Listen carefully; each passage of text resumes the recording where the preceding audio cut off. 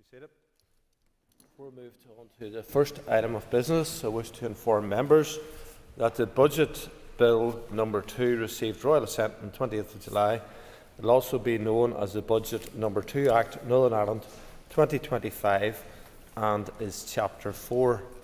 I'm sorry to inform the House that over the summer one of our former colleagues, Tommy Gallagher, died on the 17th of July at the age of 82.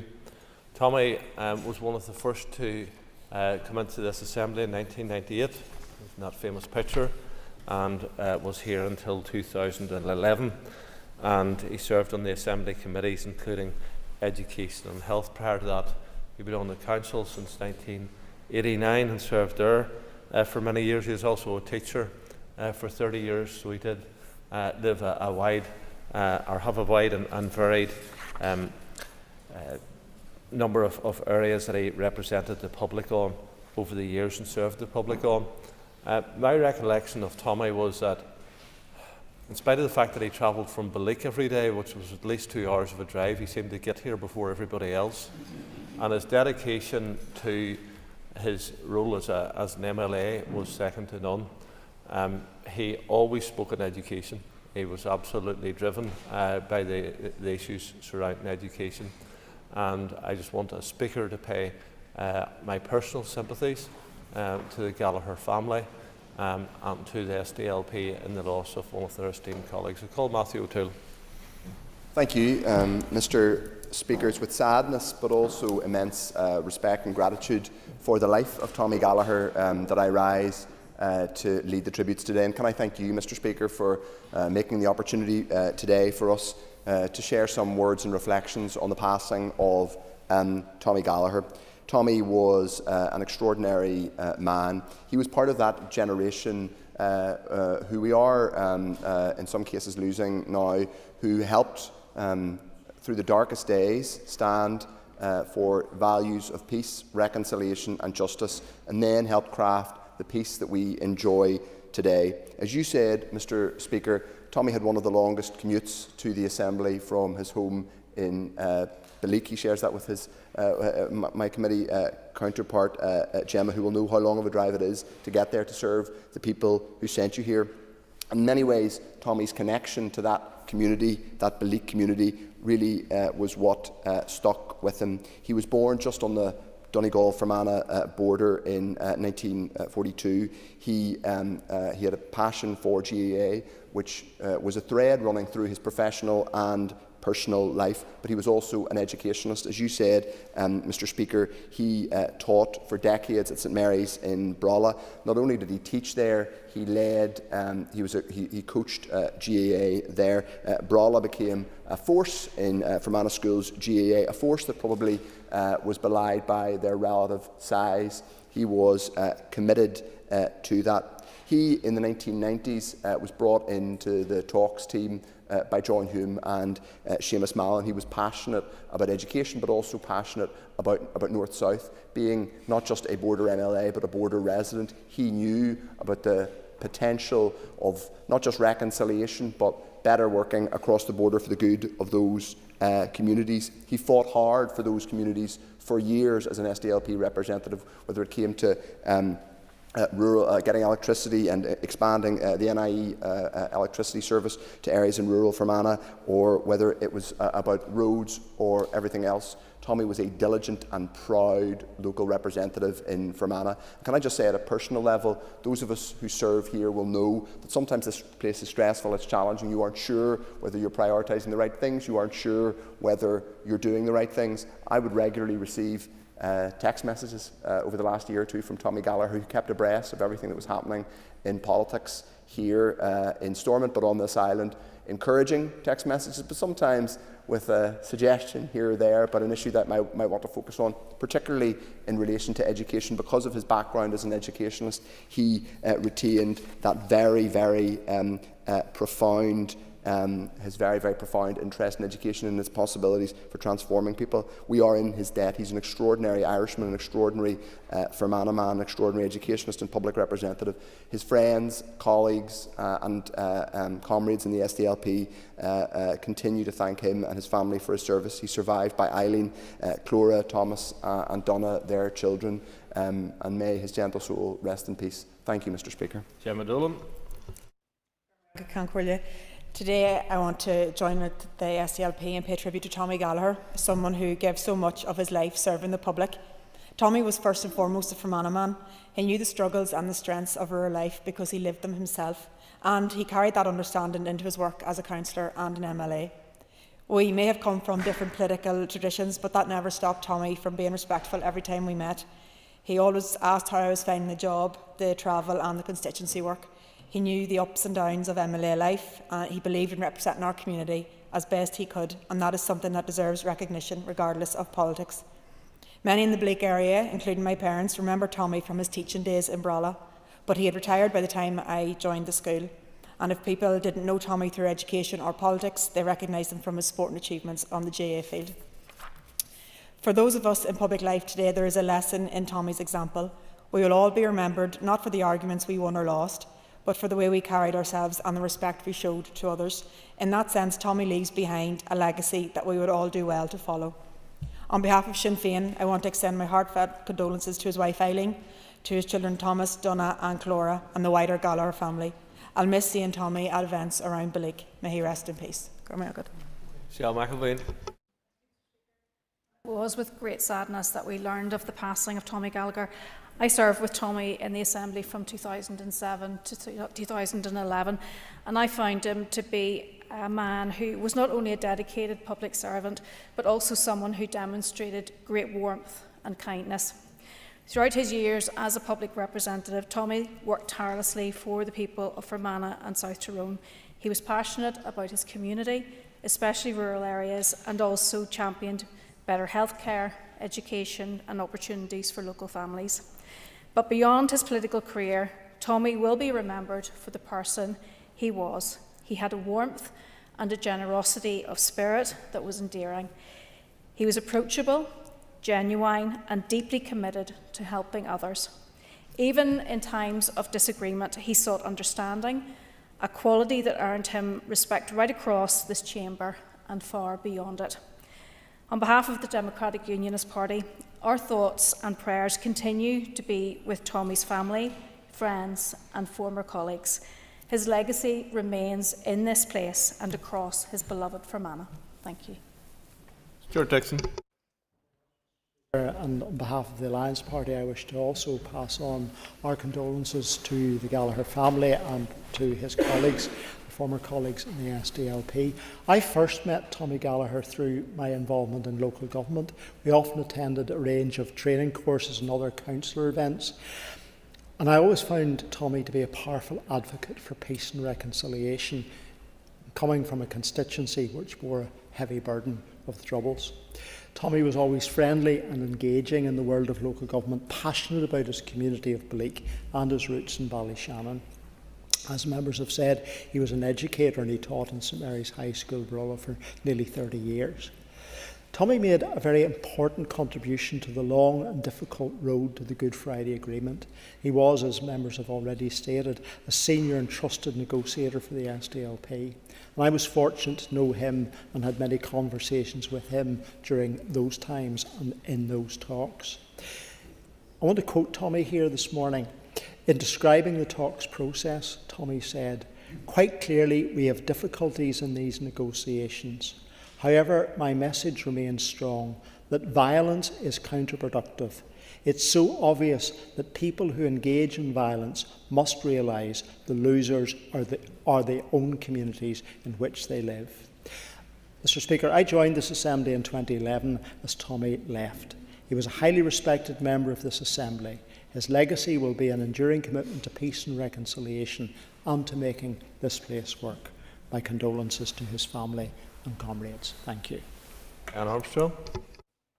Mr. Speaker, I've listened to the warm tributes being paid to Tommy Gallagher, who served Fermanagh South Tyrone with passion as their MLA for over a decade. For me personally, Tommy was a kind and humble Fermanagh man who was always proud of his Fermanagh roots. He had a willingness to reach across the political divide in pursuit of a better future for the whole community, which sometimes, sadly, is not always seen today. I know for my Fermanagh colleagues, we recognised in Tommy a man of conviction and decency, someone who cared deeply for this place and its people, someone we could work with to achieve better outcomes for the West. His achievements were worthy. He was instrumental in key decisions, notably the location of Waterways Ireland headquarters in Enniskillen, and campaigning alongside the community in bringing the South West Acute Hospital to the area. But his heart was always in Beleak, where he worked tirelessly on local economic and heritage projects, most recently through the Beleak Development and Heritage Group. Whenever I encountered Tommy, he always greeted me with the same warm, genuine smile and asked how I was getting on in politics. He was a man who brought people with him, with no need to be in the centre spotlight. He was highly respected as a decent man, and he will be remembered with great affection. On behalf of the Ulster Unionist Party, I extend my heartfelt condolences to his wife Eileen, children, wider family circle and his former comrades. Thank you. Call Daniel McCrossan. Thank you, Mr. Speaker. And to follow on from colleagues across this House, I rise to pay tribute to a man who gives so much of himself to others. Tommy was first and foremost an educator. He dedicated years of his life to the classroom, shaping and inspiring the next generation of young people. His work as a teacher left an indelible mark on countless young people, many of whom went on to speak of the encouragement and guidance they received from him. That instinct to nurture, to care and to help others fulfil their potential carried over seamlessly into his political life and journey. Tommy entered politics at a very difficult time in our history. It took courage, conviction and a deep sense of responsibility to stand forward for public life in those years. But that was the measure of the man. He believed that politics could be a force for good. He believed passionately in using his voice to represent the people of Fermanagh and South Tyrone. As a founding member of the SDLP in Fermanagh, Tommy embodied the values of civil rights, of fairness and of non-violence. He worked to tackle rural neglect, to improve the infrastructure and public services that communities relied upon, and to ensure that people in border areas were not left behind. He was particularly passionate about better roads, better health care and opportunities for so many young people. Tommy was first elected to Fermanagh District Council in 1989 and later to the Assembly, where he served with distinction. In Stormont, he carried himself with dignity, humility and purpose. He was never a man for grandstanding, but he was always a man for principle. His contributions were measured, thoughtful and deeply rooted in the needs of his constituents. Tommy never lost sight of what politics is ultimately about: improving the lives of people, standing up for those without a voice, and making sure that government worked fairly for everyone. That was Tommy Gallagher to his core. Those of us who had the privilege of knowing him will remember more than his politics. We remember his warmth, his decency, his humour, his generosity of spirit. He had a way of putting people at ease, of finding common ground even in difficult debates and situations, and of reminding us all that at the heart of all our arguments and divisions are real people with real life needs. The tributes that have poured in since his passing are testament to the impact he has made, not only as a dedicated public servant, but as a neighbour, a friend and a family man. His community respected him, this Assembly respected him, and his colleagues across political divides respected him. That respect was earned through decades of service and integrity. So on behalf of the SDLP, Mr. Speaker, and personally, I want to extend my deepest sympathies to Tommy's wife Eileen, to his family and to their friends. Their loss is immense, but I hope they can take some comfort in the pride of knowing that he leaves behind a powerful legacy, a legacy of service, of decency, of courage, of compassion. Fermanagh is poor for his loss, as is this Assembly, but we are all richer for having had the example of Tommy Gallagher before us. May he rest in peace. Patsy Malone. Thank you, Mr. Speaker, for your kind, respectful comments about Tommy and for facilitating this opportunity to pay our collective respects to him. and to the entire family. Tommy was a good friend to many, myself included, and mentor to many also in his role as teacher, community advocate, public representative and stalwart GAA supporter, coach and player, football and hurling. Of course, delighted with the recent progress of some of his local teams. In his teaching life, for Tommy, it was a vocation to inspire, nurture and help people. So therefore it was no surprise that Tommy went on to become an elected representative, both as councillor and then MLA serving in the Assembly here, driven by a passion for helping people, for looking after people, for serving the community that had elected him, and a deep, deep commitment to achieving peace by the only method that it eventually could be achieved by. That was by peaceful methodology. Tommy, even more recently, Tommy was on the phone to myself about issues about, say, somebody had a problem or a particular issue in his locality that needs a wee bit of a push or needed a bit of a push. He was always there to help and support people. Anyone turned to him for help, he gave his time willingly and freely to do that and to use whatever means he could to help that person along their journey. And indeed, during his time, I remember at the time of the negotiations with on the Good Friday Agreement, which ultimately led to the Good Friday Agreement, Tommy's dedication to peaceful means and achieving a peaceful outcome was prevalent throughout. A man of great faith. Indeed, he had visited Lourdes a short time before his death, deeply committed to his faith. But too, Tommy was a dedicated family man, and anyone who spent any time in his presence would know that and learn that from him. To his wife, Eileen, children Clora, Thomas, his grandchildren, Donna, his grandchildren, and wider family, deeply, deeply committed, and that was so obvious from spending any time in his presence. To them, our deepest, heartfelt sympathies.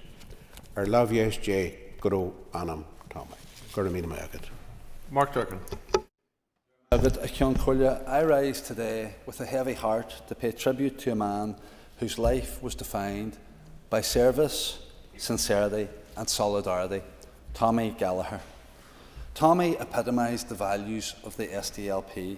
He wasn't just a politician, as we've heard. He was a moonshore, a mentor and a friend to so many.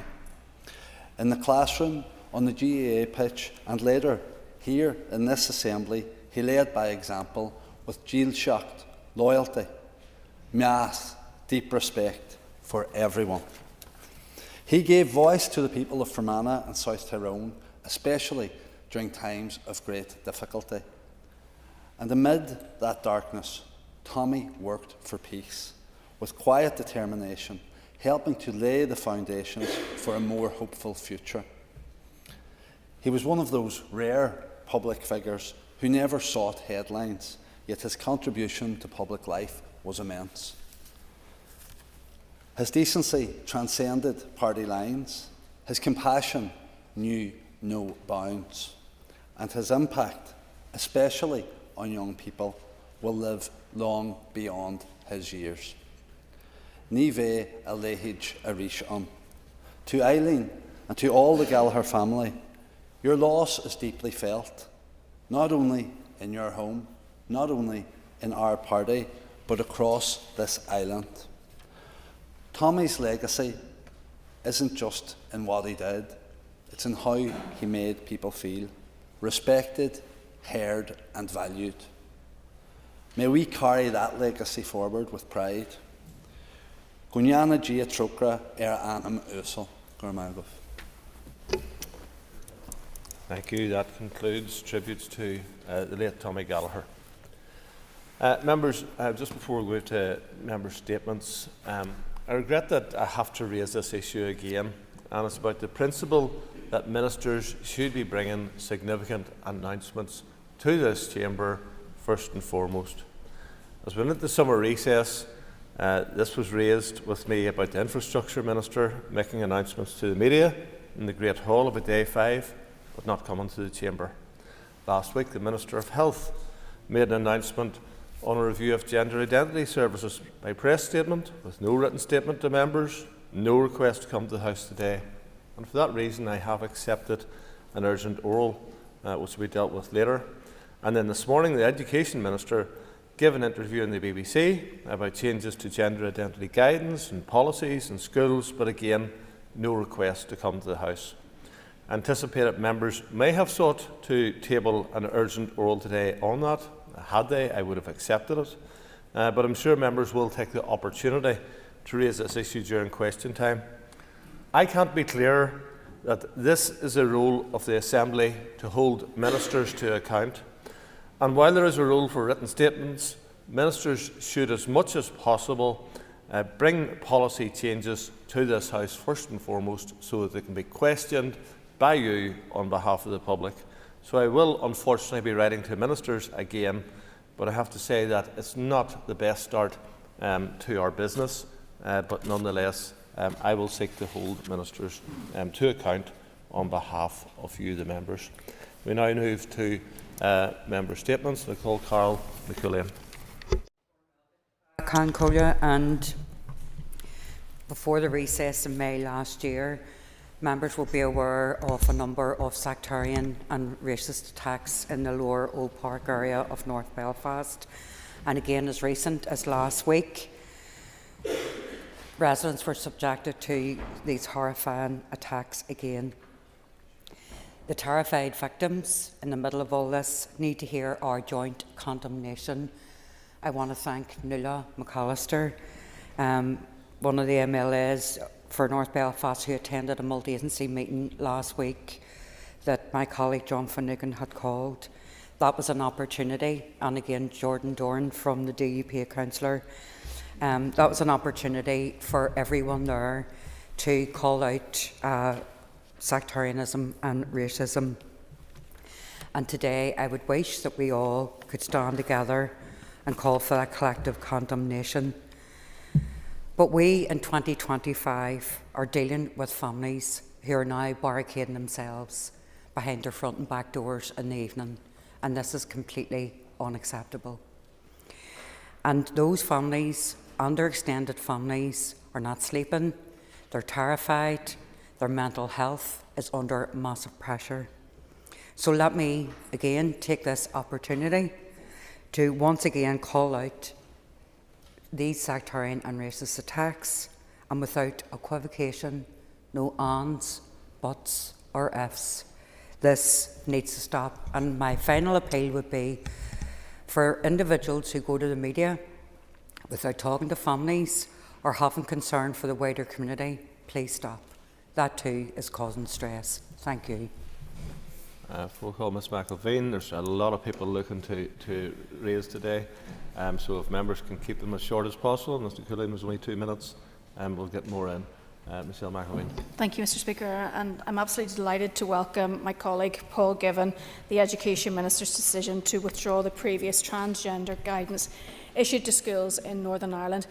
This is a significant and commendable step that reflects a commitment to clarity, fairness and the recognition of biological reality within our education system. It's also common sense. It was guidance that I asked to be reviewed when I was Education Minister, and at the start of this mandate and at the time when Dr Cass issued her interim report, and I'm pleased that we're now seeing this withdrawn. The withdrawal of this guidance ensures that schools are not compelled to adopt policies that conflict with biological facts. Importantly, this decision provides reassurance that single-sex spaces, including school sports, changing rooms and toilet facilities, can remain protected where appropriate, in accordance with both safeguarding considerations and biological sex. This is particularly fundamental in terms of the safety and privacy of young girls in particular. Furthermore, teachers and pupils will not be placed under pressure to use language, such as pronouns, that denies biological fact. This upholds the rights to freedom of belief and expression for all members of the school community and avoids compelling speech that may conflict with personal convictions or scientific understanding. The Minister's decision follows careful consideration of the judgment issued in For Women Scotland Limited versus the Scottish Ministers and the important legal implications that case holds for departmental policy. It's right that educational guidance in Northern Ireland aligns with legal precedent and provides schools with a clear and lawful framework to support all pupils while respecting the rights of every individual. Any future guidance that is developed must be done with due regard for biological reality, legal obligations and the welfare of all children. Mr. Speaker, this is a common sense decision that lets kids be kids. Gillian McAllister. Thank you, Mr. Speaker. I rise today to highlight the unacceptably long waiting times facing patients who are waiting for red flag cancer referrals, but today I specifically want to talk about breast cancer. Most people will be aware, but if you're not aware, the target for actually starting treatment for any diagnosis of breast cancer is within 31 days of a decision to treat. But the longer we wait for the decision to treat, then the worse it is for that patient. And I'm not just talking about the cancer diagnosis, I'm talking about the social and mental impact of that patient. Over the summer period, we were looking forward to hearing specifically from the Department of Health and the South Eastern Trust regarding the regional tackling of this waiting list in particular. But after writing to the South Eastern Trust, we were told specifically to go to the SPPG. So then after writing to the SPPG, we were then told to go to the Minister. But I'd already been to the Minister and asked his department about how exactly we are tackling this regional waiting list to only be referred to the Trust. It's a game of pass the parcel, a buck to be passed between the department, between trusts, but ultimately at the end of these statistics are patients. My constituency office have been working with these patients, and one in particular, instead of actually sitting there in stress and anxiety, took it upon herself to contact all of her elected reps, someone who is in such stress, who sees her symptoms every single day and has to wait. I'm grateful that she's now received an appointment, but it's outside the time frame. And we need to ensure that no other patient has to wait more than 9 weeks, more than 6 weeks for a red flag cancer referral. I hope that the department and the Minister can come to this chamber and address the issues without again passing the buck. Thank you. Diane Armstrong. Speaker, I rise on behalf of the community of Maguire's Bridge and County Fermanagh, where the shadow of heartbreak, united by the unimaginable loss of 3 cherished lives, Vanessa White, Sarah Rutledge and James Rutledge, still lingers on. In the silence left behind, the community remembers not just the sorrow, but the love, laughter and light they brought into the lives of those who knew them. Their memory is not defined by the tragedy, but by the warmth they give, the bonds they built and the legacy of love that endures beyond the pain. That is why I want to place on record this morning my heartfelt condolences to the families of those involved in this tragedy as they navigate their way through this difficult time. I pay tribute to all those from the emergency services who attended the scene at Dromere Road that morning. We owe them respect and gratitude for the professional way in which they conducted their roles in the most difficult of circumstances. I am aware that their attendance at the scene has had a profound impact and that counselling services are ongoing for those professionals who require it. I have to commend the local clergy, churches, schools, Gaelic clubs and Women's Aid for comforting friends, neighbours and the hundreds of mourners who attended the vigil and the funeral service in Maguire's Bridge. Enniskillen Royal Grammar School, where James and Sarah were pupils, opened its doors to the friends of the young victims, along with special counselling professionals from the Education Authority, to ensure the young people could have an opportunity to talk about their sense of loss and the fear they were feeling. The sense of shock and loss following this horrific event is still resonating, and we must say collectively, never again. Violence against women and domestic violence in the home is a scourge on society, and we cannot fail more women and children. We must turn words into action and act to make this place a safer place. Our heartfelt sympathies remain with the families and friends of Vanessa, James and Sarah. Thank you, Mr. Speaker. Matthew O'Toole. Welcome back to you and all of our colleagues in the Assembly after a long summer break in which not much happened. But perhaps, Mr. Speaker, the public out there in Northern Ireland might not notice that this place wasn't here, because not much has been delivered since we returned in February 2024. It has been a litany of failure, it has to be said, by the four-party executive. The executive isn't just failing, Mr. Speaker, it's comatose. It appears to be somnolent, inert. Nothing is happening. The public out there were promised change back in February 2024. They were promised clear action, but nothing has happened. Nothing is happening. Levels of public trust in the executive are at rock bottom. But it doesn't, Mr. Speaker, have to be like this. It doesn't have to be like this. We as a constructive opposition are robust and will continue to be robust in challenging the executive.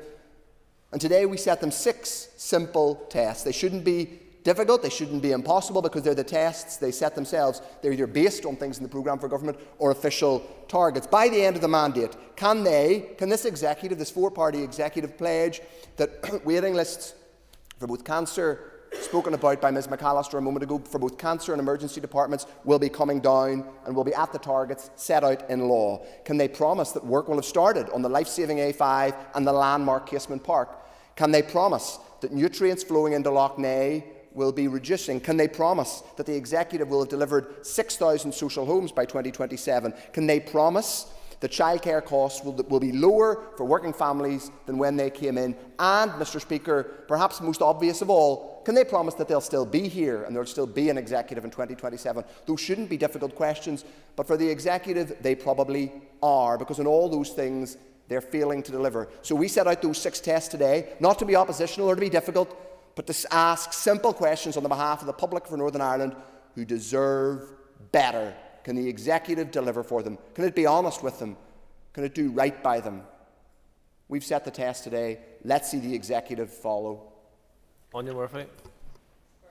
I'm Collier, and today I rise to speak on the devastating and senseless murders of Vanessa White and her 2 beloved children, James and Sarah, that occurred over the summer period. Our first thoughts must be with the wider family circle, friends and neighbours of Vanessa, James and Sarah. All 3 were active members of their beloved St Mary's Maguire's Bridge Football Club and St Patrick's Lisbolaw Hurling Club, where their absence will be felt deeply on the field and on the sideline. James and Sarah were known for their energy, enthusiasm and determination, whilst Vanessa was not only a devoted mother, but also a friend, colleague and neighbour whose warmth touched so many. This, of course, isn't the first time that a similar incident has faced the people of South East Fermanagh. In 2017, Concepta Leonard was murdered by her ex-partner, a loving mother, musician and friend to many, whose life was needlessly taken. Remembering Concepta, Vanessa, James and Sarah reminds us of the lives that were lost through tragedy. Lives full of love, potential, generosity, cut short by needless violence. I also want to acknowledge the emergency services, local clergy, schools and community groups who rallied around to support those most affected.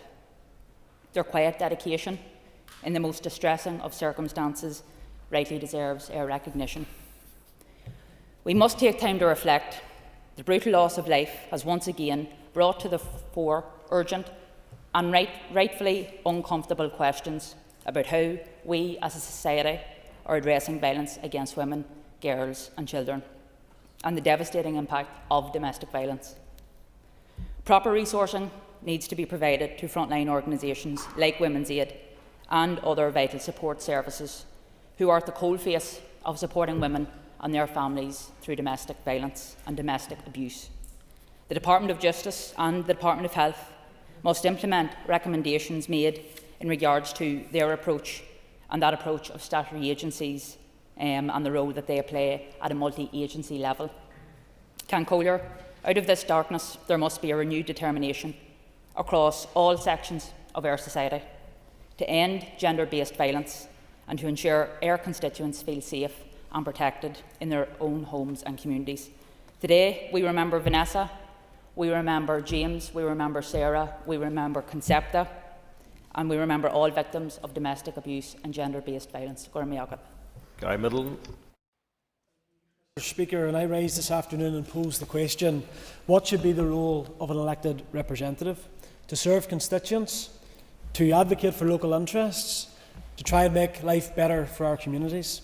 Mr. Speaker, it is the sad, very sad reality that within Londonderry and Strabane Council area, nationalist parties and independents, Republicans, increasingly see their role as spending hours on virtue signalling on issues that they can't control, yet mere minutes on spending things that they can. Our council area tops the league table in almost every area in which you wouldn't want to. Economic inactivity, unemployment, deprivation, to name a few. Yet time and time again, Mr. Speaker, their focus has been on every other issue other than trying to address the concerns that matter to people.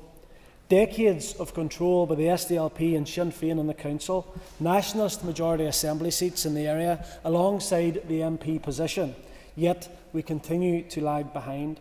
Tomorrow, a jobs fair is due to take place at the Foyle Arena in the Waterside area of my constituency.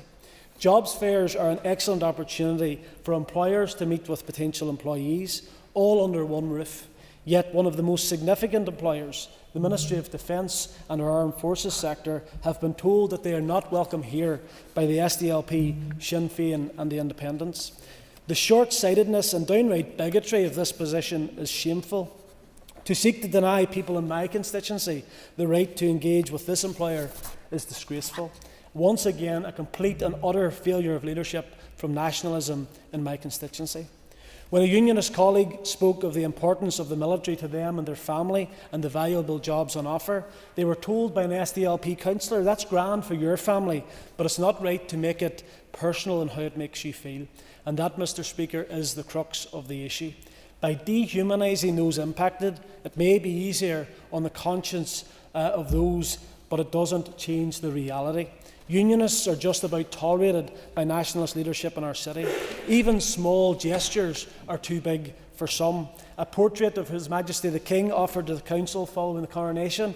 You can have it, but just not in our premises. Coronation celebrations, do it, but don't involve us. A jobs fair, yes, we can have it, but only employers that conform to our outlook.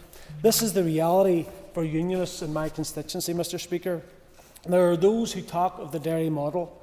If this is the model that nationalists seek for their shared island, then they are even more deluded than I thought. For the record, Mr. Speaker, I am very much proud of our armed forces, whether it is helping out during the pandemic, defusing bombs left by terrorists, or defending all of our freedoms across the globe. Their devotion and sacrifice stands in stark contrast to those who seek to drag us back. Thank you, Mr. Speaker. Danny Donnelly. I want to take a moment to celebrate one of East Antrim's rising stars, 13-year-old Preston Crichton. Preston represents the renowned Evolution Boxing Club in Carrickfergus, a club with a proud tradition of producing champions, and he is already living up to that legacy. In just his first year of competition, he has stepped into the ring 18 times, including 6 international bouts, and he has risen to the challenge every time. He has won the Antrim Championship 4 times and represented County Antrim and Naples with 2 outstanding performances. He has gone toe-to-toe with boxers from Scotland and Wales.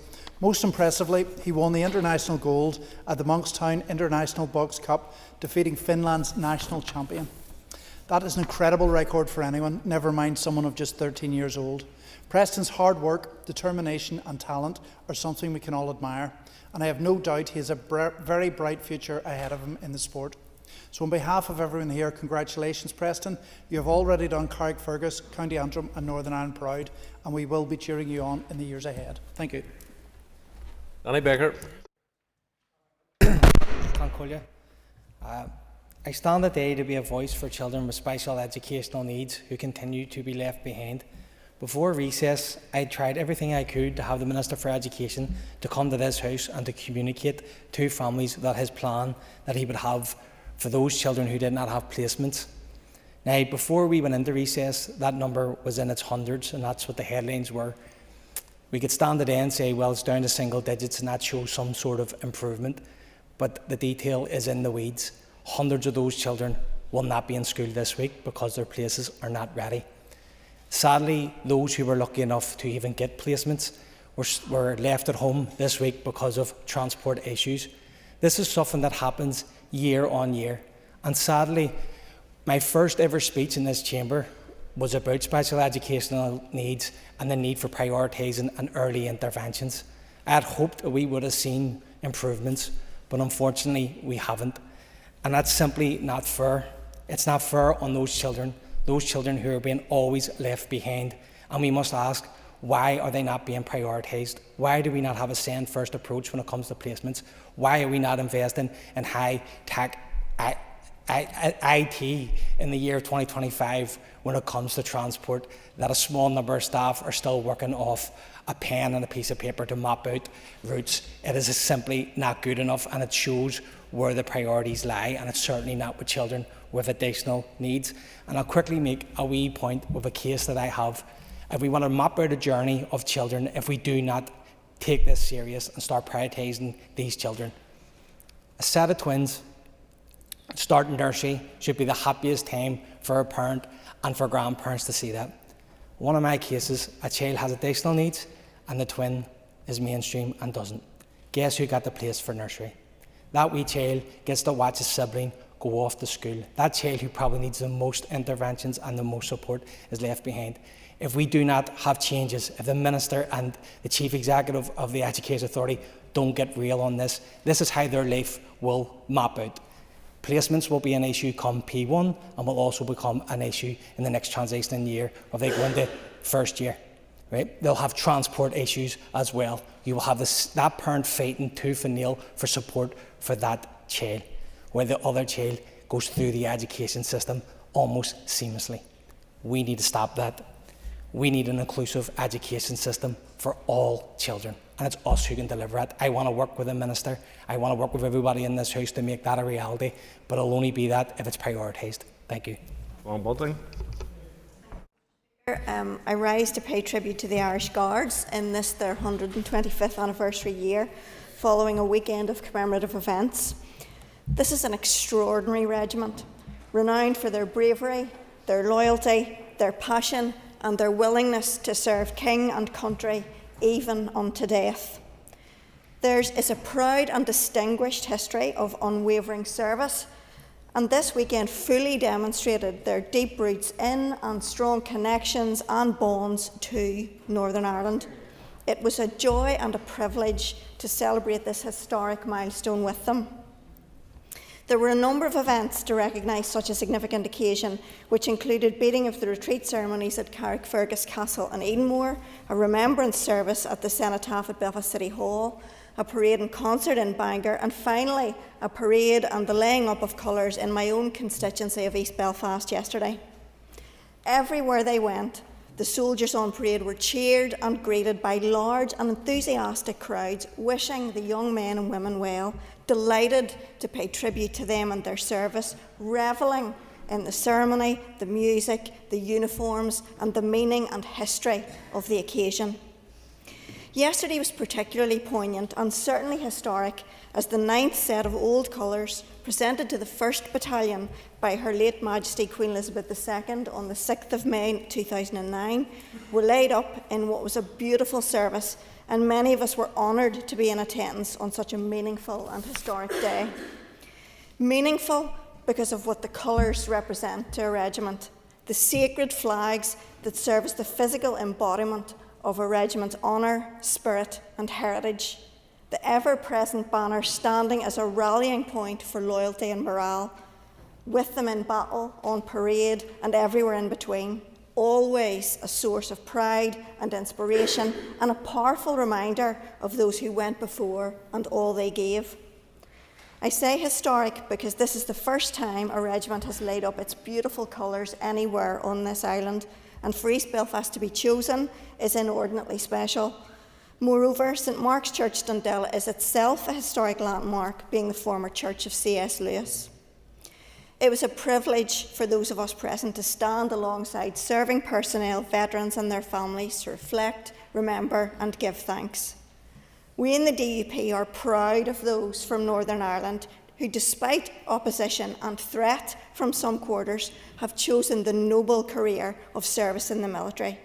We understand the sacrifice it requires, including being away from family and loved ones for sustained periods, and oftentimes putting oneself in danger.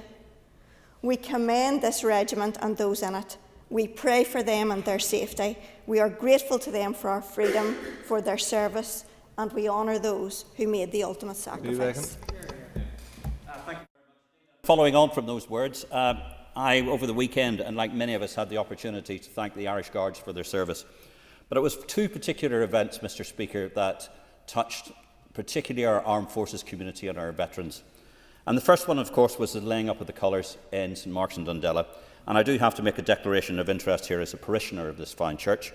And as the Church of C.S. Lewis, I must thank all those from East Belfast and beyond who lined the damp streets, the veterans of the Irish Guards, the battalion itself, the regimental padre, and to the Reverend Canon Dr. Helen Steed, our rector, for such a memorable occasion. But, Mr. Speaker, my main thanks here are to you and to our wonderful Assembly staff for marking the 85th anniversary of the Battle of Britain. On Friday night, our Great Hall was filled to capacity of Northern and Southern Ireland serving Royal Air Force members and veterans. And it was particularly pleasing to welcome Brigadier Rory O'Connor, the Chief of Staff of the Irish Air Corps, to the event. Few who were there will forget the stirring oration from Air Chief Marshal Harvey Smith, head of the RAF, and, surprisingly enough, a Lurgan College Old Boy.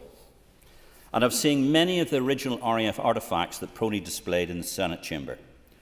But, Mr. Speaker, it was the flypast by the Battle of Britain Memorial Flight Lancaster, with the roar of 4 Merlin engines flying along the mile up to Stormont, that brought the message of the debt we owe to the few clearly home. Never has poor Adria ad Astra, through adversity to the stars, been more apt. Thank you, Mr. Speaker. Mr. Speaker, on the 23rd of June 2025, the A5 project came to a grinding halt as a result of a judicial review taken against the Department for Infrastructure. Since then, Mr. Speaker, the silence from the Sinn Féin Infrastructure Minister has been deafening on this all-important issue.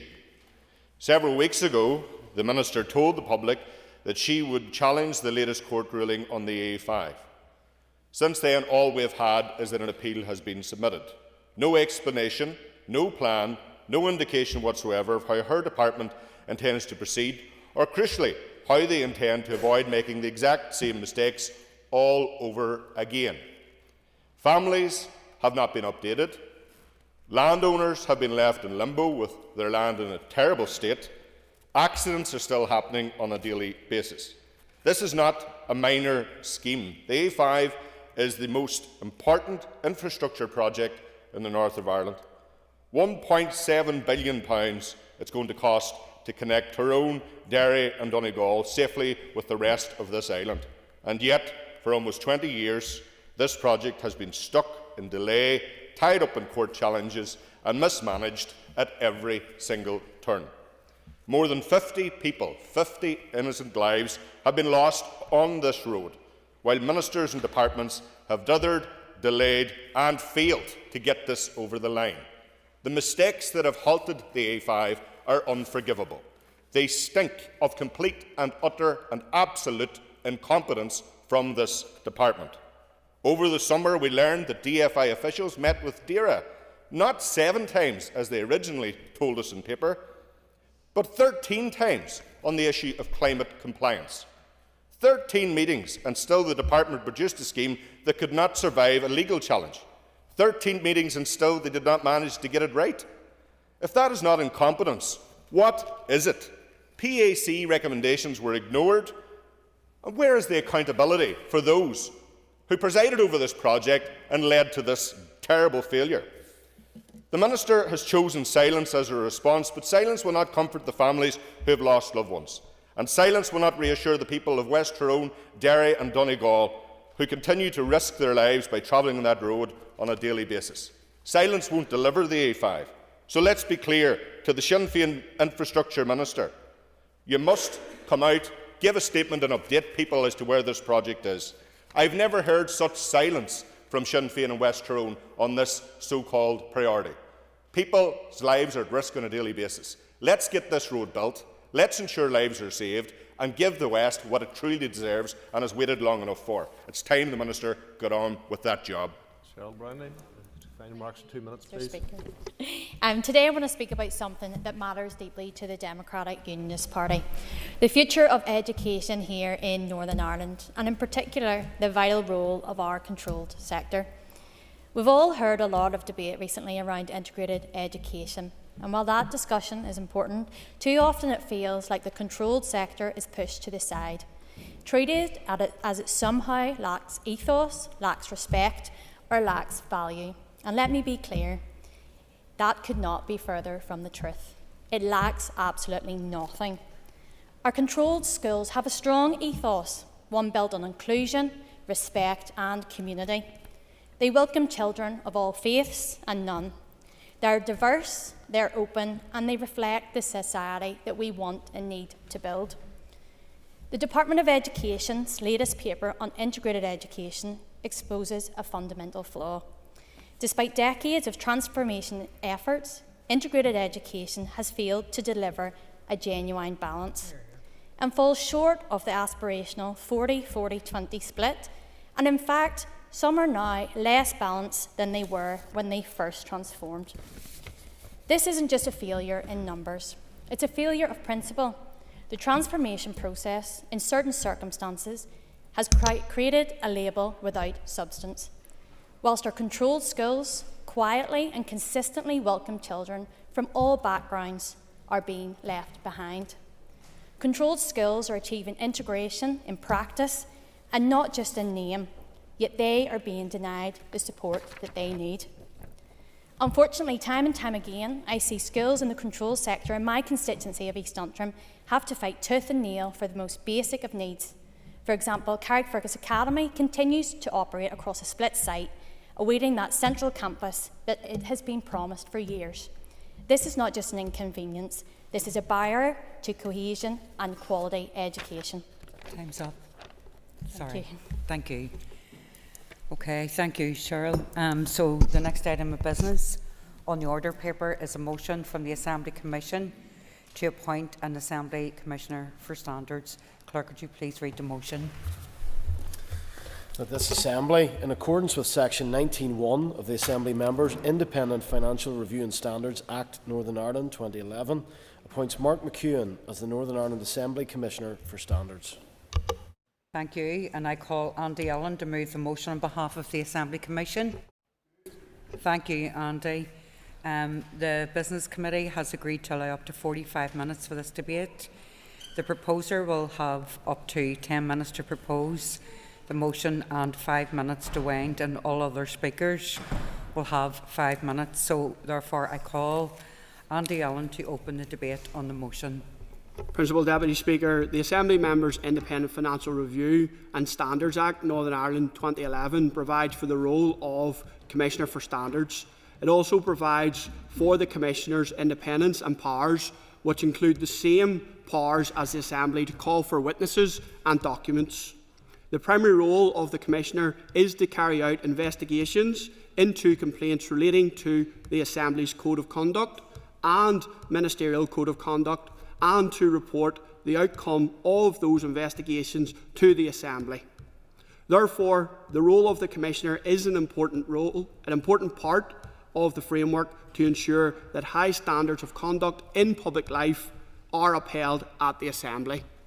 I would like to take this opportunity to thank the outgoing Commissioner, Dr. Melissa McCulloch, for her service and dedication, particularly in managing her significant responsibilities amidst the additional challenges of the COVID pandemic and the period when the Assembly was not sitting. The 2011 Act, which provides for the office of the Commissioner, requires that the person to be appointed as Commissioner for Standards is identified by a fair and open competition. The Assembly has delegated that function to the Assembly Commission. The recruitment panel comprised the Speaker on behalf of the Assembly Commission, the Chairperson of the Committee on Standards and Privileges, Cathy Mason, the Clerk Chief Executive, Leslie Hogg, and the Parliamentary Commissioner for Standards at Westminster, Daniel Greenberg, CB. The Assembly Commission wants to thank the Chairperson of the Committee on Standards and Privileges for their important involvement in the recruitment process. The Assembly Commission also wants to particularly thank Daniel Greenberg for giving his time. The experience and expertise he provided was of great assistance to the panel. Having completed a rigorous recruitment competition, the Assembly Commission is delighted to nominate Mark McEwan as Assembly Commissioner for Standards for a period of 5 years, as set out in the 2011 Act. This is an important and significant role which requires expertise and sound judgment. Mark McEwan has 26 years' experience in policing, including in the Metropolitan Police in London, and most recently serving as Assistant Chief Constable in the Police Service of Northern Ireland before his retirement in 2024. His extensive policing career, Mr McEwan not only has extensive experience of conducting investigations, including sensitive and high-profile cases, he was also involved in overseeing processes to uphold professional standards and deal with misconduct. The Assembly Commission therefore believes that Mark McEwan has the appropriate experience and skills to undertake the responsibilities of Commissioner effectively. The Assembly Commission is pleased to bring forward this appointment to the position of Commissioner of Standards, and I commend the nomination of Mark McEwan as the Commissioner for Standards to the House. Thank you, Andy. I call Cathy Mason, Chair of Standards and Privileges Committee. I speak to this motion having sat on the Assembly's recruitment panel for the appointment of a new Commissioner for Standards as the Chairperson of the Committee on Standards and Privileges. As members are aware, the Commissioner is an independent officer appointed by the Assembly to consider and investigate complaints of alleged breaches of both the MLA Code of Conduct and the Ministerial Code of Conduct. In fulfilling their role, the Commissioner contributes to the overseeing and safeguarding of the ethical standards of MLAs and ministers. The independence of the Commissioner is therefore essential to ensuring fairness, transparency, accountability and public trust in our standards regime. The process for investigating complaints is designed so that allegations of breaches of the MLA or ministerial codes of conduct go directly to the Commissioner for assessment of admissibility and, where applicable, for investigation. In terms of complaints against MLAs, the Committee then considers the Commissioner's investigation reports and determines whether or not a breach of the code has occurred and, where appropriate, recommends to the Assembly a sanction to be imposed. Therefore, the Commissioner, the Committee and the Assembly exercise the complementary functions of investigation, adjudication and sanctioning retrospectively. Each has a key part to play in terms of ensuring that appropriate and proper standards of conduct are upheld by members of the Assembly. As such, it is important that the Assembly ensures that the office of the Commissioner remains filled without undue interruption in order to safeguard the timely exercise of the Commissioner's functions. In terms of looking back, I wish to take this opportunity to acknowledge the contribution of the outgoing Commissioner, Dr Melissa McCulloch, over the past 5 years. During her term, Dr McCulloch addressed a range of challenges, including working through a 3-year backlog of complaints, taking on additional functions in relation to ministerial complaints, taking initiatives to modernise the office of the Commissioner, while dealing with a range of complex, sensitive and challenging cases. Dr McCulloch did this professionally and engaged positively and empathetically with the Committee and with members generally. So on behalf of the Committee, I wish therefore to put on record our thanks and appreciation to Dr McCulloch. The progress which she has made in developing the office will provide a sound basis upon which the new Commissioner can continue to build. Turning to the motion before us, therefore, I expect that the other members of the Committee, like me, will welcome the appointment of Mark McEwan and will look forward to engaging with the new Commissioner in progressing the vital work of implementing the Assembly's ethical standards system. So on behalf of the Committee, I therefore support this motion. Thank you, Cathy. I call Connie Egan. with the committee, explain her findings and answer any questions that we had. I also welcome the new appointment of Mark McEwen, and I want to wish him well as the incoming Commissioner for Standards. It is no doubt a challenging position, but it is an extremely important one. Thank you. Thank you, Connie. I call Timothy Gosson. Principal Deputy Speaker, and I preface my remarks by noting that the legislation under which we appoint Mr McEwen was only recently amended by this House. But it was not amended to tighten the rules on members' conduct. It was not amended to guarantee that the Commissioner for Standards would always investigate alleged misconduct. Oh no, it was amended to lay the foundations for a substantial MLA pay rise. Members, well, we could have tightened the rules, Mr. Gosson, but sadly... Mr. Gosson, point of order from me, please. So this isn't about the Assembly Commission. This is about the Assembly Commission appointing a new Commissioner for Standards and Privileges. So with respect, could I ask the member to return to the subject for debate, please? Very much, Principal Deputy Speaker. But as I was saying, sadly this House decided to look to the importance and the interests of their wallets instead of seeking a higher standard of member conduct. That does nothing for the public standing of this Assembly in the eyes of the general public out there. I trust that Mr McEwen will learn from the expectations of where his predecessor fell short. I would draw members' attention to what happened last week in Westminster, where there were questions about Angela Rayner and her tax affairs. She was rightly referred to the ethics advisor because it was recognised that that was the person for the job. What a contrast we have here in Stormont. Let me remind the House of the Sinn Féin paedophile scandal around Michael McMonagle. Mr. Gosson. The case was not referred to Mr. the Commissioner for Gosson. Standards. Mr. Yes, Gosson. So this is the second time I'm asking you to return your remarks to the subject that's being debated. So it's not a case of you throwing in Standards Commissioner and saying whatever you want. So I'll ask you again with respect to return to the subject in hand. If you continue to go outside of that, I'll ask you to take your seat. Is that clearly understood? Principal Deputy Speaker, I think it's very relevant to the debate that's in front of us here this morning. I'm simply comparing what happens in Westminster to what we see here in Stormont. And indeed, the case that I referred to was not referred to the Commissioner for Standards, but instead to an insider, the Assembly's own head of legal services. And it was unsurprisingly when he delivered the report to this Assembly that exonerated the First Minister. But he could only do so by not interviewing a single person in relation to the case, including journalists who knew McMonagle acted as a Sinn Féin press officer. Mr. Gosson, Principal Deputy Speaker. Mr. Gosson, take your seat. Okay. First day back. Okay. We're all eager to get into it, but can I just remind you and other members, you really need to stick to the subject in hand. I'll give you plenty of flexibility as long as you're making sense and relating to what you're saying to the subject in hand, and you've done neither. So I'm going to move on.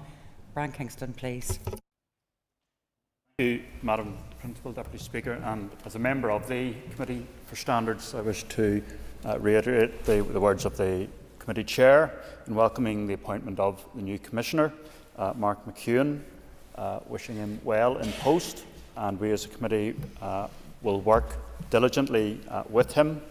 I also wish to join others who have paid tribute to Dr. Melissa McCulloch, the outgoing Commissioner for Standards. This is an important role as part of public scrutiny of our role as MLAs, and I have found her work to be thorough, her investigations to have been carried out diligently, and I think it's fair to say even members who were found to have, who came to her attention, who were found to have breached the Code of Conduct or the principles under them, I think most accepted in good grace that there was an issue there, and in most cases an apology was made. In some cases there was a consequence of that. It is an important role that people see that scrutiny is taking place, both by a Commissioner and by the committee members, acting independently and ensuring that codes of conduct and principles of conduct are upheld by MLAs and in the workings of this Assembly. So we welcome that new Commissioner and look forward to working with him. Thank you. Thank you, Brian. I now call on Nuala McAllister to conclude and wind up the debate on behalf of the Assembly Commission. And Nuala, you will have up to 5 minutes. Thank you. Thank you, Principal Deputy Speaker, and I thank members for their contributions. I wasn't personally on the recruitment panel as a member of the Assembly Commission, but I am assured that there was an effective, rigorous and fair recruitment competition, and I repeat the Assembly Commission's thanks to all those who did actually participate in that process. I also want to repeat our appreciation, both from the Assembly Commission's perspective and personally, of Dr. Melissa McCullough for the rigorous and thoughtful way in which she approached her tenure. I think everyone can agree that she was both professional and also personal as well. The role of Commissioner for Standards is crucial to upholding standards in this Assembly, and it is therefore important that this Assembly supports someone with credibility and experience to undertake these significant responsibilities. Principal Deputy Speaker, as a corporate body, it's the Assembly Commission which normally undertakes the recruitment of officers of the Assembly. However, the involvement of the Committee for Standards and Privileges is vital for this role, and I thank the chairperson, Cathy Mason, who spoke at the beginning of the debate, for participating on the panel and welcome the support today. I know that the committee will want to build a strong and positive working relationship with Mark McEwen going forward. I just want to point to one of the issues that were previously mentioned in one of the contributions, and that is about the role and the remit of the Commissioner. The Commissioner of Standards works within the current legislative framework, and that current legislative framework has not been before this House to actually change the roles and remits as the Assembly from the Assembly Commission, and it would not actually be within the responsibility of the Assembly Commission themselves. So I just wanted to put that on record. It is very important that this role gives public confidence when it comes to any breach of the Assembly or ministerial code of conduct, that it will be investigated and dealt with, but also to give members confidence that any complaints will be considered with due and proper process. Yep, sure.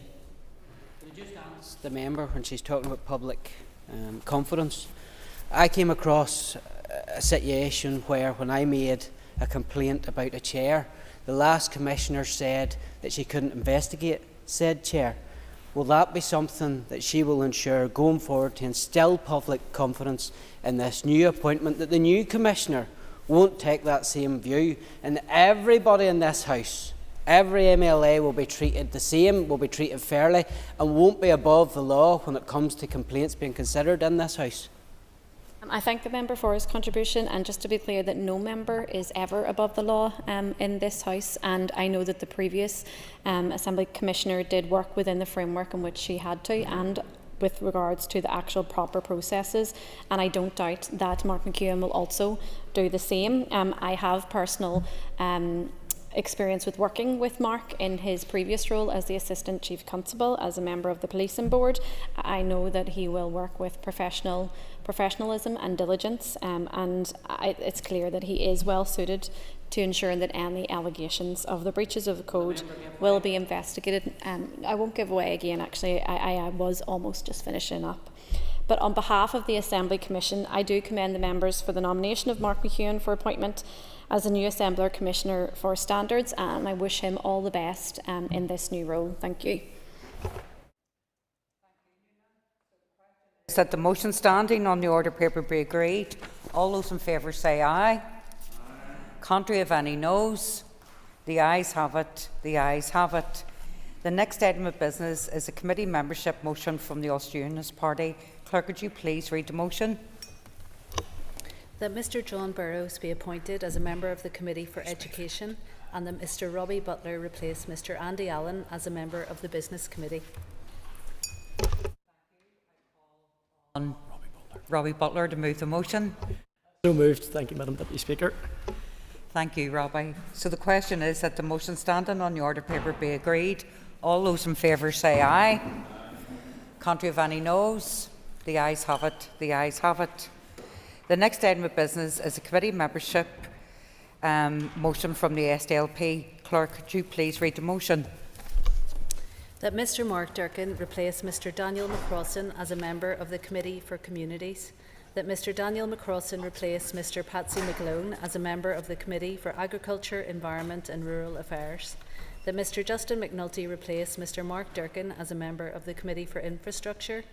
That Mr Patsy McGlone replace Mr Justin McNulty as a member of the Committee for Justice, and that Mr Mark Durkin replace Mr Colin McGrath as a member for the Committee on Standards and Privileges.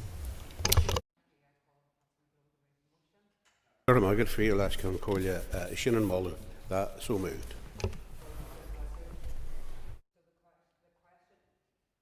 The question is that the motion stand on the order paper be agreed.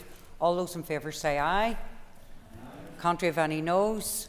The ayes have it. The ayes have it. The next item of business is a motion from the Committee for the Economy to extend the committee stage of a bill. Clerk, could you please read the motion? That in accordance with Standing Order 33.4, the period referred to in Standing Order 33.2 be extended to 12th December 2025 in relation to the committee stage of the Insolvency Amendment Bill. Thank you. I call on the Deputy Chair of the Economy Committee to move, Gary Middleton. Thank you, Gary. So the question is... Sorry? Oh, sorry. Gary, are you due to speak in this? Sorry, go ahead. You, Principal Deputy Speaker, will be very short. I just raise... Apologies for horsing on, but sorry. No, you're go fine. ahead. I just raised to speak on behalf, obviously, of the Economy Committee. As indicated during the second stage of the Insolvency Amendment Bill, the Committee's call for evidence was commenced over the summer recess, which was not ideal. Consequently, Madam Deputy Speaker, the Committee agreed that it would seek an extension to the Committee stage to just before Christmas recess, as indicated in the motion. I anticipate that we will conclude our deliberations well in advance of this. However, we will surely need some of the extra time owing to the lengthy and complex nature of the Bill's provisions, which run to 121 clauses and 4 schedules. So, Principal Deputy Speaker, on behalf of the Committee, I therefore commend the motion to the House. Gary, much appreciated. So the question is, no other members of the group asked to speak, so the question is that the motion standing on the order paper be agreed. All those in favour say aye. Contrary of any noes? The ayes have it. The ayes have it. Members, will you take your ease, please, before we move on to the next item of business? Thank you.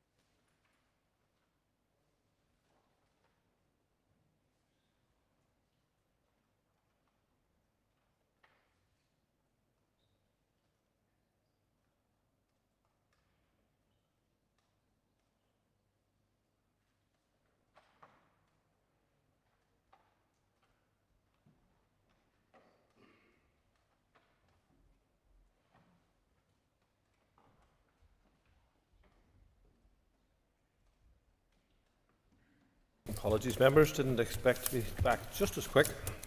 But I will now return to the next item of business, which is the motion on the Windsor Framework.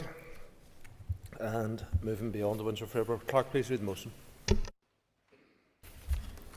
That this Assembly opposes the continued operation of the Windsor Framework, including the application of EU law in Northern Ireland and the Irish sea border which it creates, stresses that the present arrangements do not command cross-community support, expresses alarm that a recent UK-wide survey led by the Federation of Small Businesses found that 58% of businesses were having moderate to significant challenges as a result of the framework, and that over a third had already ceased trade in Northern Ireland.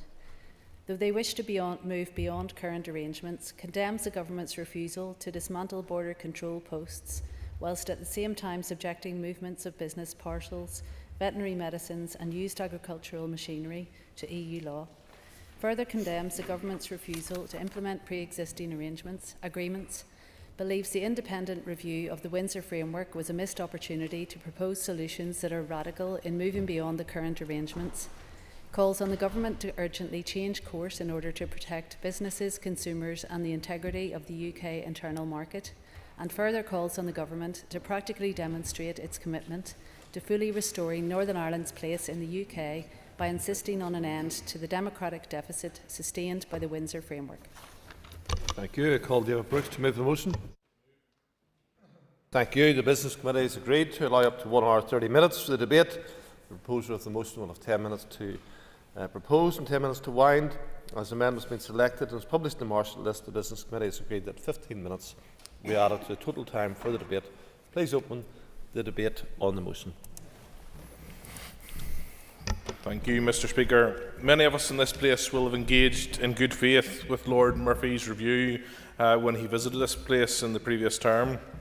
I met him both in my role as the Vice Chair of the Democratic Scrutiny Committee and again as part of a delegation from my own party later that day. Even then, I feel there was a sense that whatever was suggested would not stretch the government in terms of ambitions to reform how the framework operates. Despite this, I think Lord Murphy, very clearly hearing and understanding some of the mechanical issues around the functioning of our committee in particular, it is clear that the report has been a missed opportunity to press for the necessary fundamental reform of the framework. It is clear beyond fidgeting at the margins, there is clearly an unwillingness in London at this time to take on board anything, however valid, however obvious, that causes frustration in Brussels. I perhaps should be unsurprised when I worked in the European Parliament for my colleague beside me. Keir Starmer seemed to spend more of his time there, seemingly seeking to assist European efforts to undermine a democratically mandated Brexit for the UK as a whole than he did in Westminster. As our motion lays out plainly, the independent review of the Windsor Framework, however well-intentioned, has failed to address the obvious and existential concerns that remain under the framework. The recommendations in the areas that require most significant and urgent intervention are filled not with demands or pressing, but merely meekly willing the government to, quote, continue to do all that they can, despite it being clear that the government is not currently, nor has this Labour government ever shown any intention of doing everything that it can to address the issues at hand. It risks, if it has not already established itself, being yet another exercise in glossing over the continued failure of successive British governments to honour commitments and to address the problems faced economically and certainly constitutionally. Fundamentally, the framework continues to lack democratic legitimacy in Northern Ireland. It was by design, not accident, that the framework was adopted without the accepted norm of our constitutional settlement of cross-community support in this place. Unionist MLAs, and as such the Unionist community, were overridden, their concerns sidelined. This was not democracy in action, certainly not the form of anti-majoritarianism system hypocritically championed by London, Dublin and non-unionist parties around this chamber since 1998, when it was thought that unionists would otherwise benefit. The December 2024 consent vote, passed with a simple majority, triggered the independent review precisely because this system lacks the essential consent of the unionist community. The review commissioned under statutory obligation is set to become another layer of bureaucracy rather than a genuine vehicle for restoring the parity of esteem for the unionist community. Unless it delivers... Yes, I'll give way. Just on the point of, thank you for giving way. Just on the point about cross-community consent, which he says is a constitutional norm, should it not therefore have applied to the concept of Brexit overall, in terms of the UK leaving the EU? His colleague clearly doesn't agree, but if it's a constitutional norm, why didn't it apply to the central decision of leaving the EU? The Brexit was established by a nationwide referendum. It was the largest democratic exercise ever carried out in the United Kingdom, so no, it was a very different proposition. I do not argue that a sovereign parliament cannot overrule this place as a devolved institution, but I'm saying that it should not, given the norms that have been previously established. Unless this, let's be clear, Mr. Speaker, delivers real powers and protections, it merely entrenches the democratic deficit. I want to welcome that Lord Murphy has listened to the concerns that were raised by all parties in this place with regard to accessing information, the unrealistic timelines faced by the Democratic Scrutiny Committee, the need to have adequate staffing in relevant areas, and for departmental points of contact to be empowered to speak to the committee in areas as required. However, on the more significant issues, the language, as I have said, is weak. The Government and Brussels should be aware that the oft-repeated soundbites of reverence for the Belfast Agreement and the peace process will be as a fig leaf if the fundamental basis of confidence on both sides of the community continues to crumble. While genuine appeals to secure the foundations of these institutions and the actions required to do so are treated with contempt. Under the terms of reference set by the UK Government, Lord Murphy was asked to identify issues and make recommendations to command cross-community support. But let's be clear, the terms of reference themselves presume a legitimacy in the framework that simply does not exist. The framework maintains EU law supremacy in Northern Ireland in areas like customs, VAT, state aid and even medicines regulations without unionist consent or an adequate time frame. The Stormont Break and the Democratic Scrutiny Committee are in place, but this party has always been clear that they are not enough in themselves and there is more work to do. Current mechanisms are not a remedy to a sovereign parliament electing to bypass cross-community consent when the protections afforded to nationalism become an inconvenience if wielded by unionism. This independent review, unless it assists the fulfilment of government promises and the full restoration of Northern Ireland's place within the UK internal market without the distorting overlay of EU law, is fundamentally toothless. Moreover, as our motion outlines, recent findings from the Federation of Small Businesses in Northern Ireland reveal the harsh realities of the framework's impact on small firms. Their comprehensive study found that 58% of businesses trading with Great Britain and Northern Ireland reported moderate to significant disruptions, while over one-third, 34%, have already ceased trading rather than grapple with the growing compliance burden. Even more alarming, 56% of affected businesses lack confidence in future planning, and only 14% understand or benefit from the touted dual market access. We look forward to welcoming the FSB to the Windsor Framework Democratic Scrutiny Committee to discuss their concerns on widespread trade friction, low confidence. Yes, absolutely. I thank the member for giving way. And would he agree with me that the survey is indeed an indicator that the Windsor Framework, whilst it has no consent from unionism within this place, but widely now is discredited among businesses right across the piece here in Northern Ireland? Absolutely, and I think whenever some of these organisations were calling were supportive of the vote to remain, that other parties in this place valued their input. And yes. Thank you very much, David, for giving way. It's not just small businesses. The member would be aware that Marks and Spencer's, other supermarkets are available, that Marks and Spencer's have made it very clear as well that the issues are not just with small businesses, it's for even the largest businesses across our nation. I think I'll make some progress, if that's okay. I thank the member for his intervention, and yes, I would wholly agree. Although I do recall at a recent previous meeting of our committee, a Sinn Féin member, when we invited the FSB to come and speak with us, remarked that they are not the only stakeholders. And while I agree with that, we also know that they are 89% of businesses here in Northern Ireland, and I think they'd be concerned. They'd be concerned to hear that the party that holds the economy brief be so dismissive. The message seems clear that rather than functioning as an economic lifeline that many in this chamber extol, the framework is introducing confusion, cost and red tape, fracturing the UK internal market and undermining business confidence across the region. This party warned this would be the case with the protocol, and the framework has not resolved these issues, not least because successive British governments have failed to honour promises made. But the British electorate at large will be unsurprised, as Unionists in Northern Ireland are, that the current government show scant regard for commitments made. Unionists believe that the current arrangements continue to undermine both sovereignty and seamless economic integration with the rest of the UK. Business and trade has not been made easier, as heralded, but more complicated. What the independent review should have done is confront the systematic distortions head-on, not merely document inconveniences and encourage the government to keep calm and carry on, but have been bold enough to demand the reforms that remove these EU impositions and remedy the issues that divide this nation, harm business and corrode community confidence in the very idea that the mechanisms within our devolved institutions can be trusted to be used in a fair and balanced way for both sides of the community. My party leader, Gavin Robinson, noted correctly that the independent review must be an honest assessment rather than an exercise in papering over problems, and there must be more urgency in responding to Unionist concerns.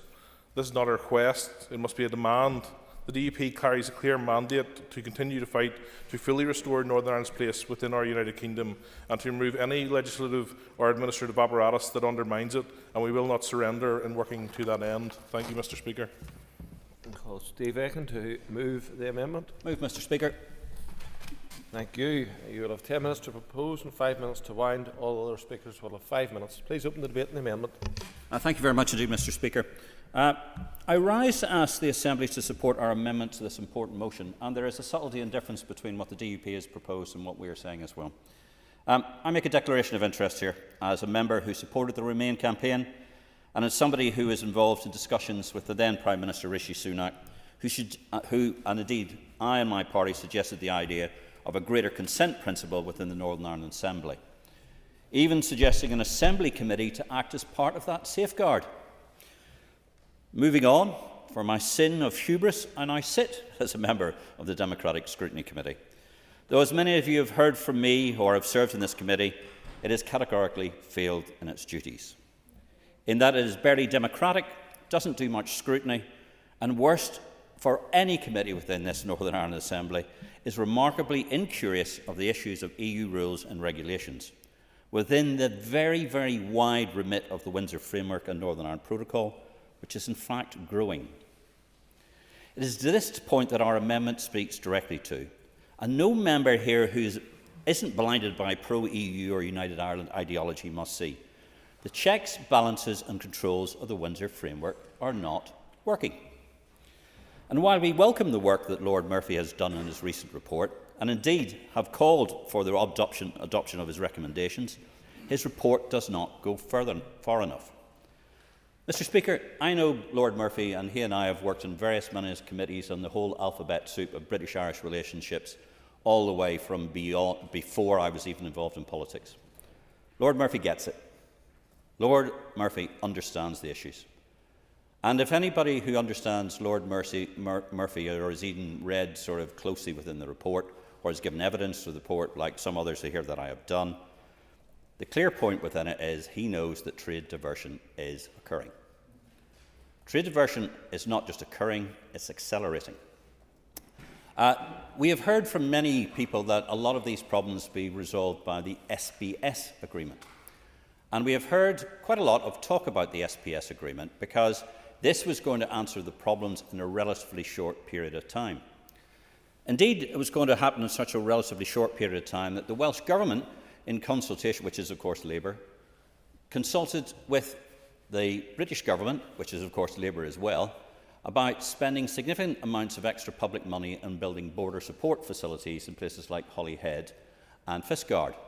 And they've decided, because of the SPS agreement coming into place, there is no need whatsoever to spend that money, and that money's not being spent.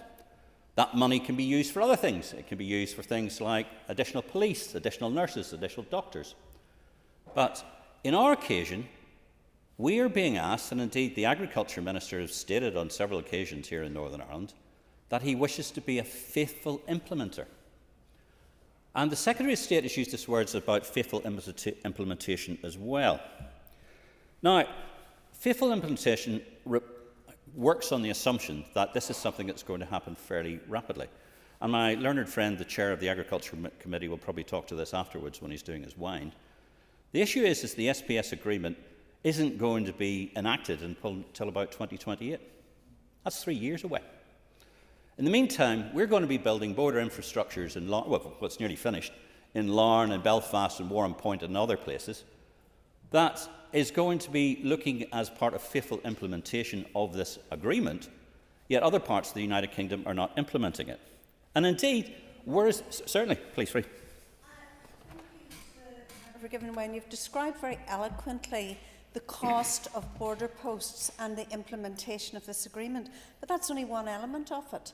And we have the Trader Support Service and all the ancillary services, which we are probably in the region of 500 million now for costs. And would we agree that all of this money would be better spent on enhancing trade within our internal market? I thank the member very much for intervention. I would take issue about a figure of about 500 million. I think it's a lot more than that. And it's interesting, every time I've tried to ask a question, or even had some of our wonderful MP, Robin Swan for South Antrim, or even some of our lords ask those questions, we're not getting any answers from the British government. Lord Elliott asked a question on the floor of and had a written response that mentioned a figure of round about 160 million, but only for a very specific area, not for all the other areas that are involved as well. And we were also told very clearly that there would be, and I mean this, because we were told that there would be, within the consent process, within looking at the Windsor Framework, there would be breakpoints. There would be ability for us as an assembly, not just people on these benches, but everybody here, to hold the process to account. Now, the first one was on applicability motions. So the first applicability motion that came before this assembly, we voted on that, and because it didn't pass with cross-community consent, it was therefore deemed to have failed, except, of course, the Secretary of State didn't action it. The second one didn't even arrive on time, because the applicability motion was already making its way through the House of Commons through its various stages, and we couldn't even intervene on it.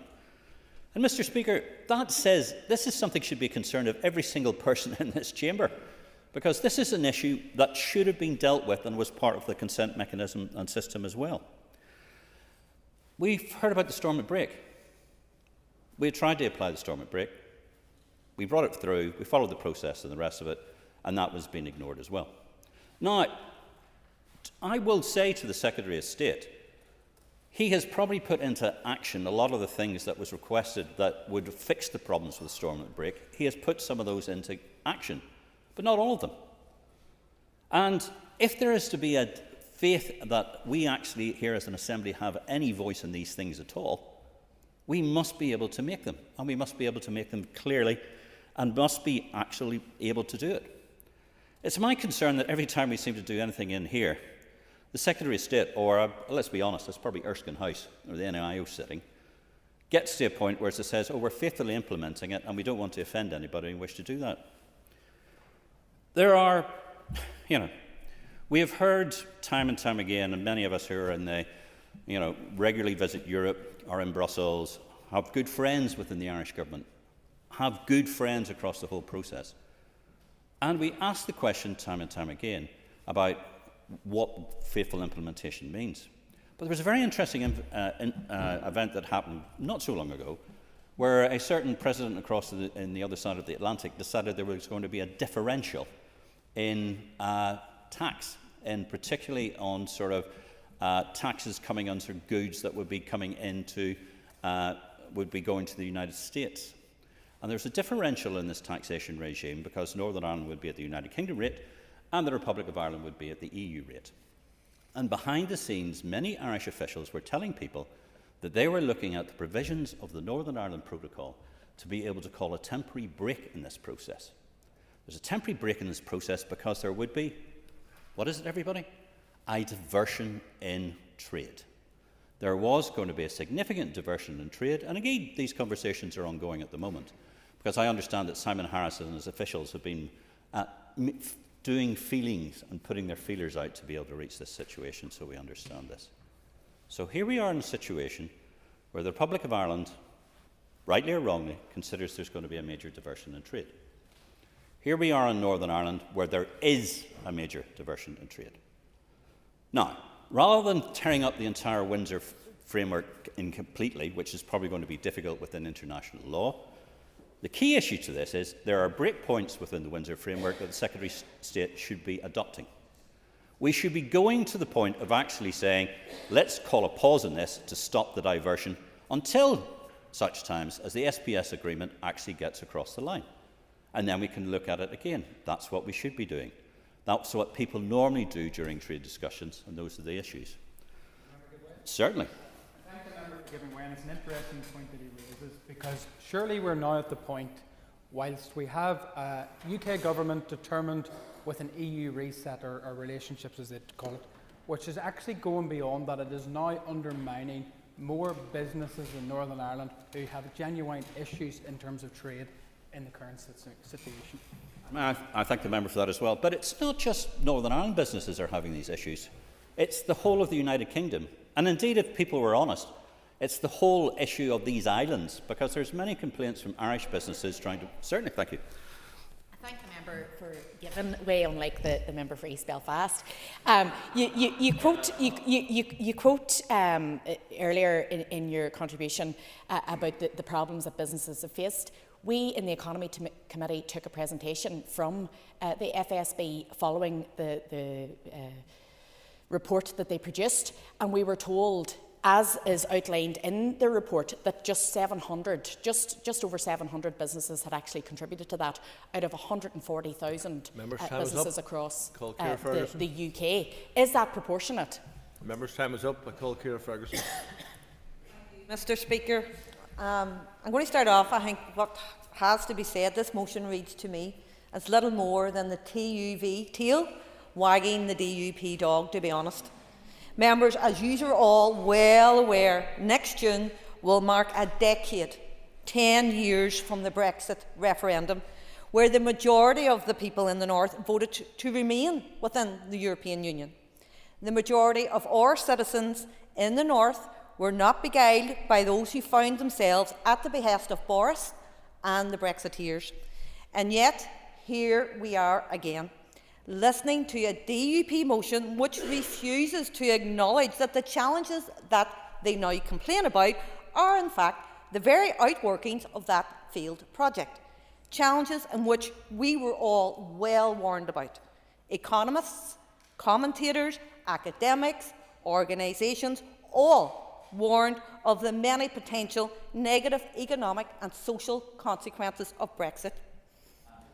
Some even defined, I'd like to just move on. Some even defined the Brexiteers' choice to advocate for a project which would increase trade barriers and hinder free movement as being the choice to support self-inflicted recession. Brexit is a child of the DUP. You were repeatedly warned it would be bad for the North and bad for our economy. If we cast our minds back to the Department of Economy that published a report in July 2019 warning of 40,000 plus possible job losses, one DUP politician said they could live with that. Another stated that they would not care what sort of situation they face as long as they're out of Europe. Those who so whimsically dismissed the quality of the advice from so many sectors, I think have a brass neck to continue to complain over the outworking of the wheels which they set in motion. Our electorate here voted overwhelmingly to remain. Our people know only too well the continued impact of Brexit on our economy, on our trade, on small businesses, on opportunities for students, on our young people, and even a stronger collective vigilance for human rights and standards within a post-Brexit era. Equally, however, our people also know that unionism is no longer the monolith it once was. Its electoral majority in the Assembly and at Westminster is gone. The majority within our local Assembly have instead voted to continue our post-Brexit trade arrangements, and the majority here recognise the need to maintain hard-fought and hard-won protections against Brexit's worst excesses. Thank you. Tennyson. Thank you, Mr. Speaker, and it is telling that the first motion we're debating in this Assembly on our return from summer recess is not a motion about the crisis facing children with special educational needs. It's not a motion on hospital waiting lists, the ecological crisis facing Lough Neagh, or indeed the cost of living crisis bearing down on our constituents. Rather, it is a crass attempt from the DUP to relitigate old arguments and to rewrite history. And Mr. Speaker, I understand why the DUP would want to do that, for it is not a pretty history from their perspective.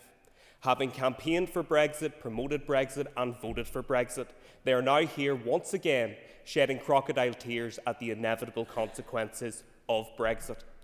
Our departure from the EU has been a monumental act of self-harm. It has increased division in our politics, chaos in the UK economy and deprived us of key opportunities. Now, this may well not be the fantasy that previous governments promised, but it is certainly the Brexit that those of us on these benches voted against, because everyone knew, whatever was written on the side of Boris Johnson's campaign bus, that the DUP would inevitably end up under it. Alliance warned that leaving the EU meant new borders and barriers, and that those were always going to be conducted at ports and airports where they could be managed and mitigated rather than along a 300-mile land border. That is just logic, something that was never applied by the DUP during the Brexit debate. Instead, they told us that we were scaremongering. They told those warning of issues with supply chains that they could, quote, go to the chippy, and shamefully said that they could live up with up to 40,000 job losses in the event of a no-deal Brexit. To attempt now to pin the consequences of their Brexit squarely on the Windsor Framework is akin to driving your car square into a brick wall and then blaming the airbag for your bloody nose.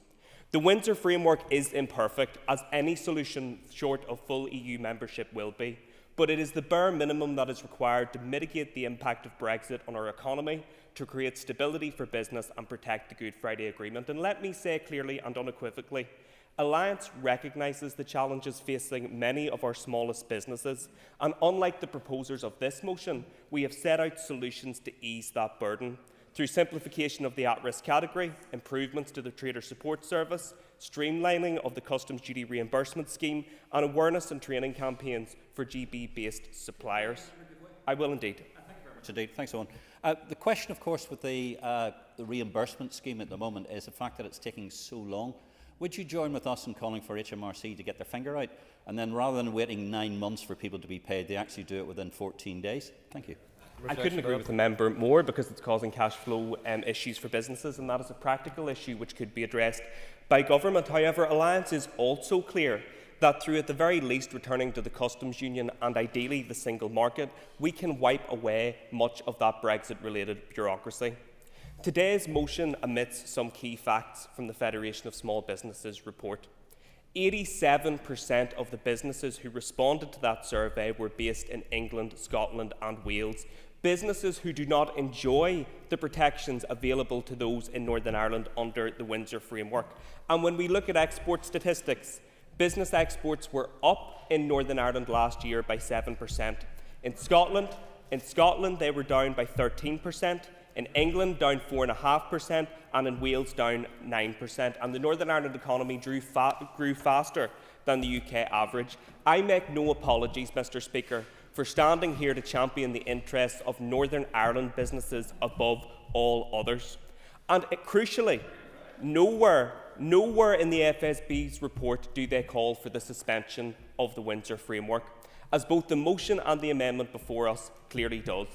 On the contrary, it explicitly calls on the Executive to promote dual market access and position Northern Ireland as a gateway for trade, a call that I wholeheartedly support. I'll not give way again. Thank you, Steve.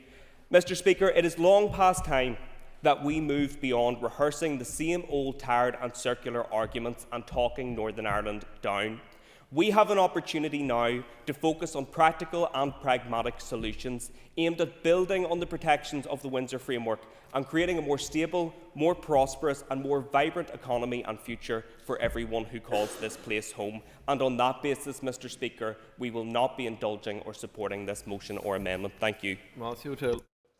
Mr Speaker, here we are again. We return after a summer break with, as the previous speaker said, public services in crisis, Lough Neagh dying in front of us, race and sectarian hate crime on the rise, a whole list of other things to be debating, and sure as day follows night, we have a motion on the Windsor Framework, a motion in which the DUP seek to negate the consequences of, as many people have said already, the hard Brexit that they championed and delivered and insisted upon themselves. I will give way in a moment. I'm happy to give way in one moment. I just want to outline some of my points. And obviously, it will come as no surprise to anybody in this chamber that the SDLP will be opposing both the motion and indeed the amendment. I do want to say this. The Murphy Review offers practical ideas for smoothing processes in terms of moving goods from Britain into Northern Ireland and also for improving democratic scrutiny in this chamber. I think it's a reasonable bit of work. I don't agree with everything in it. Of course, I didn't agree with Brexit. I think Northern Ireland should be back inside the EU, and I reiterate the point I've made multiple times in this chamber. The only way that's going to happen, the only way we have of actually taking control of that process is by voting for a new Ireland back in Europe. But I recognise that there are some sensible things recommended in the report, better resource for assembly committees, some action on the repayment of the duty reimbursement scheme, and a number of other things. We engaged with Lord Murphy. We also mentioned our proposals which around an EU Commission office in Belfast and indeed observer status for Northern Ireland representatives, be they MLAs or indeed directly elected MEPs. I'll briefly give way to Mr Buckley. Briefly. Thank the member for giving way. Would the member accept that an issue which has deeply divided Northern Ireland in terms of its support, and an issue that continues to affect Northern Ireland businesses of all sorts, is not worthy of debate on the floor of the Assembly? Well, I didn't say it was not worthy of debate. I'll tell you this, Mr Buckley, I am happy to debate this any day of the week because I, on my side, will win the debate because we've won the debate repeatedly. And I just want to say this in the nicest possible way. I'm in politics here because of Brexit. I've talked about this obviously many times. Ms Ferguson mentioned earlier on that it'll be a decade next year. Obviously, I was a civil servant working in the middle of that. I was literally in Downing Street when that happened. I left that life and that career. I couldn't stay in it. I thought it was dreadful for Ireland, for Northern Ireland, for the whole system. And so it has turned out to be. And worst of all, for unionism.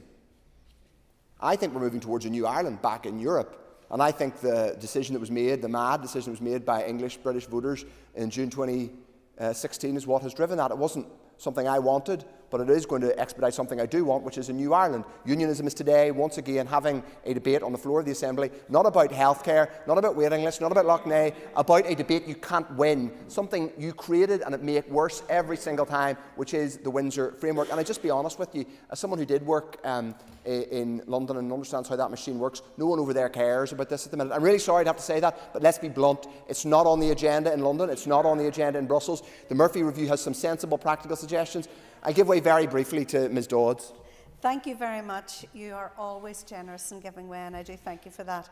I recognise that when the member was in Downing Street, as he often tells us, he was fulfilling the Tory party wishes at that particular time. Mightn't have been his personally, but he was fulfilling the Tory party wishes at that time. But it is interesting today in this chamber to hear nationalism confirm that only majority rule is what they want. Is that really what you see for the future? Say this, I'm delighted to have a little pop from the member to work of a civil servant.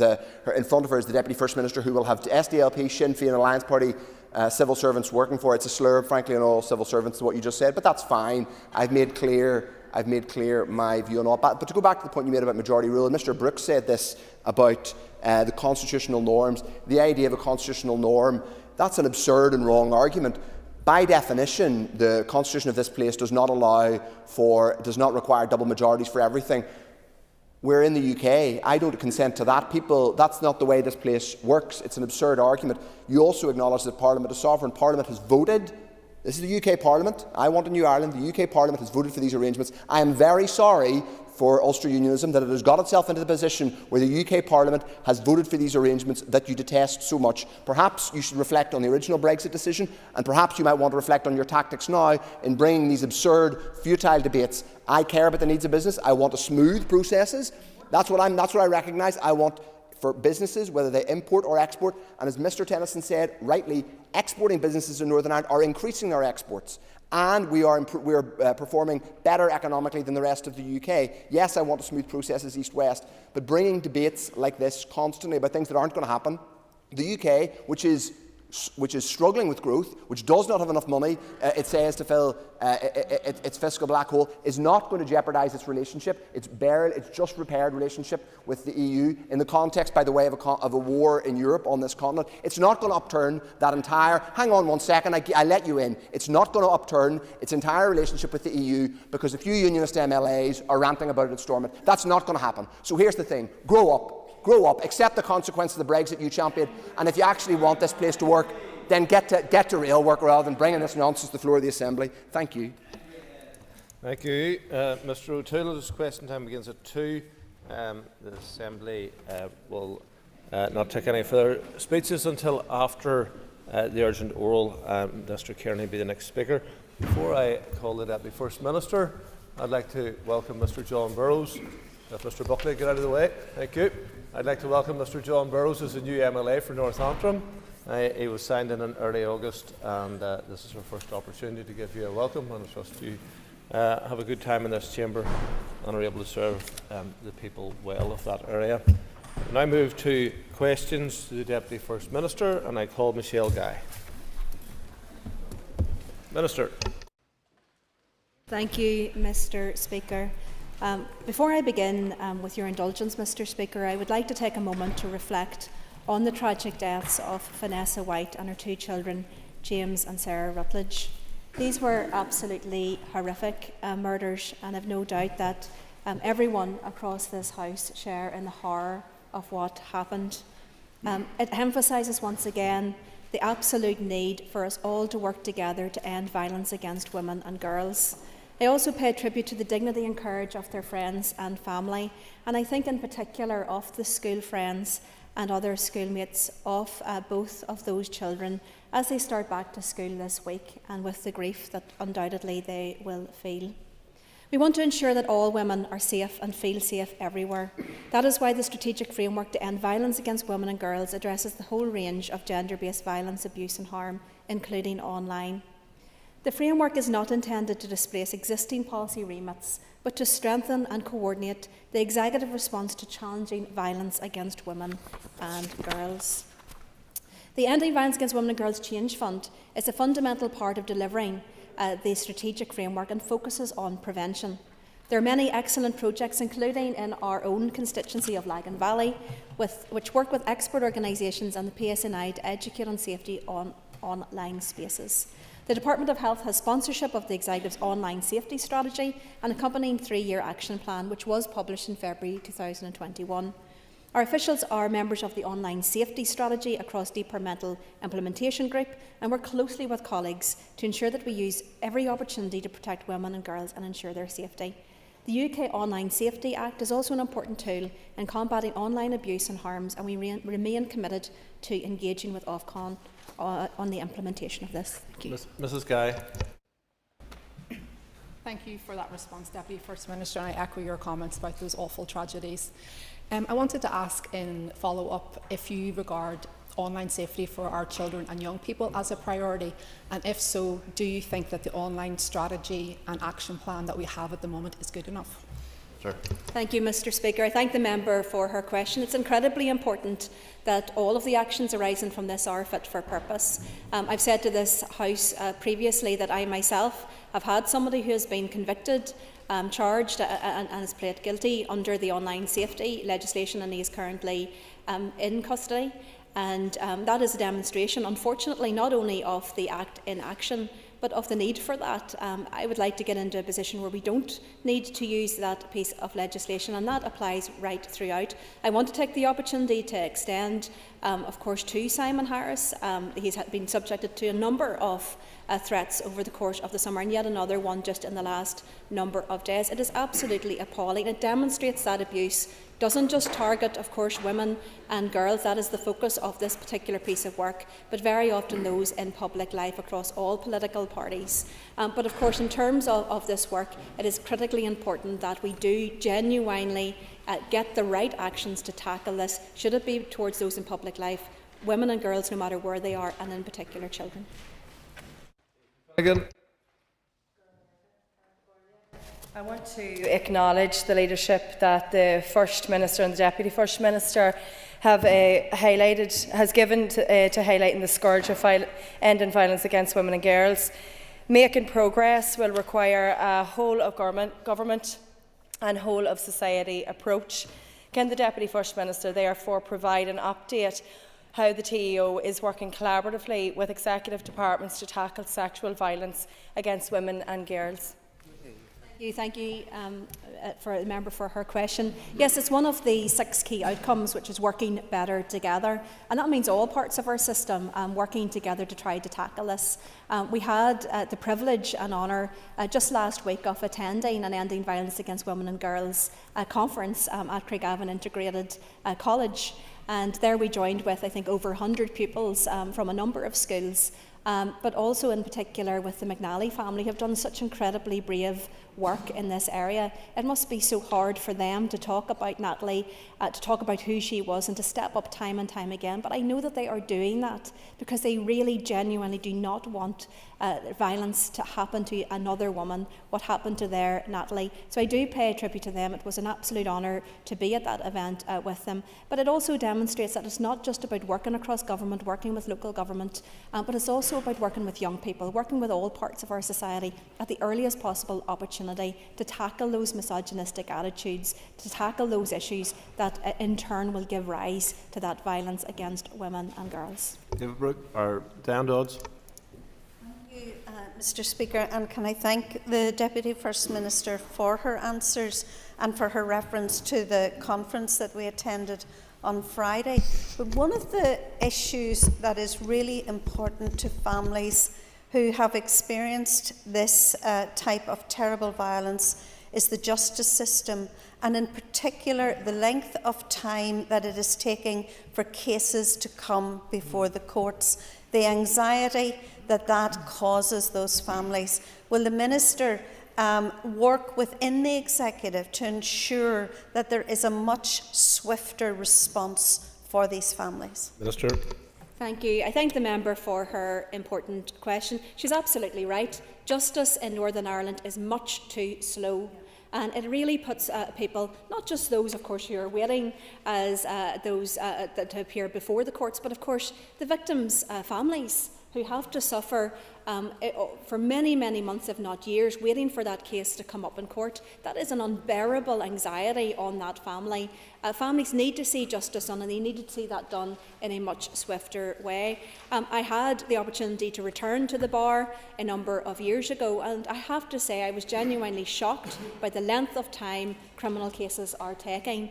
I was involved in a number of cases, none of which got to trial over the couple of years I was actually at the bar. So look, this is an urgent issue. We need to tackle it.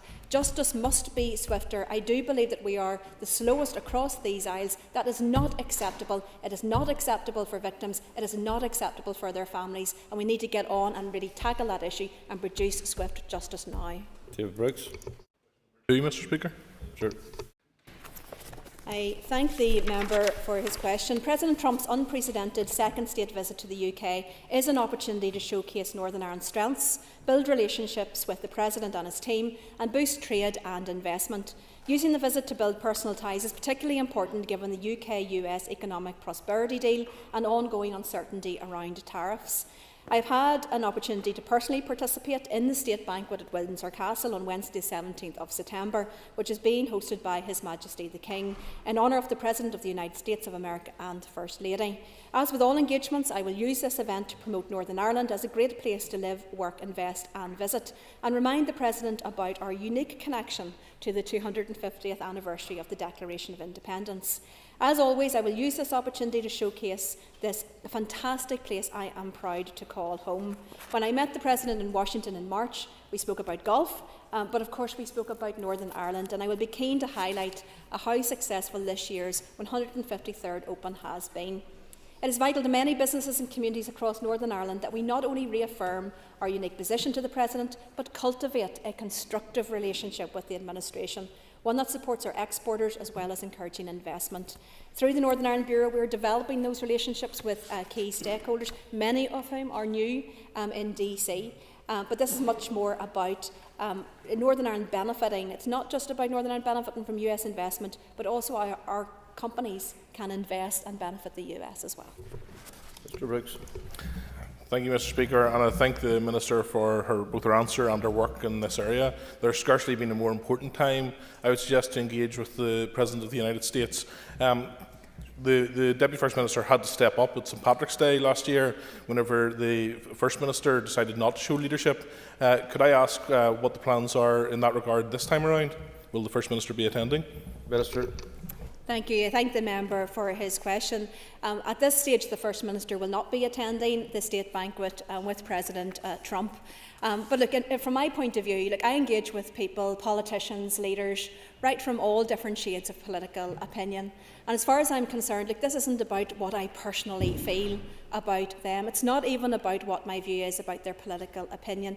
It is about me being in this role and stepping up and showing that leadership and engaging with people where there is a particular interest and importance for Northern Ireland. I do believe that that is what leadership is all about, and I certainly won't be found wanting in terms of stepping forward. Should it be representing Northern Ireland in terms of the D-Day commemorations, to talking to Prime Ministers, to going to London and to lobby for what is best for this place, to raise our issues at every opportunity, and yes, to go to DC and to talk to President Trump, to go to these events. When we met with His Majesty the King, he was very clear that he wanted the devolved regions and nations to participate in the likes of state banquets. That had not happened before in these state visits because, of course, these are unique and fantastic opportunities to engage not just with the President, but his entire team that he brings with him. There are many, many people who come to the UK as part of that delegation, all covering everything from trade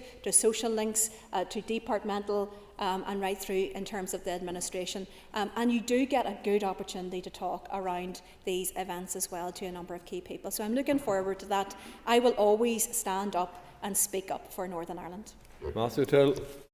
Speaker, Deputy First Minister, given the conversation we've just had around violence against women, it's important to put on the record that Donald Trump was found liable in a New York court by a jury of sexually assaulting a woman, and there have been numerous other allegations against him. So can I ask that in your and your office's engagement with President Trump, acknowledging his office and the importance of the United States to this place, that we don't operate a values-based policy, whether it's in relation to violence against women, the ongoing genocide in Gaza, or the use of the authorities in the United States to intimidate people.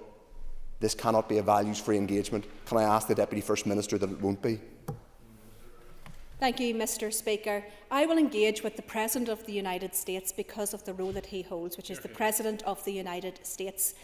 The US is incredibly important for Northern Ireland. I could outline many issues where I disagreed fundamentally with previous presidents that I've had the privilege of meeting, not least President Biden. I go on and I did what I did because and for the people of Northern Ireland. I will outline to the member very quickly some of the key reasons of the importance of that US investment. US investment in Northern Ireland last year, $1.5 billion, not just last year but over the course of the last decade. 32,000 employees in Northern Ireland are employed by US companies.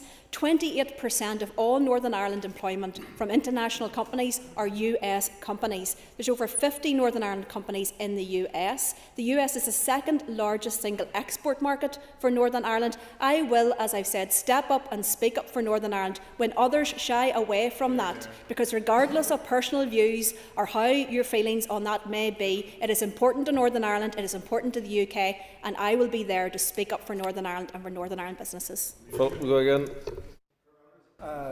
Deputy First Minister touched on the success of the Open in her initial response, and it was great to see the promotion of the North Antrim coast that flowed from the Open during the summer. Can I ask the Deputy First Minister if she can give an indication on the projected economic impact of hosting the Open, and if there are any plans to host it again in the near future? Thank you, Mr. Speaker. Yes, look, absolutely. What an incredible success. I think the only thing that didn't go to plan was it wasn't a Rory win, but we've had a Rory McIlroy win just this weekend, and I want to extend my sincere congratulations to him for that. It didn't come through for the Open, but we have a win now. Yes, but a huge success. Look, it showcased our beautiful North Coast, and when speaking to people from all over the globe, they were blown away at the Open about how beautiful the scenery was, how fantastically organised the entire tournament was. But 280,000 spectators attending, estimated £230 million worth of benefit to Northern Ireland. Anybody who would have tried to book a hotel for that week up anywhere near the area will have known the huge benefit. But it was also really positive to see how many of the restaurants and local shops were full. We learnt from the last time, I think there had been feedback from some that the conditions around attending the Open did not facilitate the same benefit to the local economy, and I think that was addressed very successfully this time. So a hugely successful Open, and it would be great to have the British Open back in Northern Ireland again. Paula Bradshaw. Thank you, Deputy First Minister. I fully agree that dialogue and engagement is really important, but I continue to be concerned that we have not yet seen the international relations strategy that would underpin all types of engagement on a world stage, and I would appreciate an update on that. Thank you. Thank you. I thank the member for her question. She will know in her role in the committee that, of course, international engagement as a policy area is a non-devolved area. But, of course, there's much that we can do, and we do. And that is across a number of different areas, particularly in relation to soft diplomacy. That's the reaching out through our office in Brussels and in DC. But of course, those offices go well beyond just those physical locations, as she is well aware. But it's also particularly in relation to working with Invest NI and NI Tourism to make sure that those two elements are fully integrated within the key messages. I do encourage ministers to get out, to go out and to tell our story. We must champion Northern Ireland at every turn, because if we are not doing it, then who will? We are here in these roles to be champions for Northern Ireland. We have a strong story to tell. Yes, we've got challenges. Of course we've got challenges. And that, as we commence the new term, must be something that we are really driving forward on in terms of delivery. But of course we've got lots of good news to tell as well, and we really ought to do that and to champion that at every opportunity. Colin Killian. Question number 3. Thank you. Mr. Speaker, with your permission, Junior Minister Cameron will answer this question. Thank you, Mr. Speaker, and we're very pleased that the Inquiry and Redress Bill passed its second stage before the summer recess. Ministers welcomed the opportunity to meet with the Committee Chair and Deputy Chair to discuss the bill before it entered its committee stage, and we do thank the Committee for its work over the summer months. The Department has engaged with both victims and survivors and committee officials in preparation for the Committee's further evidence sessions, which are scheduled to begin this week. We acknowledge, Mr. Speaker, this is a highly sensitive and complex piece of legislation, and it is important that people have the opportunity to provide further views through the committee process. We are committed to working closely with others to deliver this important legislation, and there is, of course, an opportunity to shape it further as this work progresses through its legislative process. This work remains a key priority for ministers. Mr. Killian. And I just want to thank the Junior Minister for her response, but she will appreciate, I'm sure, that many victims and survivors have expressed deep concern about the posthumous date for redress, and indeed other concerns with the draft bill. So will the Junior Minister commit to listen to these concerns and indeed continue their engagement with the victims and survivors of the mother and baby institutions, migrant laundries and workhouses? Sir. I thank the member for that very important question. And we do, yes, of course, acknowledge that some victims and survivors were disappointed by the proposed 2011 posthumous date in the bill. And we are actively listening to their concerns, and we also welcome the committee's views also. Posthumous claims for an admission-based scheme going back to 1922 doesn't have any precedents. It also presents a number of risks. We need to make sure that we have a deliverable scheme which supports as many people as possible. So there are important factors to consider, not least the need to strike a balance between the desire to make reparations for the past and with the pressures that are felt by public services today that we're all acutely aware of, and tomorrow, such as issues around health and education. So in terms of affordability, we wish in a perfect world we would have unlimited resource, but we don't have that. So we don't live in that perfect world, but we will, of course, yes, listen and engage, and we will watch as the legislation makes its way through its legislative processes. And the aim really is to strike a balance which is fair for everyone. Mr. Dixon. Junior Minister, for your response, and thank you for the way in which the bill is currently progressing. May I ask you, have you had an opportunity, and have your civil servants had an opportunity to reflect on the recent documentary on television setting out the situation in England with regards to mother and baby homes, the lack of an apology from the United Kingdom government? We are at least a step ahead in respect of that. And specifically, what liaison will your department have with authorities at Westminster to ensure that we get a both islands approach to mother and baby homes? Minister. Thank the member for that important question. I think the public inquiry itself will tease out some of those particular issues, but if the member does wish to write to the office, we will ensure that he receives a full response. Mr. McLaughlin.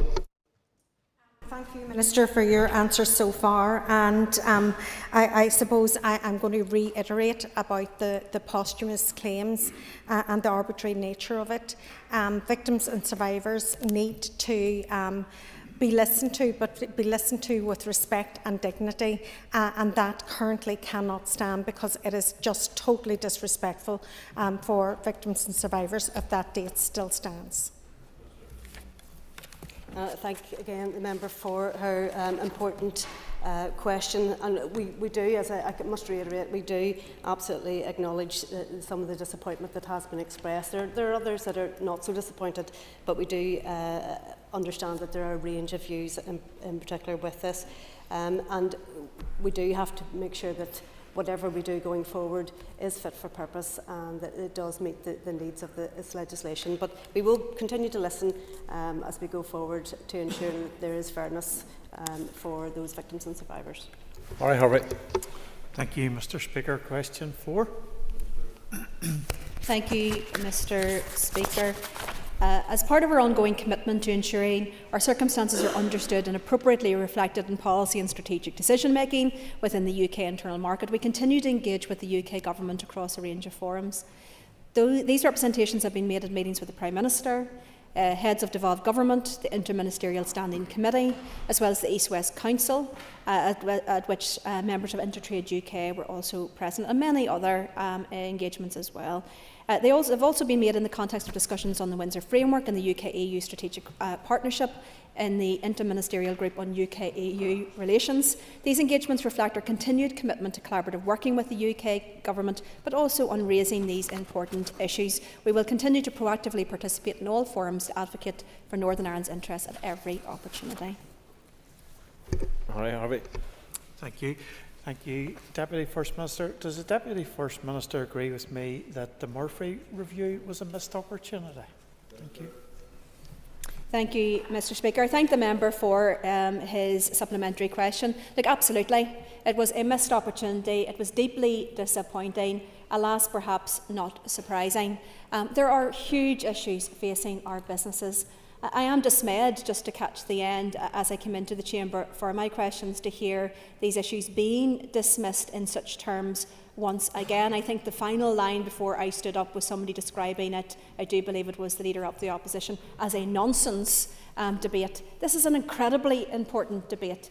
Those people who decry so-called Trump tariffs and barriers with trade seem absolutely happy to accept all of this unnecessary bureaucracy, paperwork and process that amount to non-tariff barriers, not just between the UK and the EU, but of course within the UK internal market. It's an absolute disgrace. It needs to be addressed. The UK government needs to start taking it seriously. It has a huge cost to business. Business is drowning in the paperwork. And the UK government promised the people of Northern Ireland unfettered UK trade. They must deliver. Ciara Ferguson. The recent publication of the independent review of the Windsor Framework notes that one of the most obvious benefits attributed to the Windsor Framework is the dual market access. Does the Deputy First Minister agree with me that now we need to see the implementation that both the British Government and the Executive continue to emphasise and publicise the commercial benefits of dual market access actions? Minister. Thank you, Mr. Speaker. Look, at this stage there's no evidence of any benefit of dual market access. And we continue to tackle the huge bureaucracy in terms of internal UK trade. Of course, within the Office of First and Deputy First Minister, there are different views on this issue, but I've asked for evidence of any benefit of dual market access. I haven't received any evidence that there's been any benefit of that whatsoever. But instead, what we've got is bureaucracy, paperwork, processes. All of it is completely unnecessary. The UK government needs to step up, get this addressed and start working for business, not just on this issue, but of course for the UK economy as a whole. Much, Mr. Speaker. Mr. Speaker, on the 28th of May, officials told the Executive Office Committee that regulatory divergence from GB was no longer an issue. Deputy First Minister, given the motion your party colleagues have brought to the Chamber today, do you hold the same view as your official? And what does it say about the desire of the Executive Office to address these issues that this remark was ever made in the first place? Thank you, Mr. Speaker. Of course, as indicated, there will be a range of different views on this issue, but I would appeal to people to look at the facts, to listen to companies, to listen to what people are facing, to look at what the UK government promised and what they are not fulfilling. There are real challenges for businesses. In terms of regulatory divergence, it is correct to say at this stage there is a very, very little regulatory divergence, but despite of that, we are still unnecessarily checking things at the bequest of the Windsor Framework, despite the promises that there was to be unfettered internal UK trade. That is not proportionate, it is not based on risk, it is completely unnecessary, and it is pushing onto businesses the cost of all of this. So of course, if indeed the UK-EU deal comes through, and there are, for example, SBS agreements, that does remove any advantage in terms of so-called advantages in terms of the dual market access, but it would indeed, in a practical way, smooth things further. However, it doesn't remove the challenges that remain in terms of customs paperwork or other processes that were promised to be got rid of and are not. They are still in existence, and the government needs to remove them now. They serve no purpose. It's completely unnecessary. Get rid of it. John Stewart. Deputy First Minister for answer. Despite the commitments of the British Government, Deputy First Minister, to raise awareness and training for companies in GB supplying Northern Ireland, many companies are now telling businesses here that they're simply not willing to supply to Northern Ireland because, in their opinion, it's just too much hassle. This is having huge impact on the supply chain, and we're seeing rising costs in the back of that. Surely that's unacceptable, and the British Government clearly needs to be doing more on this issue. Minister. Thank you. Look, the member is absolutely right. Like, some companies don't supply Northern Ireland because they don't understand the system. Some companies try to ask for various company numbers or looking for processes that are not needed. I get it all of the time when people contact me, and it takes a bit of time, and you can navigate and you can get it resolved. However, there are still requirements. There are certain certificates that are required by certain people. I was contacted by a man, Roy, from Mid-Ulster, who was trying to bring a tractor to Northern Ireland. He was requiring 4 certificates. He couldn't give the haulage company a specific date as to when he was to get that. and therefore he missed that window, and those tractors were stuck in Scotland for 4 to 6 weeks, despite being paid in full, despite the fact that Northern Ireland is that part of the United Kingdom. That is not acceptable, and it is one of many, many different examples where, quite frankly, as I describe it, the blob gone crazy. It is bureaucracy for bureaucracy's sake. We need to tackle that. The biggest frustration that people have about governments, should it be here, across the United Kingdom or across the globe, is the fact that it's so difficult to get things sorted because of this unnecessary, disproportionate, non-risk-based nonsense that people are putting in place. They need to get rid of it. It doesn't serve any purpose. Get it sorted. Connie Egan. Question number 5, please. Thank you, Mr. Speaker. We know how important this memorial plaque is, which is why officials have engaged extensively with victims and survivors in recent months to ensure they heard a wide range of opinions on the wording. Draft options were shared with representative groups, individuals not affiliated with any group, as well as COSICA, that's our Commissioner, and the Victims and Survivors Service. A final draft has now been developed reflecting the views shared during that engagement and is now under consideration. We remain committed to progressing this important inquiry recommendation and are keen to move forward as quickly as possible. Ms Egan. Thank you, Deputy First Minister. That is welcome progress. Could I have reassurances from you that the most recent draft has the full backing from groups of victims and survivors? Thank you. I thank the member for a question. You'll be aware that that's under consideration at the moment because officials have undertaken quite a significant task of making sure that there is maximum buy-in and views taken in relation to the specific wording. And while the wording will not reflect exactly what everybody wants, because that's just simply not possible, we have undertaken that process to try to get the maximum buy-in as possible. So hopefully we'll be moving on that very, very shortly. And I want to take the opportunity to thank you, Mr. Speaker, for your help and support. I know that you have been personally involved with working with many of the victims and survivors over a long period of time, and thank you for your cooperation with the Department and with us in terms of trying to get this issue resolved. Deputy First Minister, for your answer so far. Deputy First Minister, just on the back of the question that's just been asked by the member Connie Egan, can you give us a guarantee that the wording on the plaque will be reflective of the experiences and of the input of victims and survivors, and can you give us some sense of what that engagement looked like exactly? Minister. Thank you. I thank the member for her question. As indicated, that engagement was very much about communicating and talking to those within groups, but also individuals and others that were known to us that are outside of that group. Extensive engagement with the Commissioner and, of course, the officials working to develop that as well. So I am optimistic that the wording of that will reflect a consensus across victims and survivors. That was our aim, to try to get resolution to what has been an outstanding commitment to victims and survivors for too long. And I think we are all on the same page of really wanting this to be resolved as soon as possible, to make sure that victims and survivors can see what was promised to them reflected in this place, but also that we can then move on to look at the other outstanding commitments from that overall inquiry. Moving on to topical questions. Matthew O'Toole.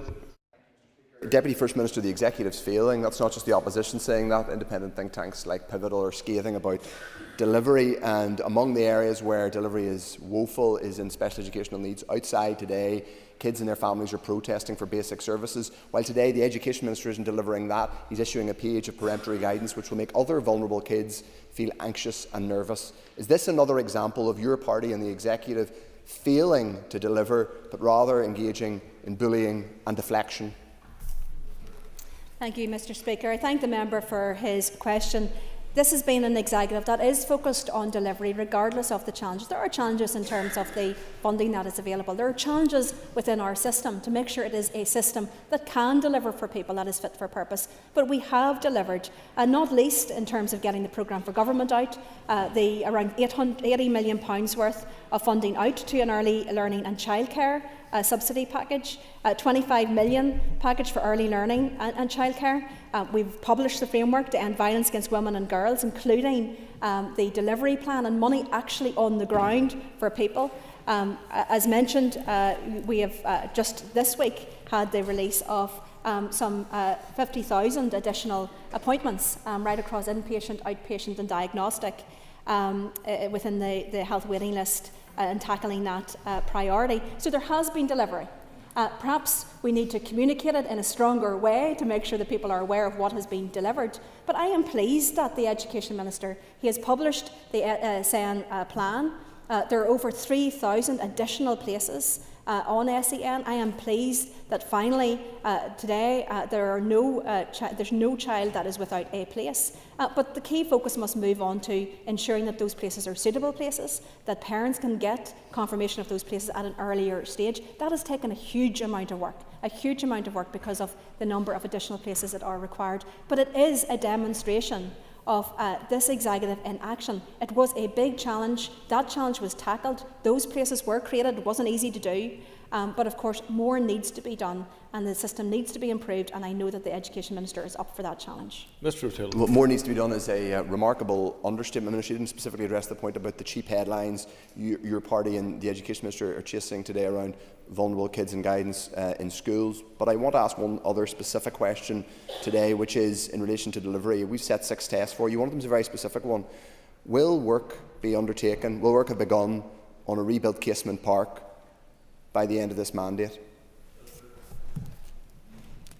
Look, the member has said a number of times on a number of issues already today, should it be from the Windsor Framework right through to this important issue about safe spaces for biological females, that these issues are not important, to dismiss them, to say that they are a nonsense. Look, this is absolutely wrong. I think if this place is going to work, you need to recognise that while it may not be an important issue to you, it is an important issue to many other people. I have outlined that across a wide range of issues, this is an executive that is delivering, not just in terms of bringing forward the programme for government, but of course a transformation board, those transformation projects, looking at those budgets, looking into a 3-year budget just coming down the line. But we will do whatever we can do to maximise the impact of what is a limited financial situation, and that has included action so far. That has included getting real money into parents' pockets, should that be through the childcare subsidy, to creating those 3,000 plus additional SEN places, to ensuring that the Ending Violence Against Women and Girls strategy has been published and there's funding out on the ground. There are many, many things that are happening that are improving people's lives, and that includes the big issues such as tackling health waiting lists. I know that the member constantly goes back to Casement while dismissing and demeaning everybody else for the particular issues that they question, but the reality is on health, on education, on trying to grow the economy, on championing Northern Ireland, it is the DUP ministers that have stepped up to do that time and time again, and this is an executive across all parties that will be pushing as hard as possible to deliver for the people of Northern Ireland against our programme for government priorities. Dan Dodds. Thank you, Mr. Speaker. Deputy First Minister, this summer we have endured the spectacle of the First Minister for All doubling down on her attendance at IRA memorials, and her colleague, rather ironically, urging Sinn Féin to embrace the IRA more fully. Meanwhile, the Secretary of State has been running to Dublin and telling us he has almost reached an agreement on legacy with the Dublin government. Is it not time that we sought the views of the innocent victims of terrorism on what an agreement on legacy should look like, and for local politicians to condemn IRA terrorism? Thank you, Mr. Speaker. I thank the member for her important question. And it is worth reiterating time and time again that terrorism was always wrong, the violence was always wrong, there was never any justification, and there was always an alternative. When I sit down and I talk to victims' families, many of whom are still grieving today, many of whom are feeling that loss, and they see the loss of their loved ones being mocked, being laughed about, being those who carried out those attacks being glorified. That is wrong. I disagree with the glorification of terrorism. Should it be about the IRA prisoners, UVF, UDA, there is no space for it. It needs to go away. It is absolutely wrong. And I do believe that the police need to take a very robust line in tackling glorification of terrorism. But of course, in the heart of everything that we do, we should always remember the victims that are still mourning, no matter what side of the community that they come from. Their loss is acute, and we must do more to talk about these issues in a sensitive way, to treat these issues in a sensitive way, but of course to step up and to listen and to deliver for the victims and survivors of the Troubles. Ms. Dodds. Thank you, Mr. Speaker. Deputy First Minister, many of us are really angry at the Secretary of State running to Dublin for an agreement with Legacy, but actually not addressing the fact that Dublin has never admitted its role in IRA terrorism.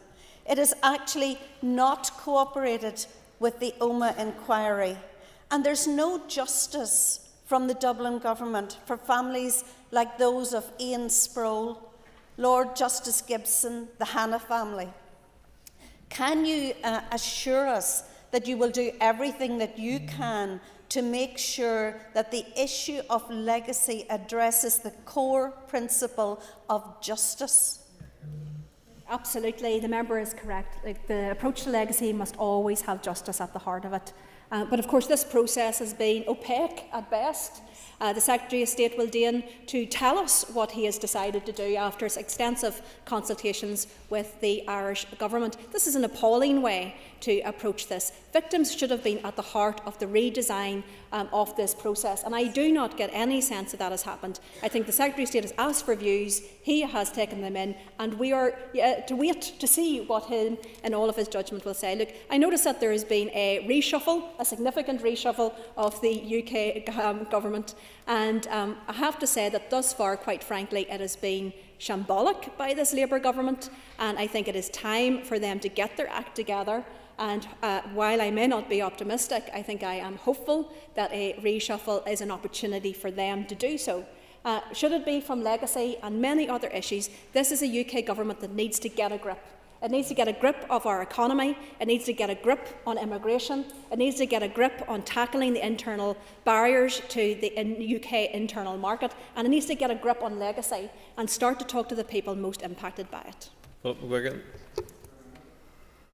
The summer months, we witnessed sickening displays of racist and sectarian hatred displayed on bonfires in Magashall, Derry and elsewhere. Deputy First Minister, do you believe these are legitimate expressions of culture, or will you join with me in unequivocally condemning these displays of hate and calling for those responsible to be held to account? Thank you. I thank the member for his question. I think that throughout the year, sadly, we see demonstrations that have aspects of them that are hateful, that are unkind, that are unpalatable, and that are entirely unacceptable. And this happens right throughout Northern Ireland from many different areas. And I have to say that, first of all, we should recognise that it is a small minority of people. When we look at what happened over the course of the summer and last summer, it is a minority of people that carry these out. I believe that the vast majority of people are opposed to it, are opposed to hate, are opposed to any threat, violence or intimidation. He will be aware that we are currently looking at a review of Together Building a United Community, TBUC, our Good Relations Strategy. And we've agreed to roll the FICT recommendations into that process as we move towards TBUC 2 to take into account some of these challenges. But I think it's important to say that there is also absolutely no role for any paramilitary symbols, flags, activity, glorification, whatever that may be. It is hugely hurtful to victims on all sides when those things happen. And I think in all of our displays of cultural identity, we should be respectful, but we should also then respect that as well. That does not happen, and we've seen the worst of that at times by a minority this summer. Mr McGuigan. Thank you. Deputy First Minister mentioned TBUC and executive strategies, but Deputy First Minister, in light of these incidents, as well as the serious health concerns and environmental concerns and risks posed by bonfires, do you agree that the current unregulated approach isn't working and that political action is needed to end this cycle of illegal, dangerous and hate-filled bonfires? Minister. Thank you, Mr Speaker. Look, again, it's important to point out that across Northern Ireland every year there are hundreds and hundreds of bonfires, the vast majority of which are carried out in an absolutely peaceful way as part of a community celebration. Of course, Northern Ireland is not unique to that. The culture of bonfire building as a form of commemoration and celebration is something that is common in many different places, not outside of Northern Ireland as well. But there are a minority of cultural events and expressions, not just in relation to bonfires, but across many different types of expression, that do cause offence. And those are key issues for us to tackle in terms of moving forward with that review. They're not easy issues to tackle, but again, I would reassure everybody listening to always remember that this is a small minority that we do need to take on, but of course the vast majority of these are cultural celebrations and commemorations carried out in an appropriate way. Michelle McElveen. Thank you, Mr. Speaker. I ask the Deputy First Minister for her assessment of the Equality Commission response to the UK Supreme Court decision for Women Scotland and the Scottish Ministers. Thank you. I thank the member for her important and very relevant question today. At the heart of all of this must be a fundamental principle, which is that there should be safe spaces for biological females. That is at the heart of the court case. That is indeed what the court had ruled, that gender is based on biological sex. And again, I would say, look, I was very disappointed in the Equality Commission advice, but alas, I wasn't surprised. I do think it represents a huge overreach in relation to a possible interpretation of Article 2 within their particular opinion. I do think that they should have stepped forward and stood up for women and stood up to protect safe spaces for women. I welcome the fact that the Education Minister today has done that. And indeed, moving forward, other departments must look at this and to make sure that we are continuing to do everything that we can to protect those in vulnerable spaces. Ms. McElveen. Thank the Deputy First Minister for her answer. And does she sort of unequivocally agree that this continues to leave women feeling vulnerable in places where they should be feeling safe, such as single-sex changing rooms, toilets, and that any ongoing uncertainty caused by this delay by the Equality Commission is deeply frustrating, given the recognition of the common sense reality provided in that judgment? Minister. Thank you, and I thank the member again for her supplementary question. Look, this is a matter of common sense. Women need safe spaces, women deserve safe spaces, and many women are demanding safe spaces because that's what the law is there and designed to do. And indeed, in terms of moving forward, the Equality Commission had an opportunity to clarify and to give that certainty. They haven't done so. And we could end up the only part of the United Kingdom without that clarity and without that certainty. And I would say, look, the argument that they are making and no diminution of rights, what about the diminution of my rights as a woman and the rights of women right across Northern Ireland? We did not consent to have those damaged or dismissed or demeaned in the way that they have been thus far. So look, it is time for common sense. It is time for the Equality Commission to give some clear advice and to make sure that they are providing in legal duties a safe space and indeed a fair platform for our young girls. Moving on to the Minister for Education questions. Question 2 and question 13 have been withdrawn, and I call Connie Egan.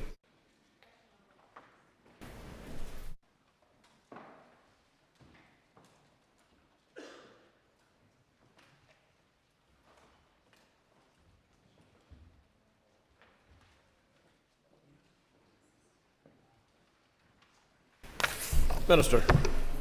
Thank you, Mr. Speaker. I met with the Minister for Health, Mr. Nesbitt, in November of 2024, where we discussed nursing provision in special schools, and I await the outcome of the Public Health Agency review of health needs facing children in special schools. Of course, my officials continue to work closely with colleagues in the Department of Health and the Public Health Agency to consider issues that affect all schools, including our special schools. Ms. Egan. Thank you. I thank the Minister for his answer. As I'm sure he knows, nurses support children with the most complex medical needs. And will you be making the case to the Health Minister that they should not only be retained in schools, but they should be reinstated in schools which have removed them?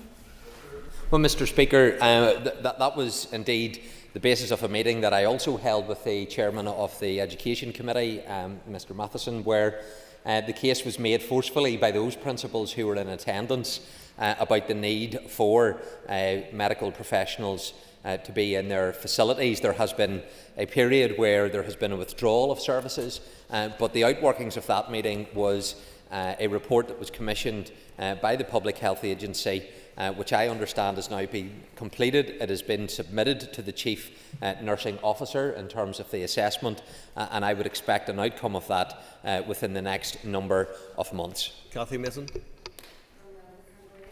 Minister, you're well aware of the situation in Knockhaven Special School. Can you give us any update on communications you've had with the principal there, as that school has had their on-site nurse removed? You're also well aware of the growing medical complexities that this school is facing. Can you give us any update on what your department is doing there? Well, Mr. Speaker, fundamentally, when it comes to the provision of health professionals, it is the Department of Health that need to ensure that there's appropriate health professionals available.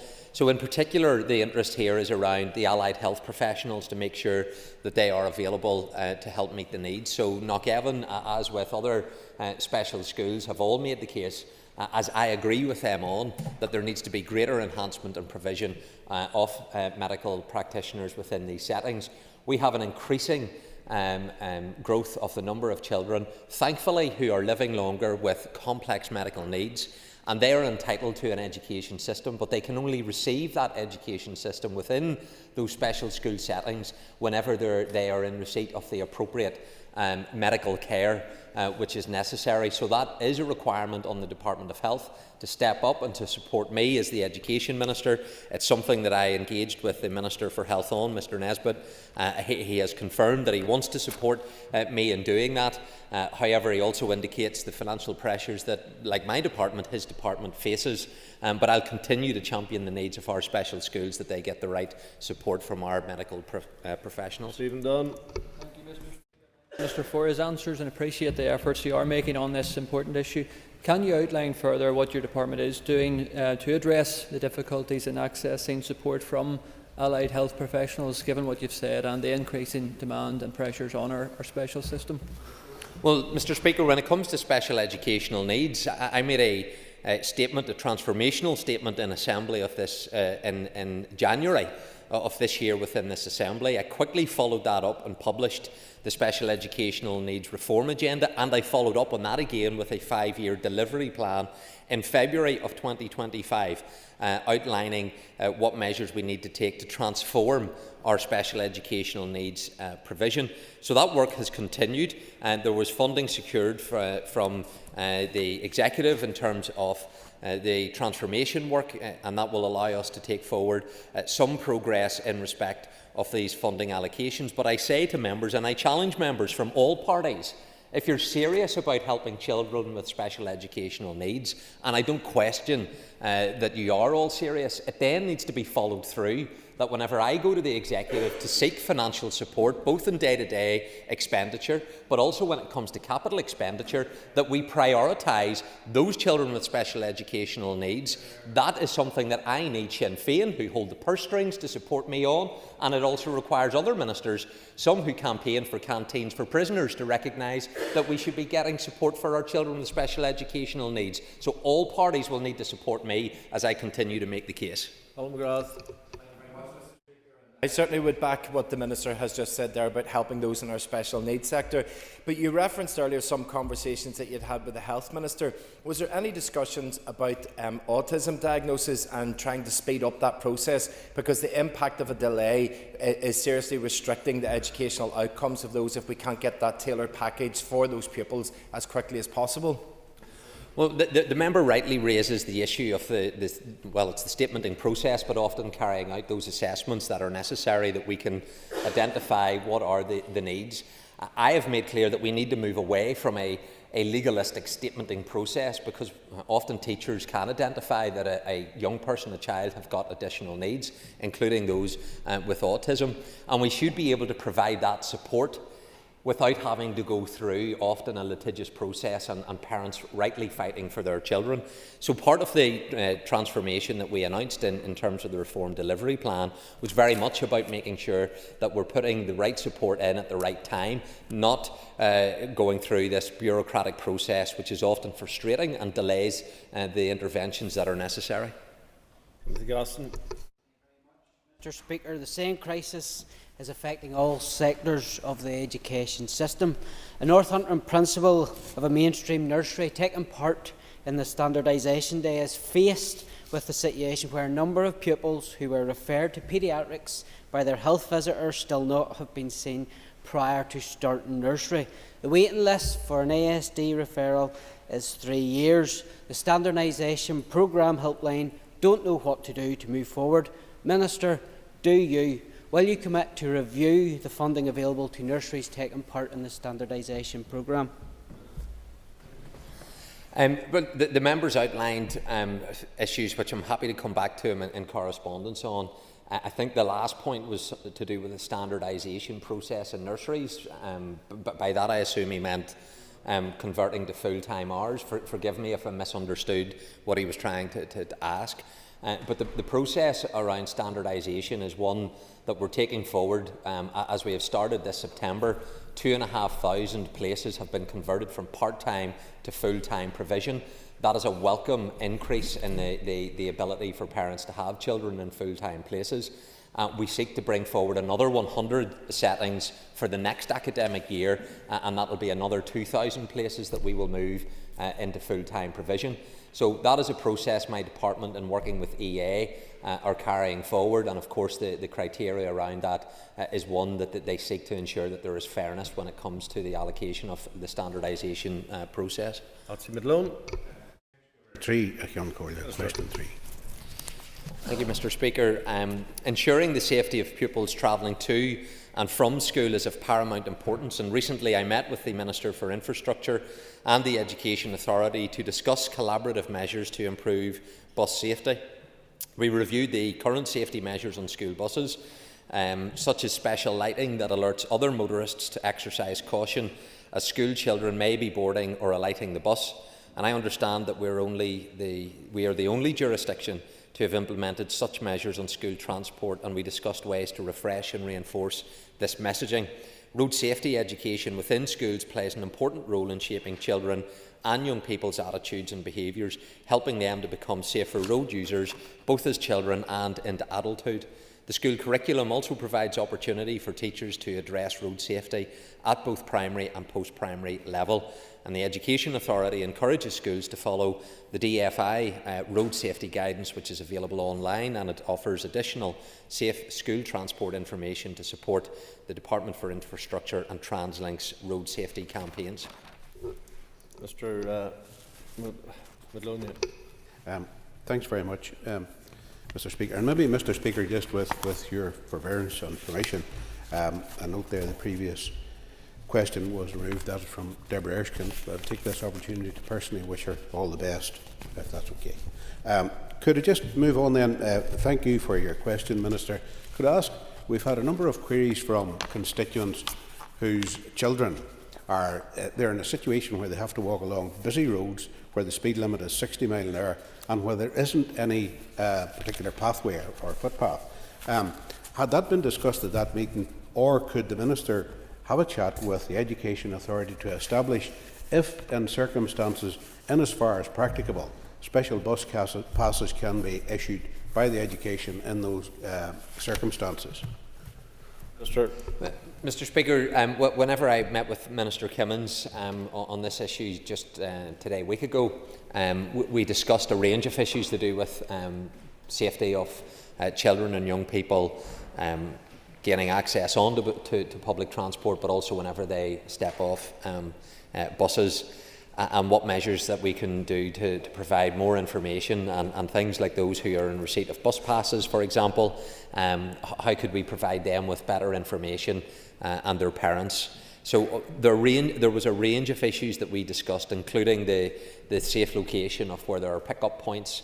Obviously, it is ultimately a responsibility of parents to make sure they transport their children and young people to the appropriate pick-up location. So the member has highlighted, people who are walking along country lanes and so forth. That is something that is an issue of concern for me, but it's also an issue of concern as a parent to make sure that we try and transport our children to those approved pick-up locations, because it's important that those are chosen in a way that maximises safety as well. Outline any conversations that you've had with the transport providers, so that includes TransLink as well, around ensuring that the pick-up and drop-off points are safe and that they will be flexible, because, as the previous speakers outlined, there are some pick-up and drop-off points. This is not just about getting them to those places, It is about when they get out of their parents' car and have to stand in those places. Sometimes they are not very safe, and a wee bit more flexibility with those transport providers in rural areas might be helpful. I think, Mr. Speaker, it's a concern that all of us can reflect on from our own constituencies, where parents will want buses to pick them up at a location which is most convenient. But also there's an issue and a tension there that when it comes to whether it's private bus operators or TransLink, that they need to make sure that their buses are accessing and stopping at as safe as location as possible. So whilst everyone would like to be picked up right beside their house, that's not always the safest location, and indeed it's not always possible in terms of having an effective route to pick up everybody on a particular route that's travelling to a school, in terms of the time that would take to do a collection point at everybody's individual house. So those are things that private bus operators, but also TransLink, when it comes to the identification of a safe location, but also in the effective operation of their route, they're constantly managing to make sure it's as safe as possible. John Buckley. Thank you, Mr. Speaker. The issue of school transport and safety is of paramount concern to parents, and to that regard can I thank the Minister for his engagement over this past year to resolve an issue in my own constituency in the Birches, a rural area which through the Minister was able to ensure that it had a service for its pupils. So can I ask the Minister, is he content that he is ensuring the best bang for our buck when it comes to relationships and contractual arrangements with both TransLink and other third-party bus operators? Minister. Well, can I thank the member for his comments, and I know he did campaign around a particular bus route in his constituency, which we've been able to satisfactorily now resolve. But when it comes to working on these particular issues, as I've said to previous members, we are represented on the Department for Infrastructure's led Road Safety Strategic Forum. It's that forum that brings together relevant departments, but also organisations, to make sure that we're directly impacting on road safety measures, that the right people are there engaging on that. And that's a forum where my department and the Education Authority contribute to the development of measures to try and make sure that we have as safe a route as possible in terms of how we're operating that. Again, my appeal to the general population and the public, whenever you're driving near a bus and that bus is pulled in, don't overtake the bus. I know this is legislation that the Minister wants to bring forward, but be aware that whenever young people are getting off that bus, often a collision has occurred because a vehicle has overtaken that bus, and that has been at times fatal or caused serious injury. So there is a responsibility on all of us as road users to be aware of what's happening around us, but particularly when it comes to school buses and the young people which they're transporting, that we are mindful of our actions as drivers. Honourable McMurray. Thank you, Minister. Minister, as part of discussions with the Department of Infrastructure and the EA, will you also raise and support changes to physical infrastructure leading to and from schools to ensure the safety of pupils and staff attending? I'm sure this is an issue for many rural schools, not least ones that have seen towns grow up around the school and the associated challenges that poses, and not least Rathfriend High School in my own constituency is facing this problem. Thank you. Yeah, it's a good point that the member raises, and one that within the school environment, the Education Authority has a responsibility in terms of improving the management of vehicle movements within those vicinities. But whenever you come out onto the public highway, that's a responsibility of the Department for Infrastructure. And so we engage with DFI, where can they help improve those junctions where schools are, and indeed at times push for reductions in speed limits, and it's something that I've welcomed in terms of the continued rollout of 20 miles per hour limits at schools. And there's an enforcement issue as well that we need to remind road users, and I would certainly want to see greater visibility of the PSNI whenever it comes to being outside schools, particularly at peak rush hour, to send a message for road users to slow down. I think that's important. It just speaks that I have a responsibility, but so do other departments and agencies, collectively to try and ensure that we can maximise the safety of transportation around and in our schools. Roger. A technical feasibility report is currently being prepared by the Project Integrated Consultant team in order to identify options and costs to provide suitable accommodation for Malone Integrated College. Once the feasibility report is complete, a review of the options identified will be undertaken by the Department's technical advisors. The technical feasibility report is due to be completed in October of this year. A business case to identify the preferred option will then be taken forward. Speaker, and thank you, Minister. That sounds like good progress is being made, but I just would like to impress upon you how that school could really benefit from a new build. It is incredibly diverse. It has an excellent education and pastoral support system in place, and I think that it could do a lot better if it had a new school. Thank you. Minister. Well, I agree with the member's sentiments in terms of the need for the school progress to be made. We're at the point of completing that stage 1 process. There are a number of other stages to go through. I want that to be advanced, and I want to get it to the point where it is then subject to moving forward on a construction process whenever the capital budget is available, but we're not at that stage. So I'm not going to say here to members, give me more capital funding and I can deliver this school. We still need to go through the various stages, and then it comes to that point where obviously then I can make the case either to identify the capital funding within my department or to make a bid to the wider executive as part of the budget process for capital funding to be released. But I absolutely share the sentiments expressed by the member. Matthew Till. Minister, Malone is a brilliant school and it really deserves a new building. Isn't it the case that if Malone, the approvals go through, Malone will be added to a capital list which is already heavily oversubscribed? Can you give Malone and other schools in the constituency, including St Joseph's and the Ravenhill Road, some sense of when that progress is going to be made on that list? And if you say that there's too much constraint, at least be honest today and say when you think that might be delivered. Well, it's not that Malone will be added to a list. They are one of many schools that are on that list. There are some schools who are on that list. There were 28 post-primary schools that were identified for new build, of which only 7 have moved forward, even to the various design stages. There are 21 schools who have not advanced at all. And of those 28 post-primaries, that sits alongside then primary schools who are on that list. So there is a very extensive list. If we continued with the current projected capital expenditure, it will take decades to deliver what is currently already on the list of those schools that require a new build. That's why I haven't been able, as much as I would like to open up a new call for schools to indicate could they have a new build, because there are many who deserve to have a new build.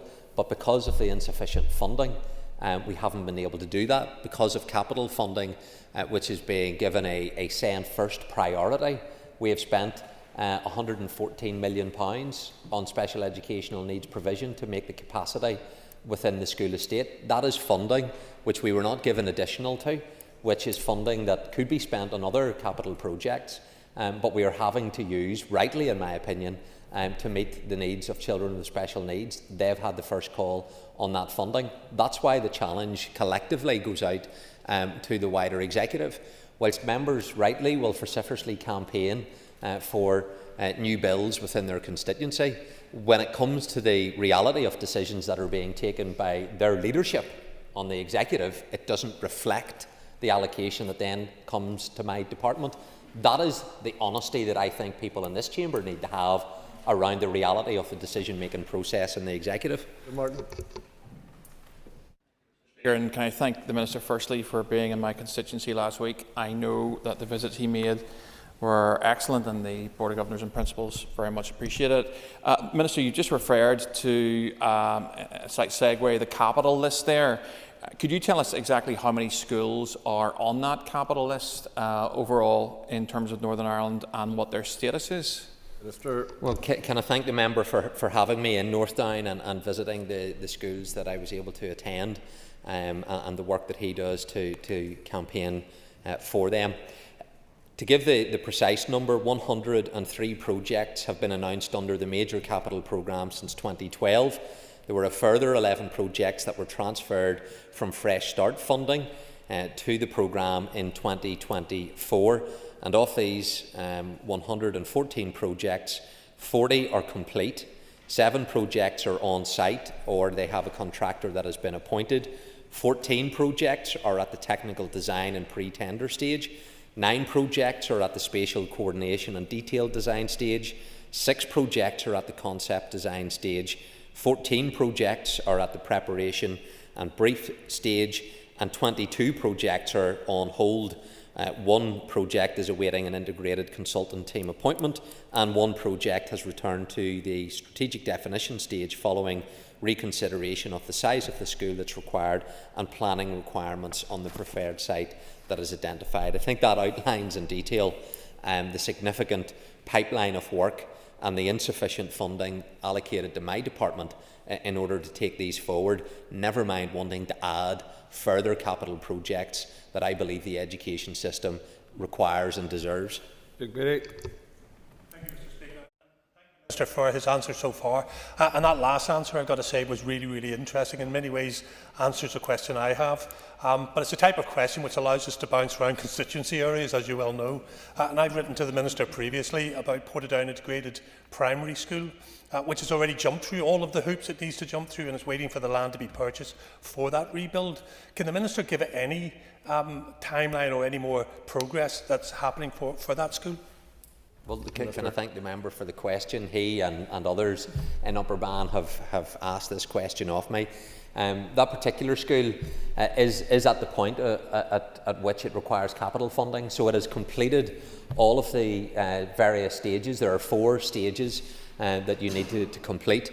Mr. Speaker, they have completed those stages. I think there is an issue just on that final site to do with the council, I believe it is. But however, it is at the point, as are a number of schools, in moving forward if there is capital funding available to do it. So, frustrating as it is, they are at a much more advanced stage than many other schools, but they are still waiting to get the green light as a result of the capital, or indeed the insufficient capital allocation that I have in the department. Question number 5. Minister. A technical feasibility report has been completed by the integrated consultant team, which identified options and costs to provide suitable accommodation for Tandragee Junior High School. A review of the options identified in the report was completed by the department's technical advisors in September of 2024. A business case to identify the preferred option to be taken forward in design is currently being drafted by my department's economists, and it is at an advanced stage. It's anticipated that the business case will be finalised and the Department of Finance approval in place by the end of this year. I thank the Minister for his response. Can the Minister inform us when construction will start on the new school? Minister. Well, can I thank Mr Irwin again for raising this issue. I know he pushes not just for this school but other schools within his constituency. In terms of the current process, so following completion and approval of the business case, the preferred option will be progressed through the next design stages. That is stages 2, 3 and 4. So there is considerable work to be carried forward before this school gets to the point at which we would be able to move towards allocating a contract for construction, which again will be subject to availability of the capital budget. But let me assure the member, as he continues to push hard for the schools in his constituency, I will continue to make all the representation needed within the executive for what is required in terms of a significant additional and sustained capital increase for the Department of Education. That is what we need to allow projects like Tandragee Junior High School to be able to move forward along with other schools. Harvey. Thank you, Mr. Speaker. Question 6. Minister. Parental participation is a cornerstone of the educational process and indeed success, with strong evidence linking parental engagement to improved outcomes. And recognising this, my department has integrated parental engagement across strategies and programmes aimed at tackling underachievement. Sure Start empowers parents as their child's first educators through shared reading and positive home learning initiatives like Getting Ready to Learn help parents support language, confidence and communication. The SEN reform agenda also seeks to support parents to support their children, and the RAISE programme promotes a whole community approach to tackling educational disadvantage. Strategic area plans have been developed for each locality and have been informed by stakeholders, including parents. And under the Extended Schools programme, schools receive additional funding to promote parental engagement and build stronger school community links. Other geographically targeted initiatives, such as the Full Services programmes, Sharing the Learning, and the West Belfast Community Project, support families through all phases of education, helping to reduce barriers and improve outcomes. School attendance is also a key driver of achievement, and parents play a central role in ensuring regular attendance. To support this, the Department and Education Welfare Service produced the Attendance Matters, a Parent's Guide, offering practical advice to help parents understand their responsibilities. Mr Harvey. Can I thank the Minister for all he's doing to tackle underachievement? The Minister will agree with me that education in the home to support the work of teachers is vital in tackling underachievement. Is there anything more can be done through targeted support to greater engaged parents in education? Minister. Well, Mr Speaker, again, I echo the comments made by Mr Harvey. It is vitally important that we help, and parents, I don't know any parent that doesn't want to actually get the best educational outcomes for their children, but often they need help in order to do that. And so there is support in terms of the extended school programmes. There's an uplift of around 15% in participating schools in their allocation to offer parental engagement programming. And in the 25-26 financial year, there will be almost £1 million of funding that's being provided for parental engagement under the Extended Schools programme. Also, when it comes to a bid within the Public Sector Transformation Fund for SEN reform, £27.5 million has also been confirmed by the Finance Minister, and that will allow us to take forward a number of interventions over the next 5 years, including a number of projects which will have direct interface with parents and carers. We also, Mr Speaker, have the Sure Start programme, which has been expanded to enable more children and families to avail of that vital educational development. So a 10% uplift in 2024-25. That enabled 22 new areas to come into that programme, which is supporting 2,400 additional children and their families. There will be a further 11% uplift in the 2025-26 year, and that's going to enable the introduction of an outreach provision to additional children and families identified as being in need of Sure Start support who live outside the Sure Start geographical areas. So the Sure Start budget in 2025-26 is going to be £37.4 million. That's a significant increase. And the Book Trust budget is going to be £75,000. That will help parents engage in reading.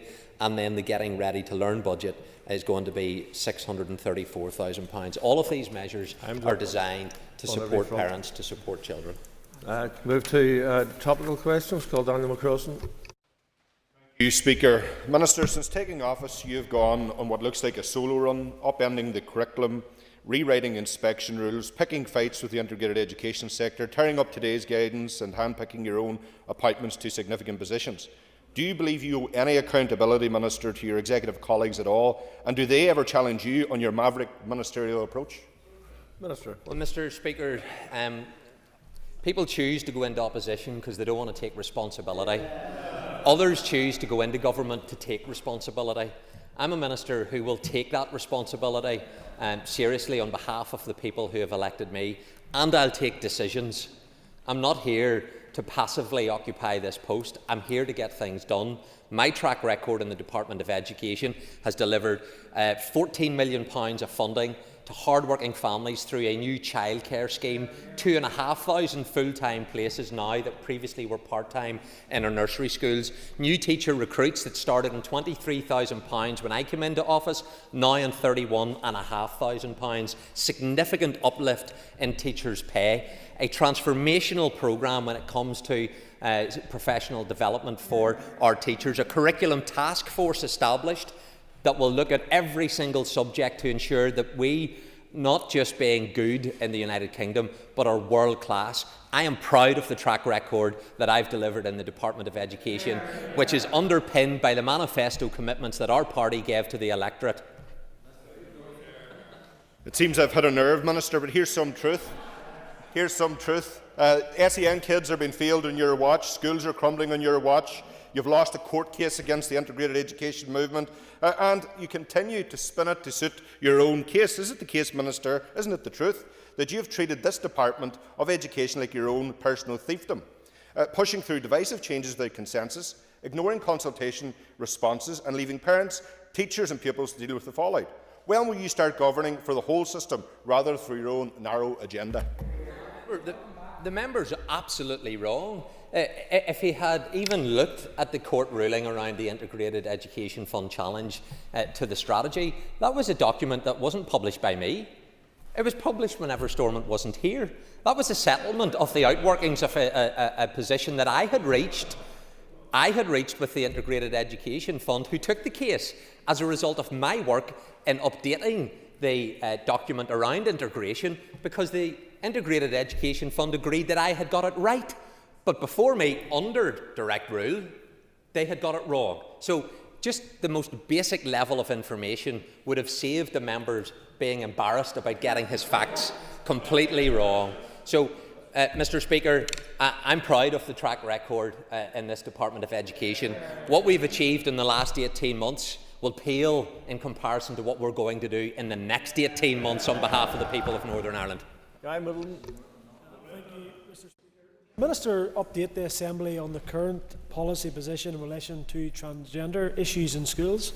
Minister. Well, can I thank the member for the question that he has raised, because this is an important one, and I know the Deputy First Minister touched upon it. Back in May of this year, I outlined my clear position on behalf of the Department in respect of these matters. I do not believe that a boy who identifies as a girl should be participating in girls' competitive sports, or that they should be using girls' changing and toilet facilities. So this was an issue that whenever we had the UK Supreme Court ruling back in April, it was clear that the equality legislation of 2010, the interpretation of male and female, had to be based upon biological reality. When we look at the 1973 regulations when it comes to school premises, it says that schools have to provide toilet facilities for those above the age of 6, based upon being a boy and a girl, and the ordinary and natural meaning of that is around their biological reality. So, the position is one that I believe is common sense. Yes, it absolutely requires sensitivity in navigating these issues, but the position that I've outlined back in May has now been affirmed in the legal opinion that I received. That underpinned the decisions taken for the Education Authority to immediately withdraw its unlawful and flawed guidance in this area. Mr. Middle. Thank you, Mr. Speaker, and can I thank the Minister for his response, and I, like many other parents, will welcome his guidance and leadership in this issue. Minister, I would be grateful if you could outline your assessment and the Department's assessment on the position of the Equality Commission in relation to these issues. Well, Mr. Speaker, the Equality Commission, rather than actually providing guidance, after the UK Supreme Court judgment, it said that decision would be highly persuasive in similar situations should it go to court or before tribunals. The Equality Commission then, in my view wrongly, has went down a route of issuing pre-action protocol letters to, I believe, over 60 different public bodies, including the Department of Education, in order to solicit what these public bodies' views would be, to then go to the High Court to seek some form of declaration, to then help it inform itself as to how it will provide its own guidance. That approach is not the convention in terms of how we take decisions around policy, and then that can be challenged and refined by the courts. So it is highly irregular for the Equality Commission to act in the way that it has. It is a waste of public funding, of which the Equality Commission is in generous receipt of. And I have responded to that pre-action protocol indicating it is a waste of public funding.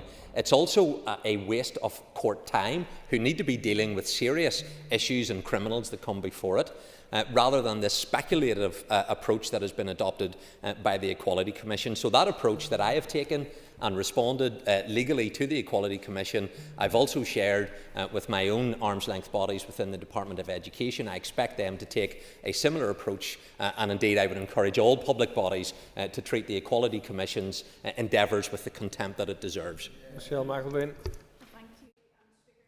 Congratulate the Minister on his work over the summer period. Could the Minister provide an update to the Assembly on his approach to reasonable numbers for schools transforming to integrated status? Minister. Well, Mr. Speaker, can I thank the member for this question? Recently, I did publish a written ministerial statement setting out my approach to the concept of reasonable numbers in the context of integrated education. And this is a key consideration under Articles 71 and 92 of the Education Reform Order of 1989, and is now further defined in the Integrated Education Act of 2022. Put simply, the legislation requires that a school seeking to become integrated must be likely to provide integrated education. That includes educating together reasonable numbers of both Protestant and Catholic pupils, and this principle has been central to the integrated education since its inception. Now, I want to be clear, the Department will not apply a rigid one-size-fits-all definition, and I recognise that local circumstances vary. However, I also believe that meaningful integration must be grounded in a genuine mix of pupils from both traditions. Transformation should reflect genuine integration, not just a change in designation. Therefore, as a general principle, the Department will expect transformation proposals to demonstrate that a school is likely to attract at least 10% of its Year 1 or Year 8 intake from the minority religion, or 15% of the combined number of Protestant and Catholic pupils are from the minority religion in the first year of transformation. This balance should improve over time, with an aspiration for broadly similar proportions from both communities. And my approach on this has been informed by the NICE Statement of Principles, by academic research such as contact theory, and by the lived experience of integrated schools across Northern Ireland. And I trust that this provides clarity to the member, but also to the wider members of the House. Ms McElveen. Thank you, Mr. Speaker. Minister for his response. Could he perhaps provide an assessment of how schools who have previously transformed to integrated status have fared in regard to reasonable numbers? And I ask this, conscious of the controlled schools sector who are demonised by ideologues preaching about the label of integration. Well, Mr. Speaker, controlled schools often provide a higher level of integrated status when it comes to the demographics than some integrated schools. And they should be given the respect that should be afforded to them. When it comes to reviewing the demographic outcomes of schools that have transformed to integrated status, there are findings which should raise concern. Among 6 post-primary schools that have transformed, most have not met the Year 1 target of 10% minority representation, and none of them approach the 40-40-20 aspiration articulated by many in the integrated sector. In some cases, the proportion of pupils from the minority community is as low as 1/10 of the majority. The picture is similar in primary schools. Of the 25 that have transformed, many are still showing significant imbalance, even decades after transformation. Some have fewer than 5 pupils from the minority community. So these findings suggest that transformation, unlike newly established integrated schools, is not reliably producing the reasonable numbers that define integrated education. Paul Fruit. To provide an update on childcare and early years, please, for the benefit of the Assembly and the education of the members of the opposition. Well, thank you, Mr. Speaker, for the question from Mr. Frew. The issue around early learning and childcare, I intend to bring forward a strategy in the autumn of 2025 which will support child development and to make childcare more affordable and enabling parents to work. So, recognising the need, though, for immediate support, I secured £25 million of executive funding in the last financial year, followed by £55 million this year, to implement a package of measures. This investment has made a tangible difference to thousands of children and families right across Northern Ireland. So, whilst I recognise the opposition want to portray Stormont as not delivering, this is being delivered by Stormont. It would not have been delivered by direct rule for those who advocate not having this place. It is only here because this executive, and I accept supported by other parties on the executive, agreed to ring fence and provide this funding. It is a DUP minister that has delivered this scheme, stood it up from scratch and have had it implemented. There are many other departments who announce strategies and proposals and they never actually get implemented. DUP ministers, when they announce what they're going to do, they get on and do it, and that's what we've been able to do in this particular scheme. Mr. Frew. Thank the Minister for that comprehensive answer. Has any assessment been made of how many additional parents have become eligible because of the extension of the scheme this September? Mr. Speaker, initially the financial support was restricted to 0 to 5 because that is the most expensive period in which childcare occurs, and we had 16,000 registered people in receipt of that financial support. Financial support of around £180 per month per child, making a real impact because we bolted it on to the UK tax-free scheme as well. So that is having a significant impact. Having looked at what further opportunity to expand the scheme, we have increased it to then primary school age children, so it is now available from 0 to 11 years of age. And so far, having just expanded that scheme, a further 4,000 people have registered for that, so that's now 20,000 people in receipt of this financial support. We believe that there are more to be tapping into this, so we're continuing to engage in this particular issue. And I would make an appeal, particularly to some of the schools who provide wraparound support. We know that there are 20 schools, for example, who are registered for the UK tax-free scheme, but only 14 of that 70 have signed up for this particular scheme. This is a very minimal administrative process. Indeed, we will meet the costs of that administration. So I have had some parents coming and appealing to me about some schools, including in my own constituency, who have not signed up to be registered for this scheme. All of the support that a school needs to carry out the administration of this work is there, but we need it to be signed up to where schools are providing that support, because we believe that there are thousands more who can avail of the support that we have been able to bring forward. David Honeyford. Speaker, the Minister says he's the Minister delivers, and we're both share the same constituency in Lagan Valley. It's September, and every year we have pupils, and I have pupils coming to me that they don't get bus pass because they're not told at the time of applying for schools in our area that they have to apply for the 2 grammar schools, even though they're not going to be accepted. The policy, or his policy, doesn't work, and it isn't fair. What's he doing about it? The policy in terms of transport has been in place for years, and I agree with the member. There are some outworkings of that that I think provide challenges and frustration for many parents. That you need to apply for a school that you do not believe that you are going to attend in order that you get rejected and then can go to an alternative school to qualify for a bus pass. I think that process is one that I certainly share the frustration, and so I do want to carry out a review of the transportation policy. The operational implementation of this is all carried out by the Education Authority. They reach the decisions on the distance from home to school, and as well as testing the various different alternative schools that you could have attended based on the sector that you applied to. But I understand, and indeed I share the sentiments that are expressed by the member. That brings to a conclusion questions to the Minister of Education. Jonathan Buckley has given notice of an urgent oral question to the Minister of Health. I remind members that they wish to ask supplementary questions should rise continuing in their places. The member who tabled the question will be called automatically to ask a supplementary. Clerk, please read the question. To ask the Minister of Health to set out the terms of reference for the assessment of gender identity services provision in Northern Ireland to be carried out by Baroness Hilary Cass. Minister. Mr. Speaker, when I spoke to Dr. Cass, I asked her if she was prepared to come to Belfast and conduct a short, sharp quality assurance review of our gender identity service. She agreed to come with a small team of independent experts to do that in the coming weeks. Mr. Buckley.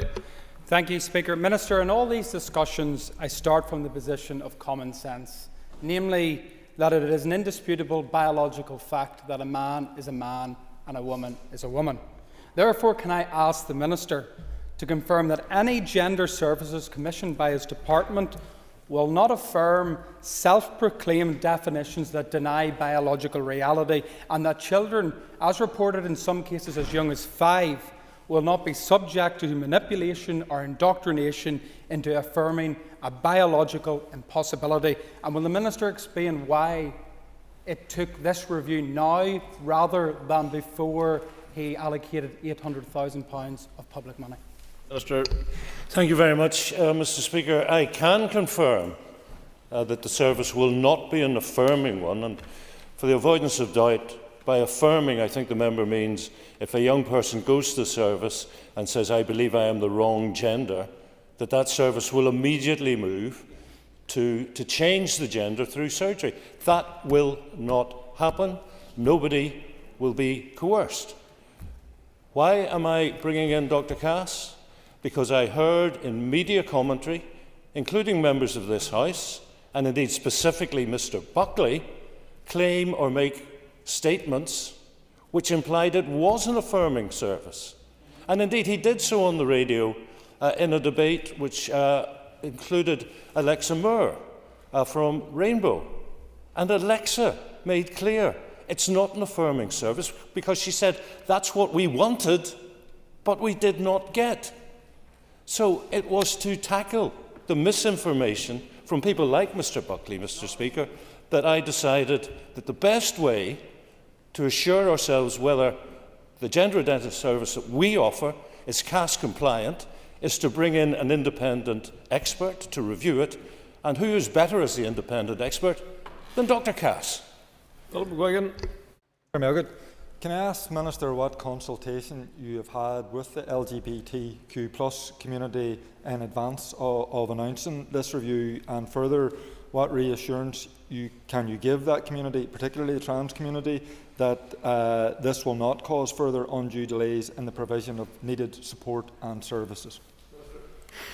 Thank you very much, Mr. Speaker. I can say that we have had ongoing consultation with stakeholders for the design of our service, but not with Dr. Cass. That was my call.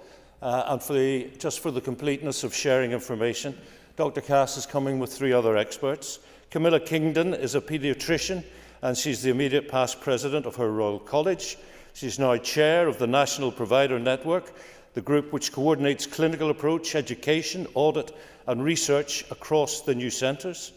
Julie Alderson is a psychologist and clinical director of the new Bristol service.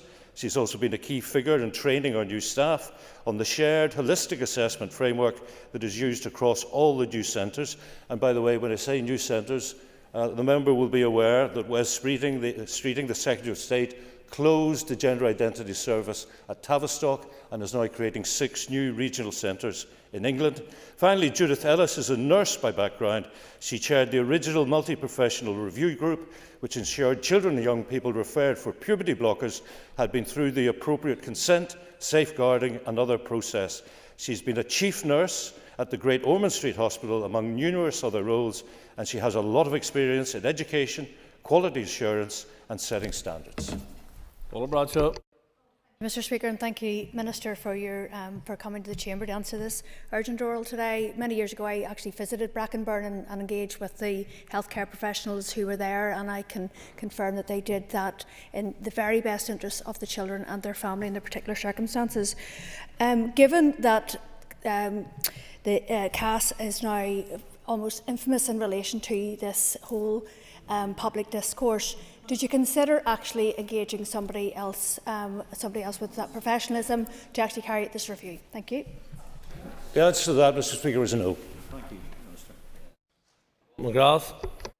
Speaker, I thank the Minister for his answer so far to give us the information. It's just a bit of a process question. The review, there's been £865,000 of money has been allocated. Is the review of the implementation of those services or of the existing services that were already in place? And the review is just due to last just for 2 days. And also, can you give us any assurances about those that are in the system at present that they will continue to receive the services going forward and that the review would impact future service delivery? Thank you very much, Mr Speaker. Just for the record, the investment is £806,000, not the figure that the member mentioned. That is for the service going forward. The very little has actually changed, except previously we had 2 services. We had a children's service known as COI, or Knowing Our Identity, and then we had an adult service, and the member is very well versed in health and social care provision. And he will be aware that this is far from unique in a set of circumstances where moving from one to the other does not mean you're in one on Sunday night and in the adult service on Monday morning. You hit a cliff edge and you go back on a very long waiting list. So that is why we decided we needed the single lifetime, the lifespan service. The big changes, I think, are the ones that are CAS compliant, which is to put a greater emphasis on psychological and psychiatric interventions. It is my understanding that over the length of this service, which began in 2014, but Mr Speaker, I think the money for it was signed off in 2013, very, very few people end up getting referred to England for surgery. Very few.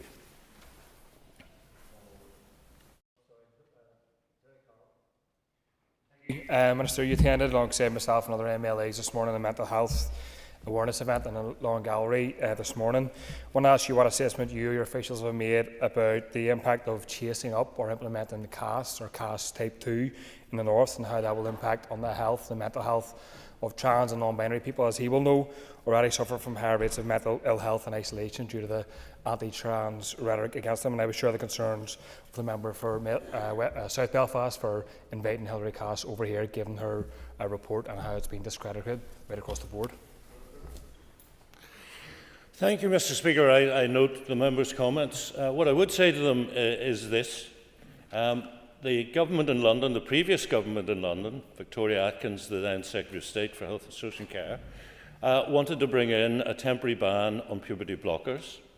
And eventually the executive joined in to extend that ban to Northern Ireland, and as the member knows, it's now an indefinite ban, pending the results of clinical trials on puberty blockers. When I spoke to some of the families and some of the young people who wanted access to our gender identity service, to COI, Know Our Identity, it became clear that the wait was way too long.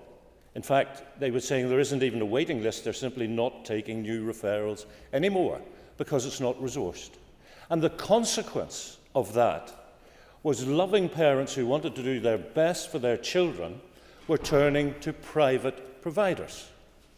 And who is a father or mother in this House that mightn't think they would do the same thing?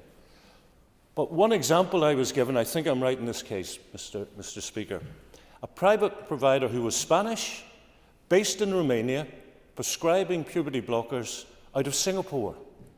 Where was the safety? Where was the regulation in doing that?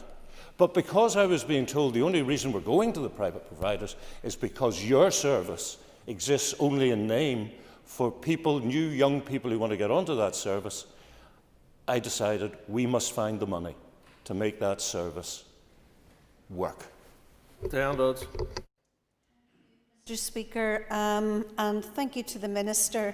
This is a sensitive subject, and a difficult subject, and I reflect that he wasn't on his own, we weren't on our own in expressing some concern. In the two very senior members of his own party expressed the same concerns. Can I just ask very specifically around the issue of consent? Because I think that this is a really important issue for parents. So if a young person is referred to the gender identity clinic as it now is constituted and before CAS, do they have to have parental consent? And can the Minister elaborate a little bit more when he said that very few were recommended for surgery? Could he tell the House how many actually were recommended for life-altering surgery, bearing in mind that the vast majority of people in Northern Ireland believe biological sex to be a reality in fact? Thank you, Mr. Speaker. I'll come back to the member on the exact number because I don't think I have it to hand. But in terms of consent, this is an absolutely crucial issue. Now, COI, Knowing Our Identity, is a service under CAMS, the Children and Adolescent Mental Health Service. And as with all CAMS services, parental participation and consent is required. The one caveat, Mr. Speaker, is that there are such things as the Gillick competence and Fraser guidelines for healthcare, and they could, not will, but they could be applicable, but that depends on the age and the competency of the child. These Gillick competencies and Fraser guidelines help people who work with children balance the need to listen to children's wishes with the responsibility to keep them safe. Neil McAllister.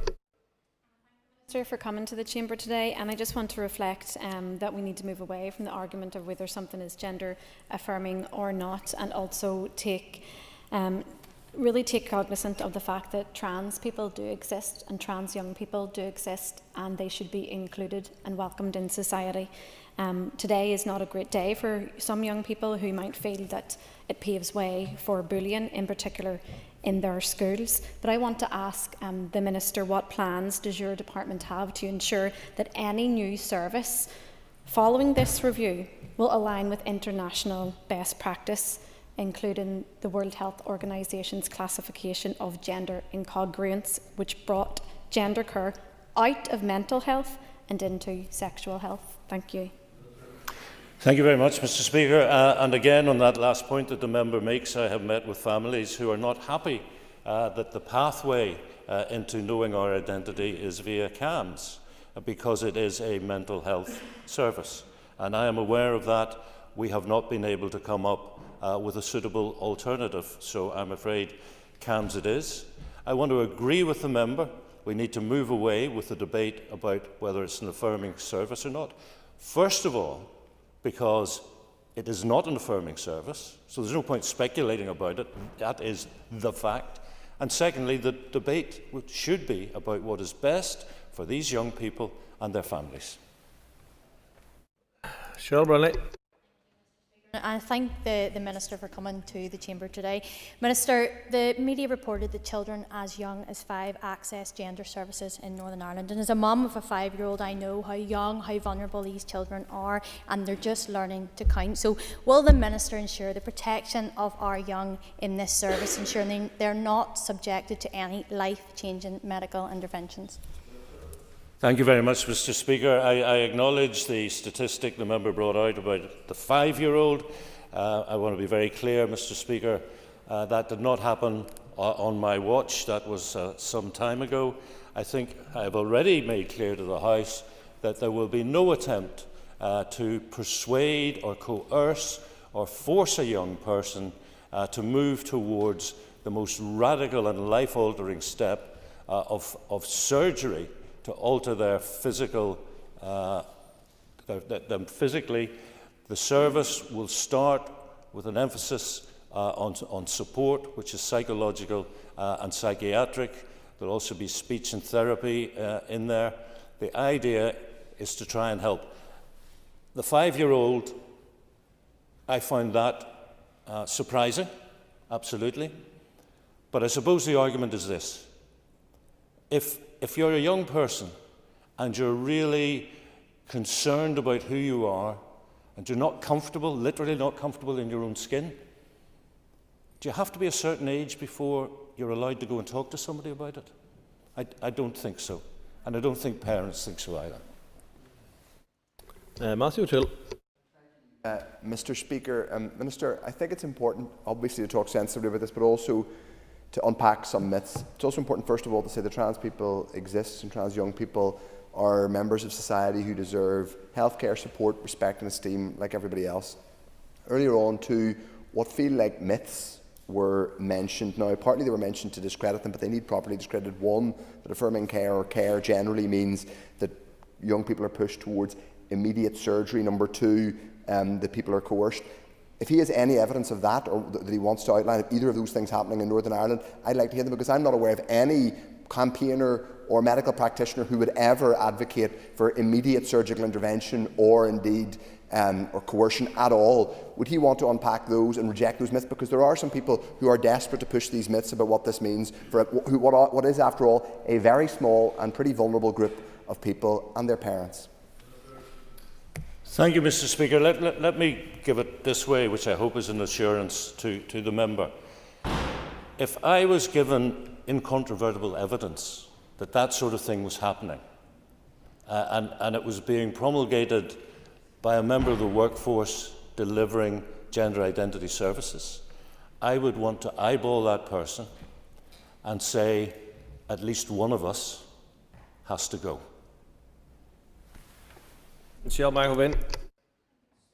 Can the Minister confirm, as referenced in the media, that the Rainbow Project was part of the Gender Clinic Review Group, putting pressure on the clinicians to ignore the CAS review recommendations, and as such were briefed on the Minister's plans before these were brought to the Executive?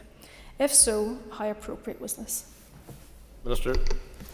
Thank you very much, Mr. Speaker. What I can say to the member is that the stakeholders, including Rainbow, were brought into discussions about the way forward.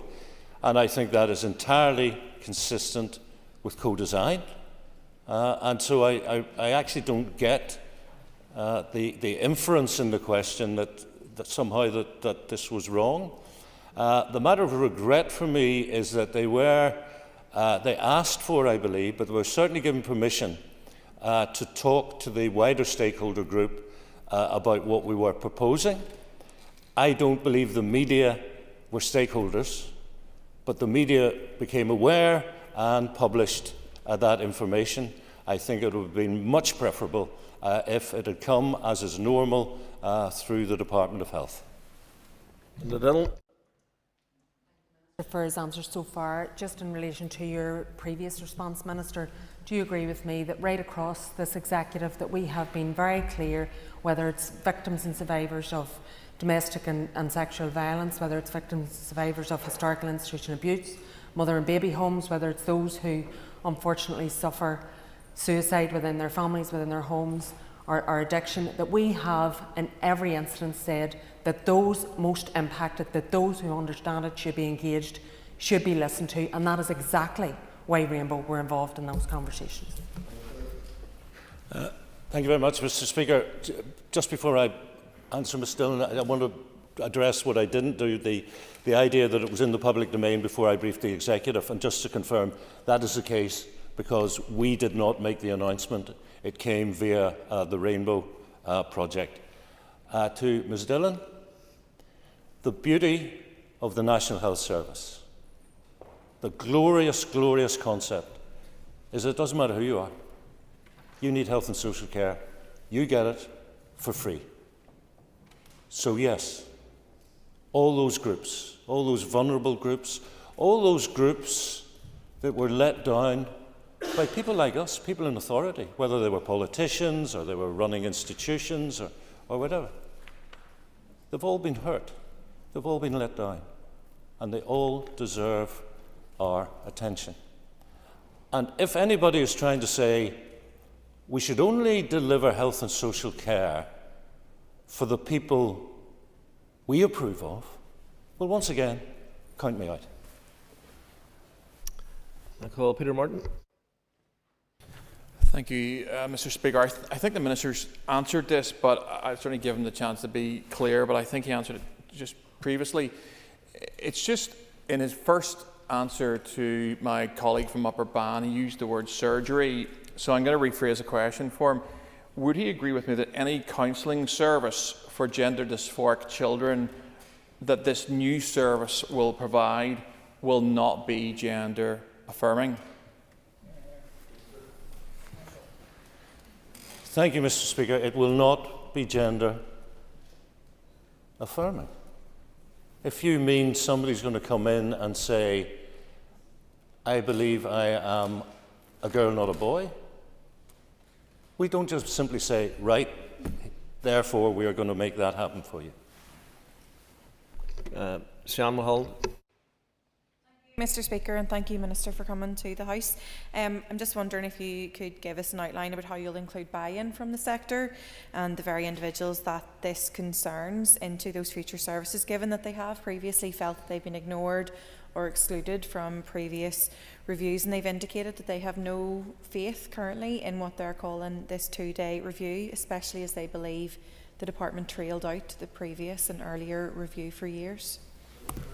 Thank you, Mr. Speaker. Well, I can say to the member that stakeholders were involved in the discussions that have led to this lifespan gender identity service. And my officials have assured me that that has happened, and they've assured me that stakeholders are as happy as possible with what we are proposing.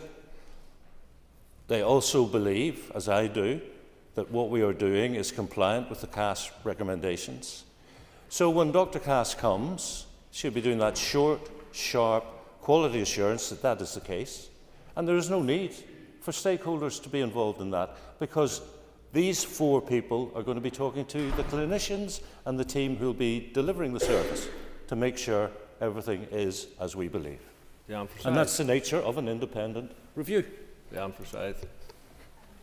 Mr. Speaker, in the current financial climate, we know the pressure that the executive is under, especially within the health budget, and a choice to fund the gender identity services is a choice to fund that over something else. So in the interest of full transparency, I just want to ask the Minister, of the £806,000 that's been awarded, what exactly that is. Is that the setup? Is that the full cost for 25-26?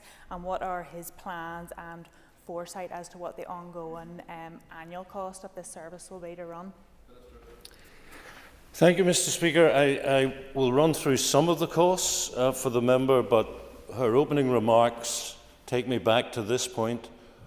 We do not decide who does and does not deserve to have access to medical, health and social care services for what they need, or they believe that they need.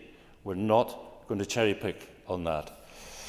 So a lot of the money will go on staffing, on the workforce for this new service. There'll be a psychologist.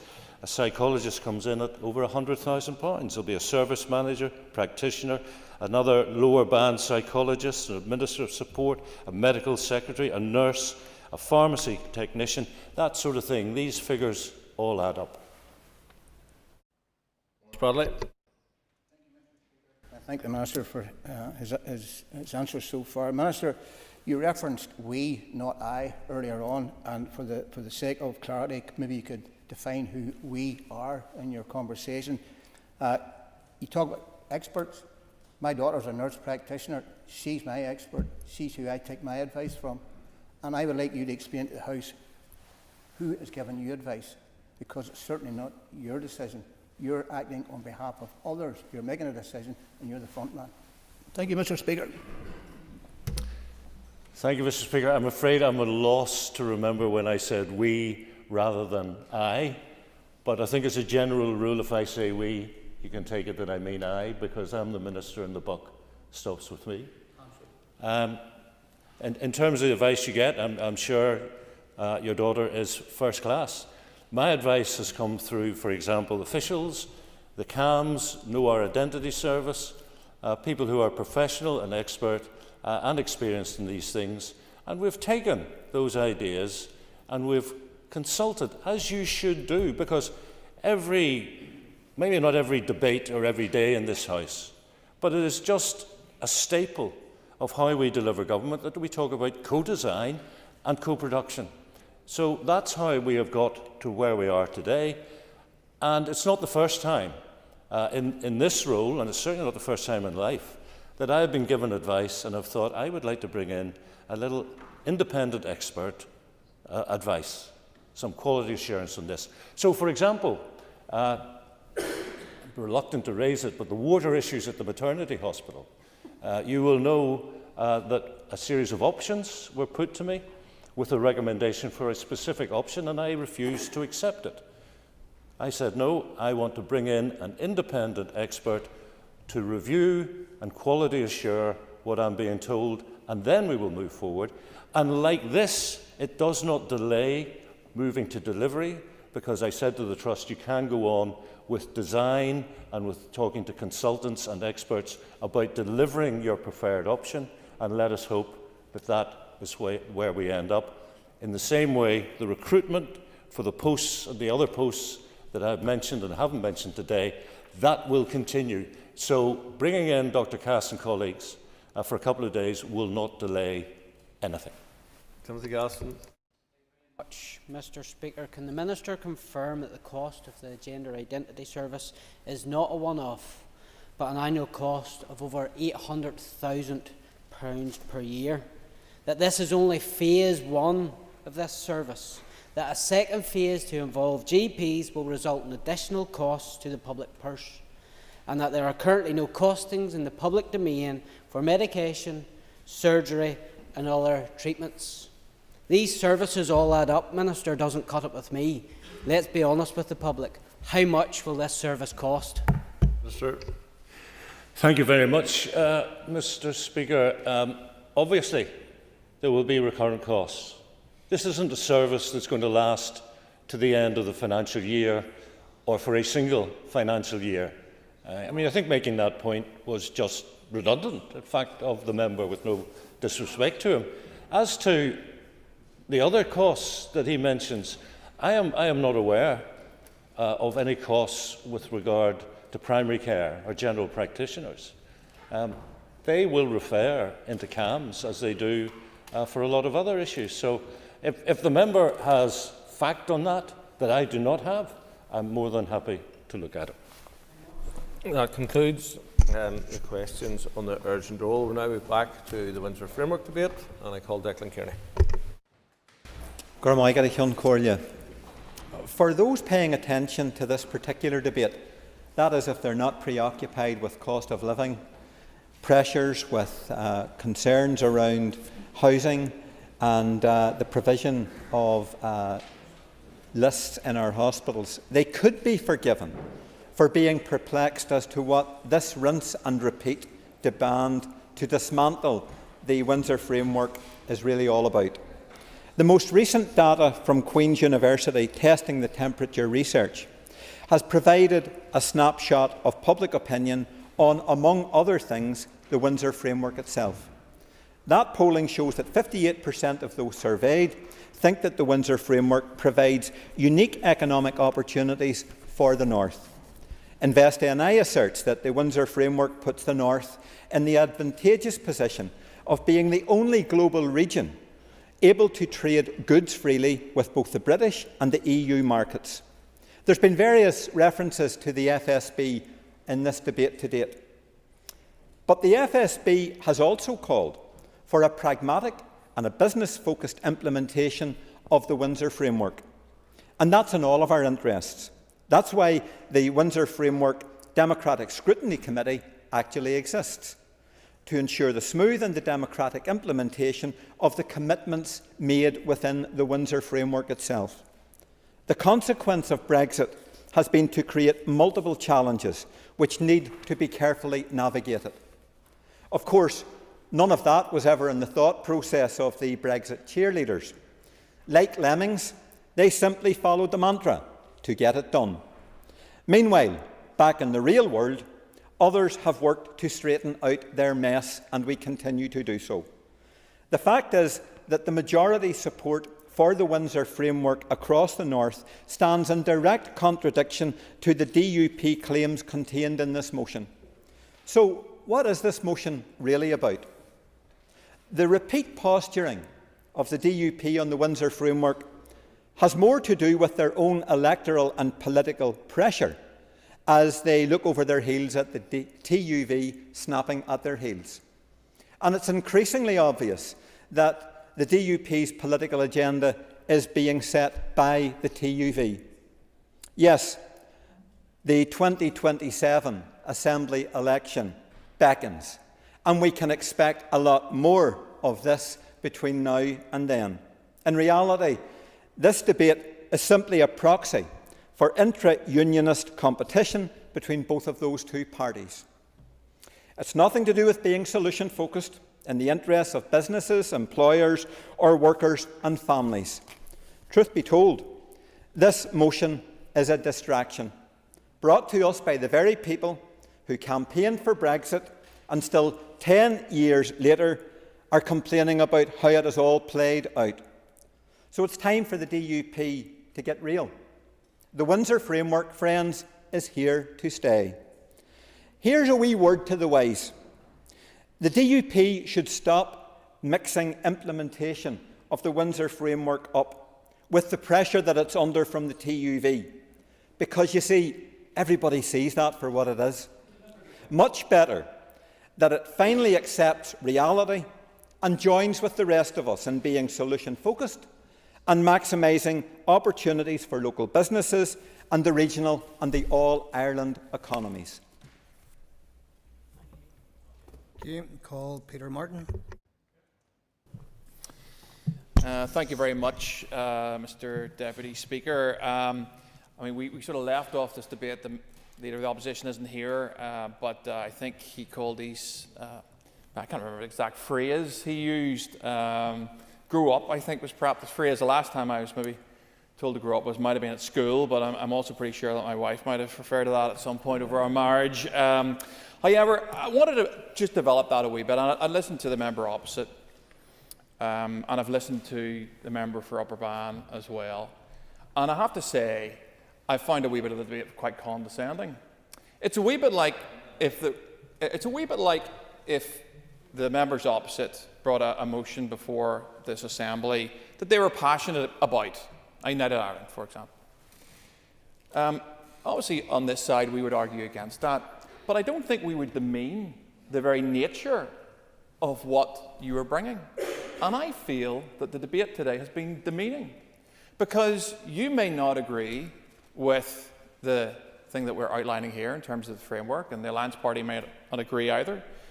But we're entitled to do so because there's lots of people, not all people, but there's lots of people who we represent care about this, care very passionately about this. It's their constitutional right to care about this. And so that's sort of been the tenor that I have felt has been outlined. Anyway, notwithstanding, our party has been very clear and continue to be clear about the barriers to trade between Great Britain and Northern Ireland, and that they are unacceptable and undermine our internal market.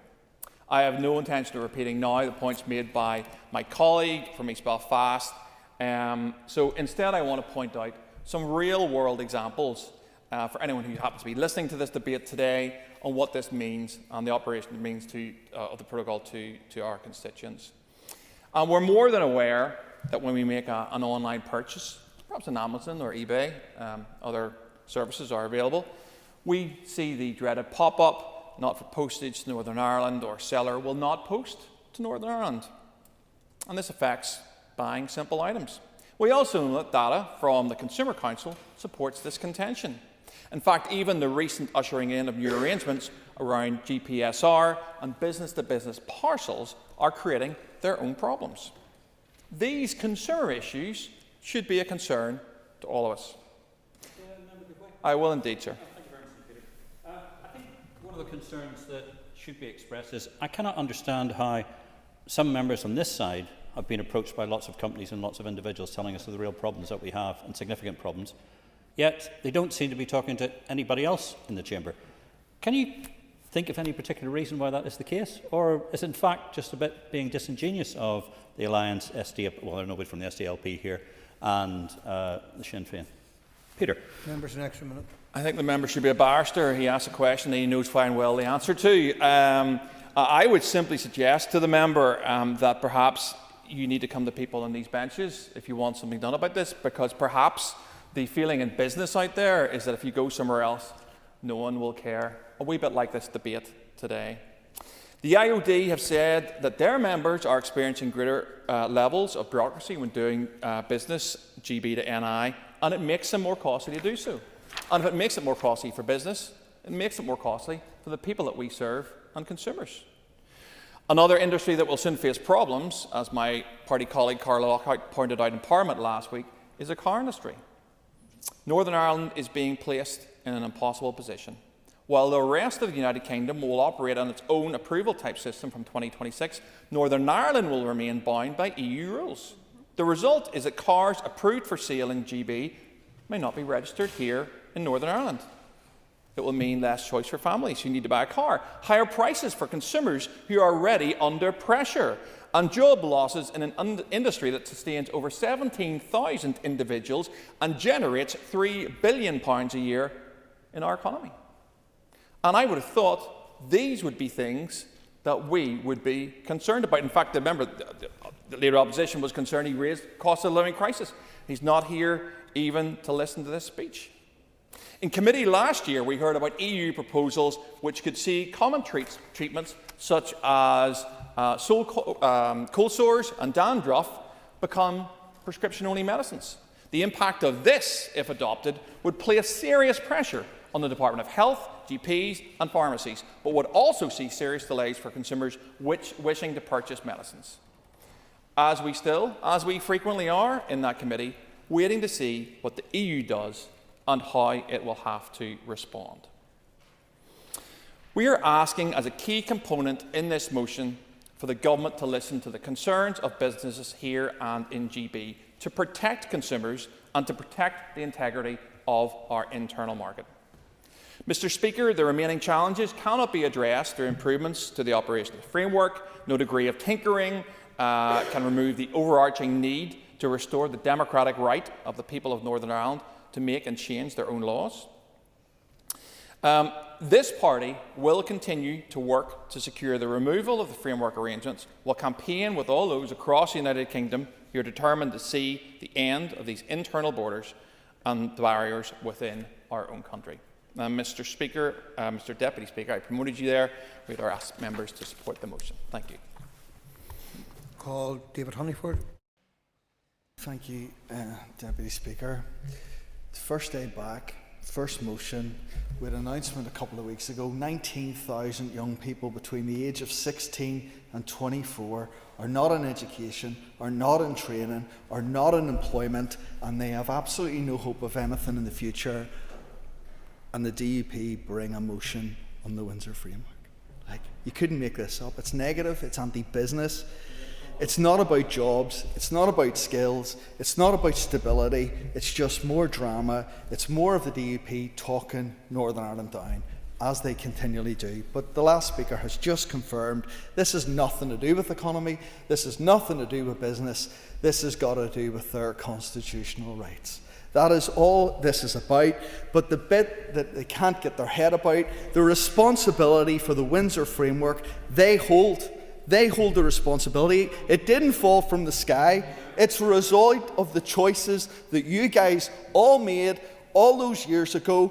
That's how we've got it. That's how we have a hard Brexit. Your obsession with it, you're objecting to softer deals, you collapse in this place. You created the conditions in which the Windsor Framework was needed. The problems are your own. You want to go and talk about it, have a committee somewhere in the room and go and deal with your problems. But don't bring your no, nay, never politics to anti-stability, anti-investment and anti-opportunity into us when we want this place to move forward. And you ask what business want? Yes, I spoke to this over the summer. NI Chamber, the CBI, actually met the FSB twice. All of them want stability. All of them want less drama and to allow business for us to stay out of the road and allow them to make money. Business is crying out for stability. It's crying out for certainty. It doesn't need the DUP talking this place down. Let's talk about facts here as well. Northern Ireland to GB trade is up 12%. 12.4%, actually more than 12%. GB to Northern Ireland trade is up 16% in the last year. Our economy is growing faster than any other region within the UK. Now, the UK ain't growing at any rate, but we are better for the first time in a long time than anywhere else as the UK limps along. But that's thanks to access to the EU markets and the UK markets. And the FSB that you quote as, and you misquote, actually, completely misquote in here, and I have huge respect. Steve constantly raises declaration of interest in every speech, so I might as well copy Steve. I am a member of the FSB, and I'll declare that. I have huge respect for what they do. I come from business background, but 778 responses from 5.5 million businesses in the UK is not actually the FSB said in committee, they said themselves this is not representative of 5.5 million businesses. 778, 112 of them were from Northern Ireland. They're not claiming that. So to claim that a third of businesses have stopped trading is not only not accurate, it's downright complete manipulation of what was said. But I want to give a positive story about a business in Upper Bann. A business in Upper Bann, in an area that's coming into Lagan Valley after the next election. A business, you keep hearing in this place that dual market access, we've not been seeing it. And I've talked about Coca-Cola and the success there. I've talked about Munster drinks and the success there. I've talked about PRM, mentioned earlier about Marks & Spencer's. 1,000-line increase in business in Lisburn for Marks & Spencer's because of dual market access. Lecky products, I could go on, but I'll talk about Leprino and Marilyn.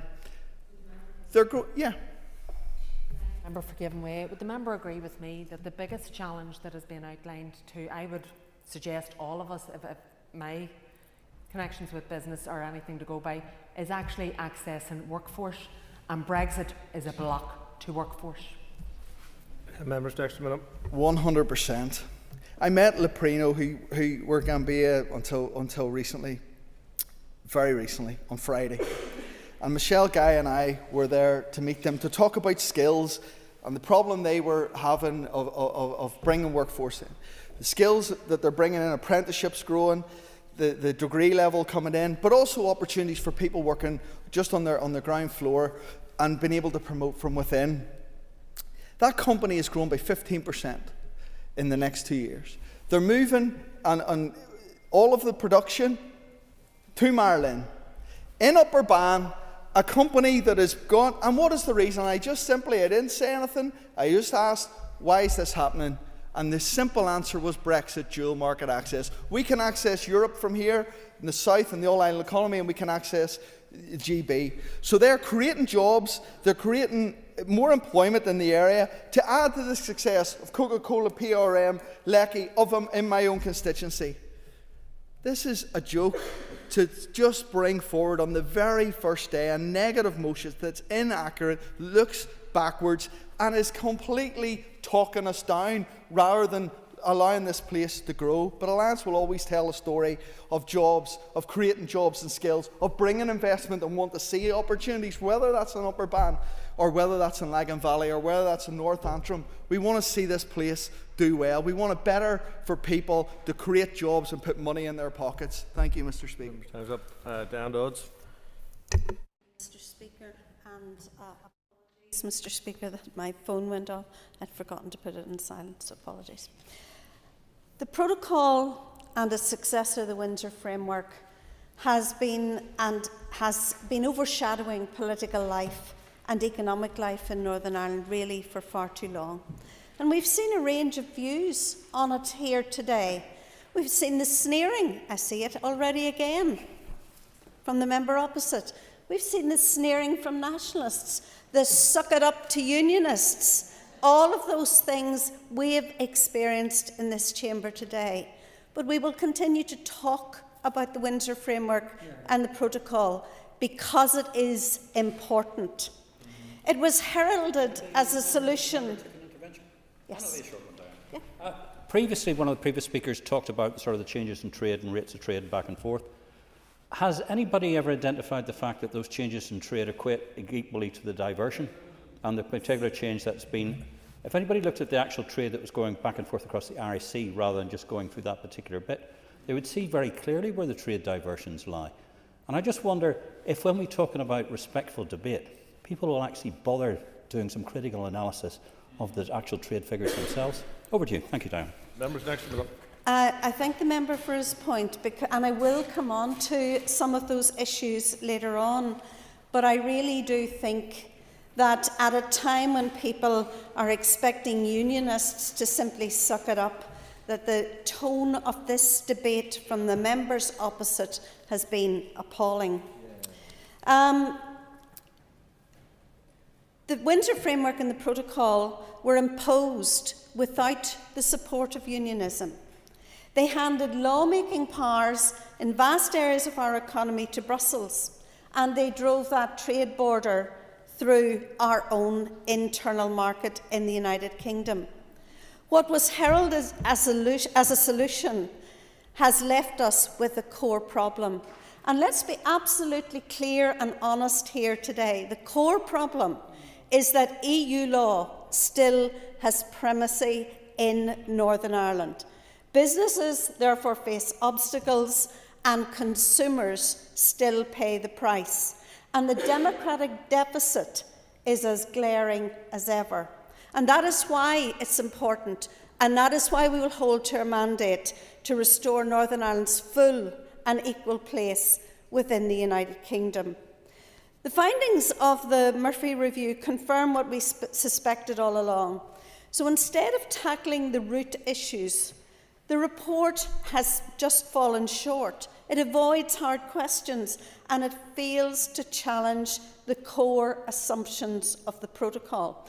Lord Murphy and his colleagues did describe some of the business problems faced by businesses and consumers, but shining a light on a problem isn't the same as solving a problem. And the central difficulty is a constitutional one. Yes, I know you're laughing and I know you don't like that, but you see, in a respectful debate, you would acknowledge that that is important to this side of the House. That is appalling.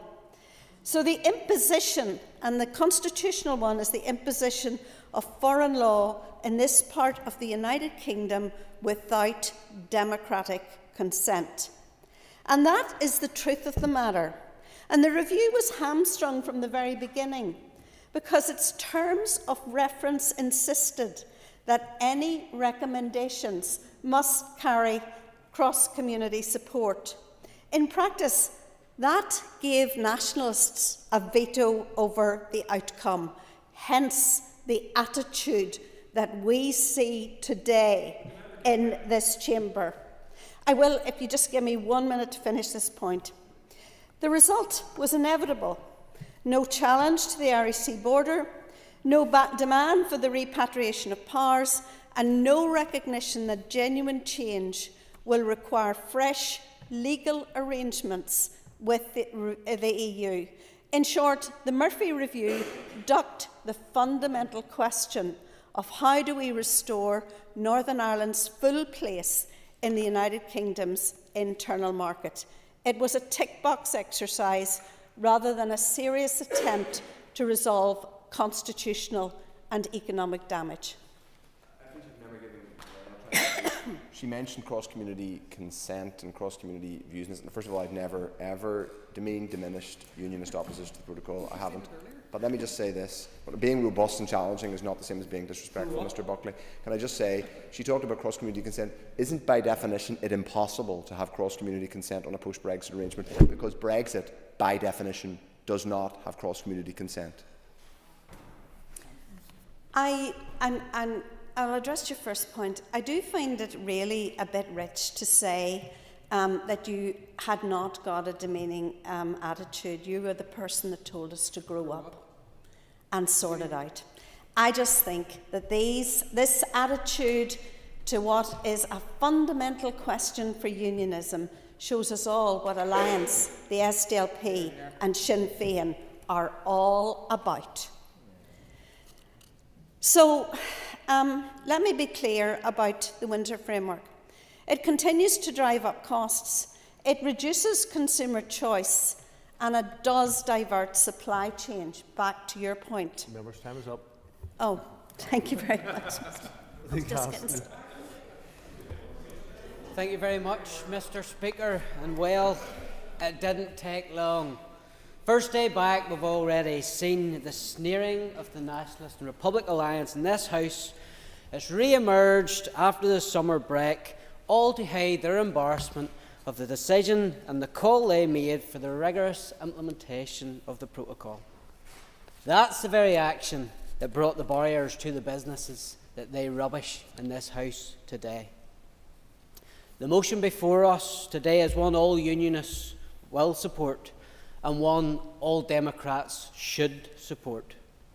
It is a nonsense for some in this chamber to call themselves the Social, Democratic and Labour Party and yet back a state of affairs where we are subject in over 300 areas to laws that we don't make and cannot change. It is hypocrisy for the Alliance Party to claim they are concerned about building a united community while treating unionist concerns with contempt, trampling the very principle of cross-community consent that they claim to champion. And Sinn Féin, well, they failed to move the border by the gun or the bomb, but under the protocol, Larne has become a frontier town with the border shifted to the Irish Sea. Unionists in this House were elected in a clear mandate which all Unionists were agreed and united upon. The United Unionist Declaration agreed under the auspices of the Orange Order. The protocol must be rejected and replaced with arrangements which fully respect Northern Ireland's position as a constituent and integral part of the United Kingdom.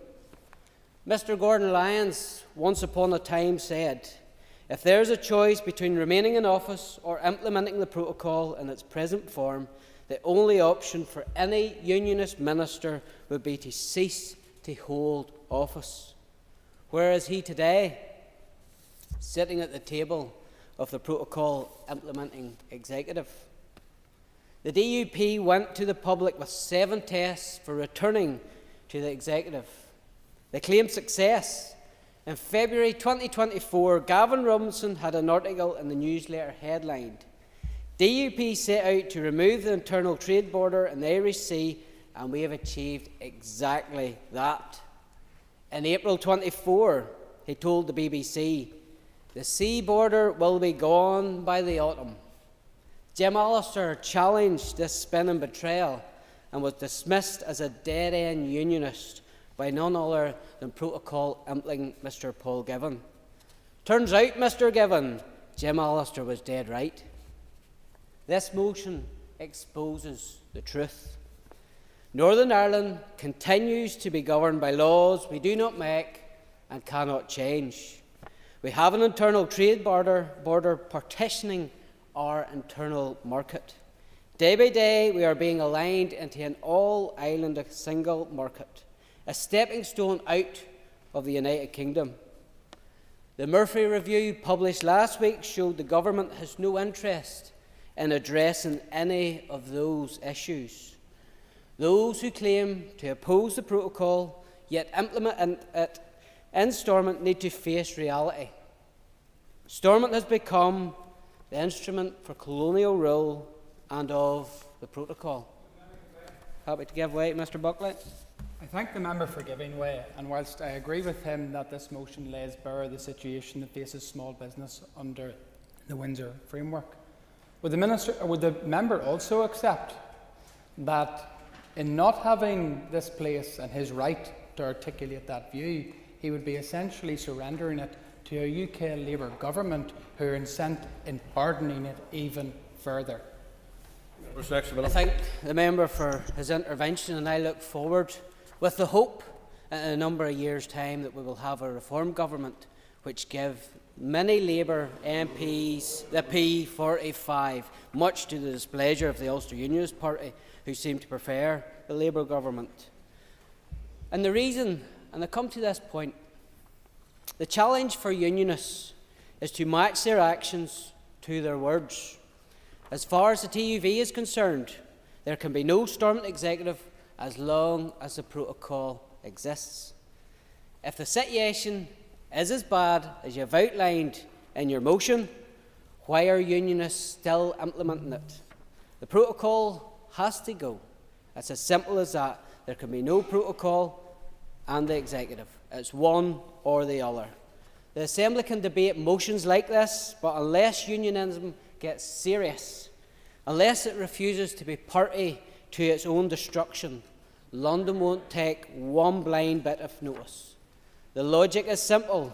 People were promised one thing, they have been delivered another. Happy to give way quickly. I want to thank the member for that. Is the member's view that actually we get a better deal, as my colleague just outlined, under direct rule? Because in the past, given Irish language and abortion, that hasn't always been the case. My challenge in my few seconds that remain is that dead-end unionists were right. Taking the abortion issue, what has this place done? So that was the big thing. Stormont has to be here to stop abortion. Stormont has to be here to stop all these. Members' time is up. Stop all these issues coming in. The DUP I call held Mr. Buckley. position apart Members' time and is done up. nothing Please take your about it. seat. I'll call Mr. Butler to wind on the amendment. Mr. Speaker, that's not the first time people have made that mistake. Mr. Buckley is about 20 years younger than me, but I'll take the compliment. And on the posters in Lagan Valley, if a few more had made that mistake and voted for me, I'd maybe been in Westminster. But anyway, well, that's a debate for another day. Mr. Speaker, the Windsor Framework was heralded by some as a solution, but really it was a deal that sold the people of Northern Ireland on a false promise of delivering on the promises that were made by Brexit, when in reality what it did was it entrenched the REC border, which tethers us to rules that we do not write. And the member from Lagan Valley is right to point out some trade figures. There are some winners, there's been some losers. In Lagan Valley, I'd like to point out that there is a company which manufactures using steel. They are tied to a tariff, an EU tariff, which makes them uncompetitive with GB production to produce something that goes into the Republic of Ireland. They're now out of that equation. That's the reality. I'm going to name pick two of the businesses that he talked about because they're two fantastic businesses in Lisburn, both Lecky and PRM. Let me tell you, if you looked at their books year on year before Brexit happened, their profits were going up. Do you know why? Because they're darn well-run businesses. Really well-run businesses with a vision. And yes, Brexit happened, and they took it in their stride because they had good business acumen. But it wasn't Brexit or the Windsor Framework that made them good. It was sound management and leadership in those companies. They would have succeeded anyway. The original motion calls for the outright end of the framework. I share the deep frustration that drives it, but our amendment takes a more forensic approach, Mr. Speaker. It shines a light not only on the failures of the framework, but also on the failures of the so-called safeguards. The Stormont Break, the consent mechanism, the Democratic Scrutiny Committee, and the UK Government's supposed role as guarantor of the Union. These were dressed up as protections, yet every one of them has failed to prevent divergence within our internal market. They are at best paper shields. I obviously sit and chair the, and I'm not speaking as the chair of the DAERA committee, but what I do see on a regular basis that we're dealing with greater areas of divergence. We see tractors, trailers, lorries sitting in ports in Scotland that can't come across because of paperwork, because of inefficiencies. Tell you what, we can see drugs coming up through the Republic with no borders or difficulties, and there doesn't seem to be the same challenge to that. And we're talking about trade and people going about their ordinary everyday business. Our amendment today recognised the practical costs that businesses in Northern Ireland are burdened by, and it's not just Brussels. This isn't just Brussels' fault, but by our own London government in Westminster that add red tape, cost and delay. And worse still, major regulatory changes in food, plant and animal health that we've heard recently heralded in the reset deal probably won't come to fruition until the end of 2027, perhaps 2028. But we have an opportunity. I mean, we can sit here idly by and watch that divergence happen and things that are more difficult for businesses, or we can do something that has been done already in Wales. where in Wales they recognised the opportunity, because there's an ongoing conversation between the EU and London, that they've decided to stop works on their border control posts until such times as it makes sense to do so. That's why our amendment calls for action now. The Government must and can invoke Article 16 and pause further implementation of this deal until after the UK-EU reset negotiations in 2027. To outline to those who seek to rigorously apply the protocol in the framework, and here lies the good news for those people. Article 16 is actually a full and equal part of the text of the Windsor Framework, so it could be rigorously applied, and then, therefore, everybody would be potentially happy.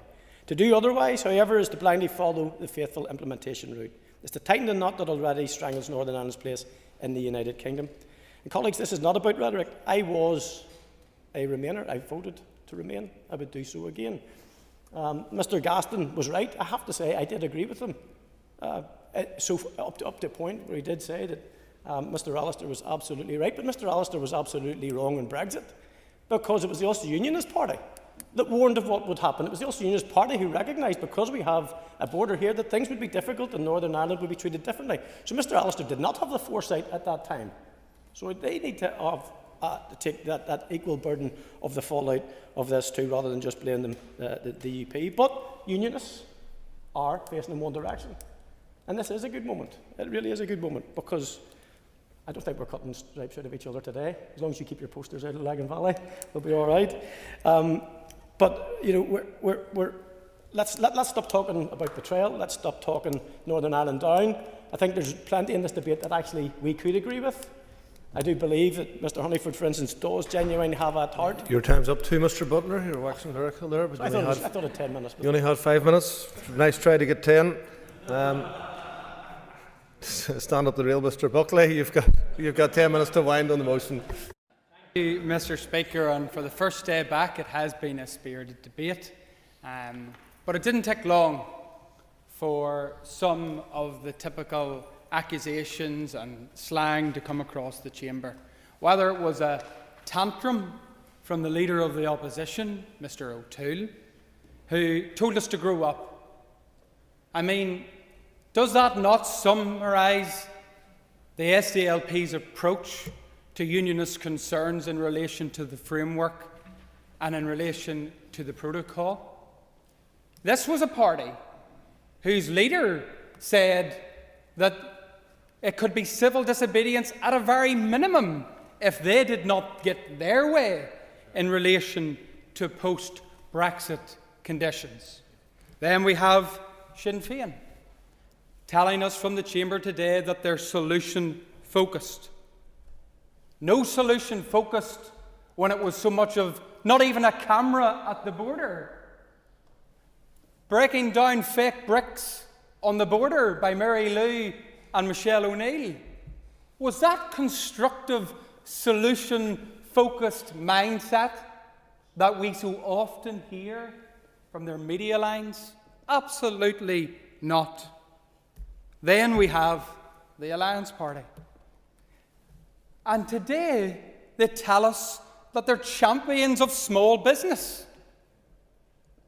There was no champion of small business when they voted through over 300 areas of law with scant scrutiny to the detriment of small businesses.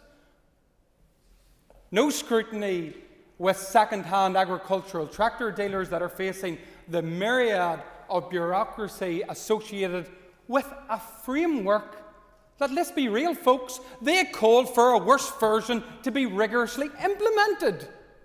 They have more faces than the town clock, Mr. Speaker. Because Mr. Honeyford talked about this motion is not about jobs, it's not about stability, it's not about our economy, and it's not about investment. Mr. Honeyford is fundamentally wrong on every single item, because each of those issues are contained within this motion. Members opposite want to say, my goodness, how dare the DUP bring up the issue of the Windsor Framework as their first motion of debate when we come back? Why? Because it affects across so many different sectors in Northern Ireland, whether that be farmers on one hand, and we already know your credentials when it comes to farming.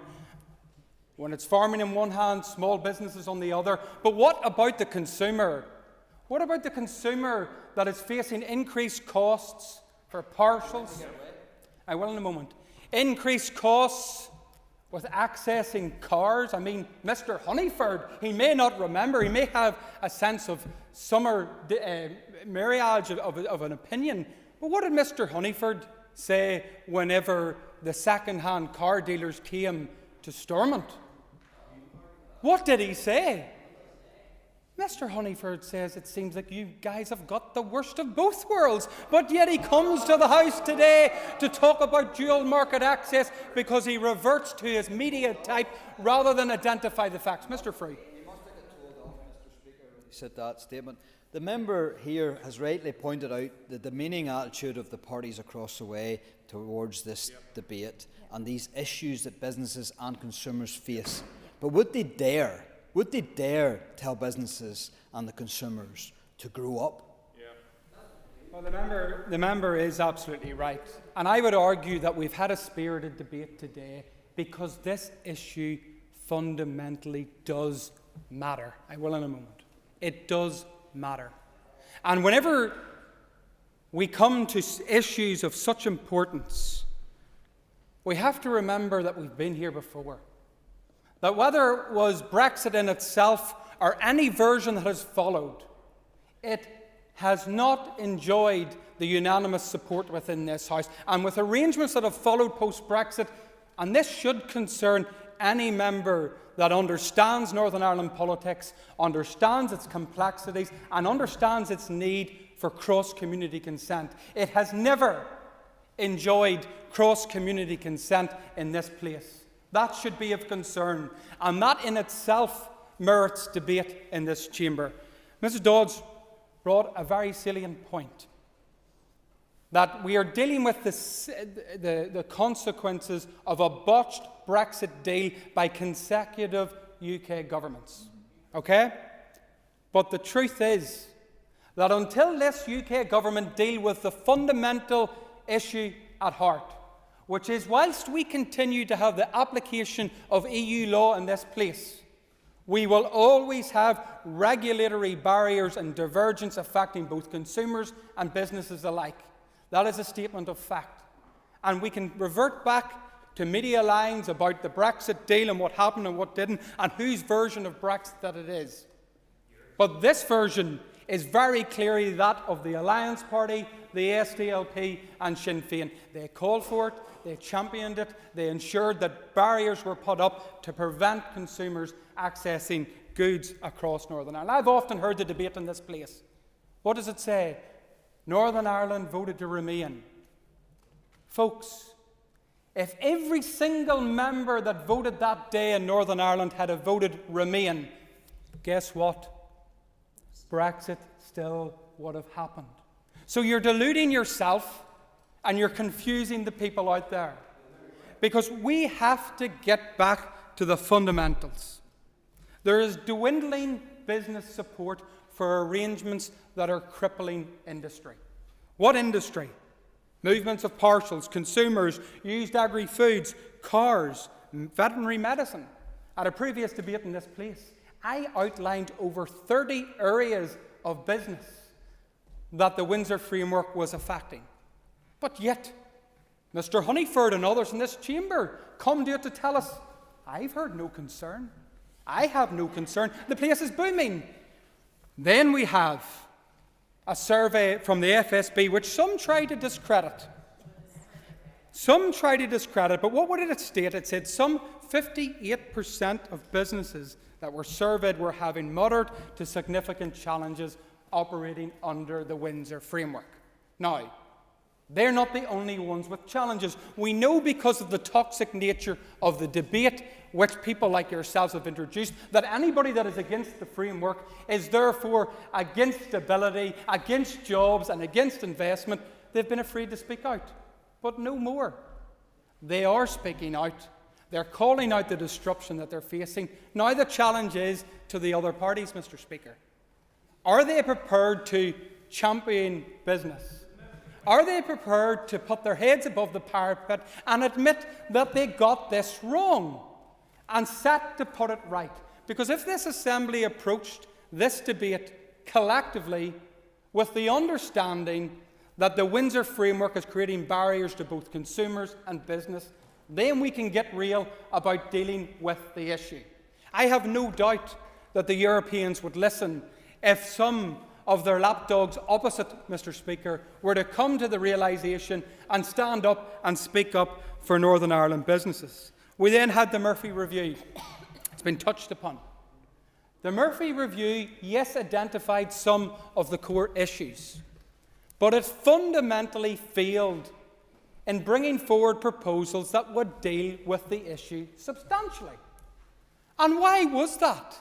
Because there was an inbuilt veto to that very review, which said, in fact, that unless it was an issue that was likely to gain cross-community support, it couldn't prosper. Now, where is the irony in that? Where is the irony in that? No, not at this point. Where is the irony that a review requires cross-community support, but the very arrangements which have no support from unionism in this place are not subject to cross-community support? Folks, we have to be real. We have to help businesses.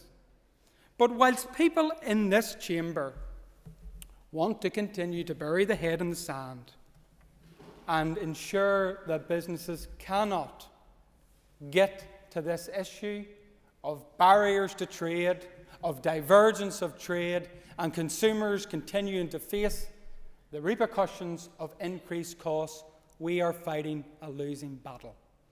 And whilst you may not across the House agree with me constitutionally, and why I feel as a unionist that this agreement is so wrong, but you will agree with me in the future when it shows that businesses and consumers of nationalists and unionists and other alike face continual barriers, increased costs and lack of consumer choice. The question is that the amendment standing in the name of Steve Aiken, Duke Beattie, Robbie Butler and Diane Armstrong be made. All those in favour say aye. Aye. Contrary if any, no. No. Aye.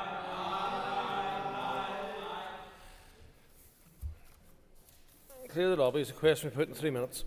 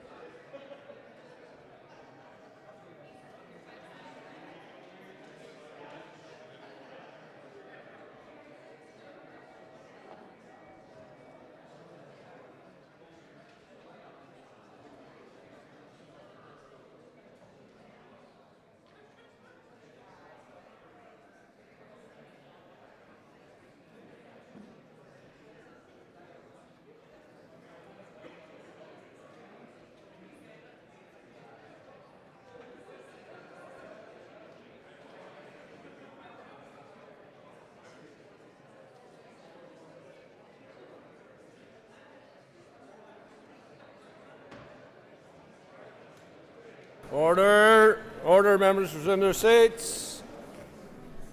Question is that the amendment standing in the name of Steve Aiken, Doug Beattie, Robbie Butler and Diana Armstrong be agreed. All those in favour say aye. Aye.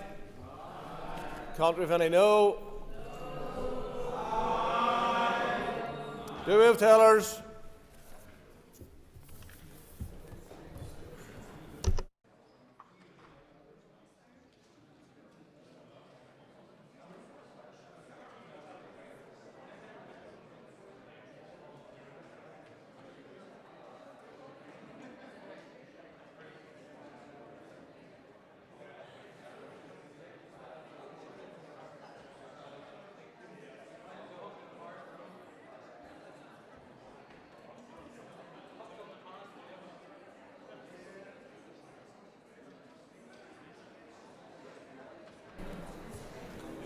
Do we have tellers?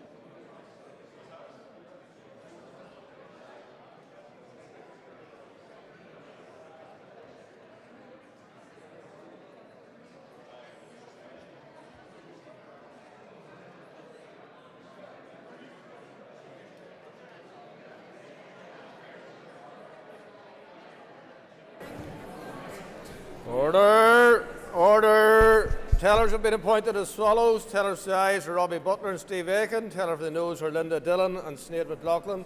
Clear the lobbies. The Assembly will divide ayes to my right, noes to my left.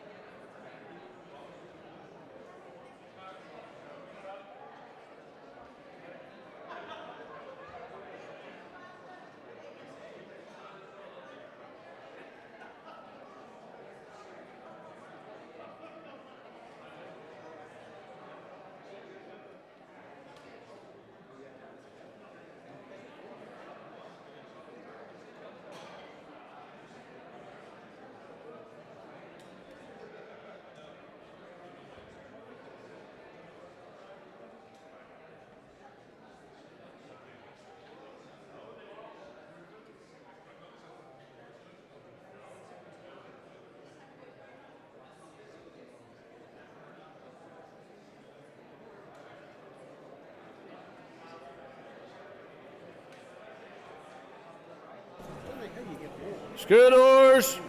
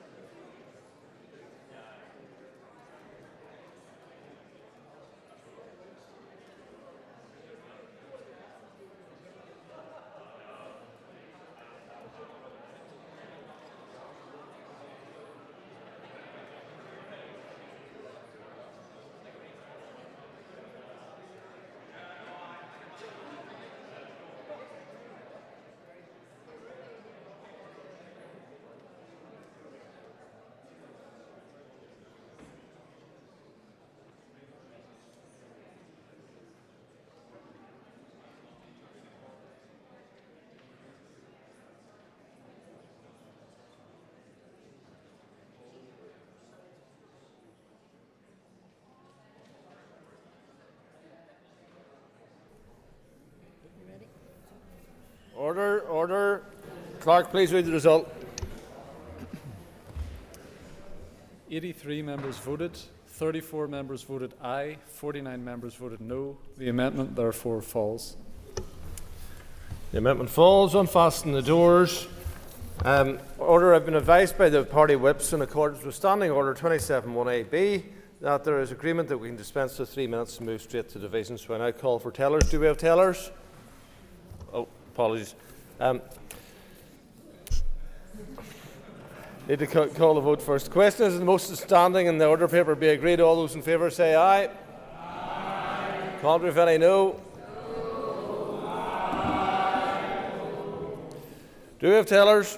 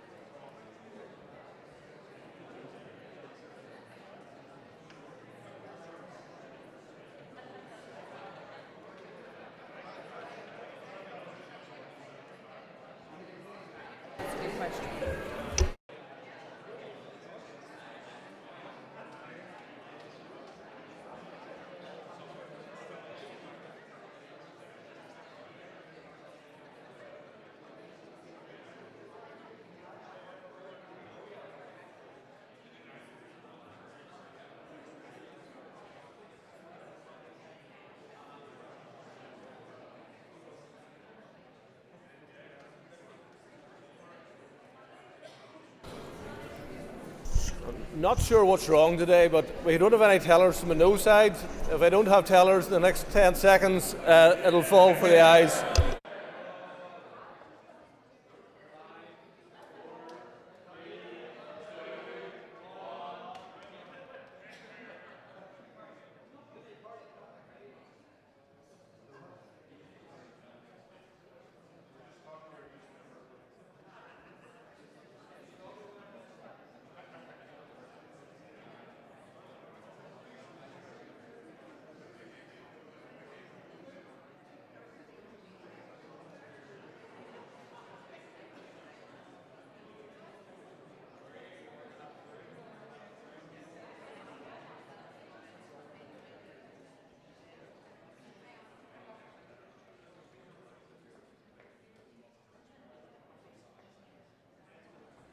Page, please, before you can go. Let me just double check.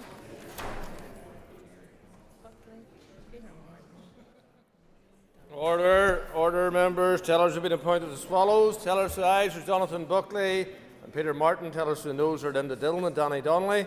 Clear the lobbies. Assembly divide. Ayes to my right, noes to my left.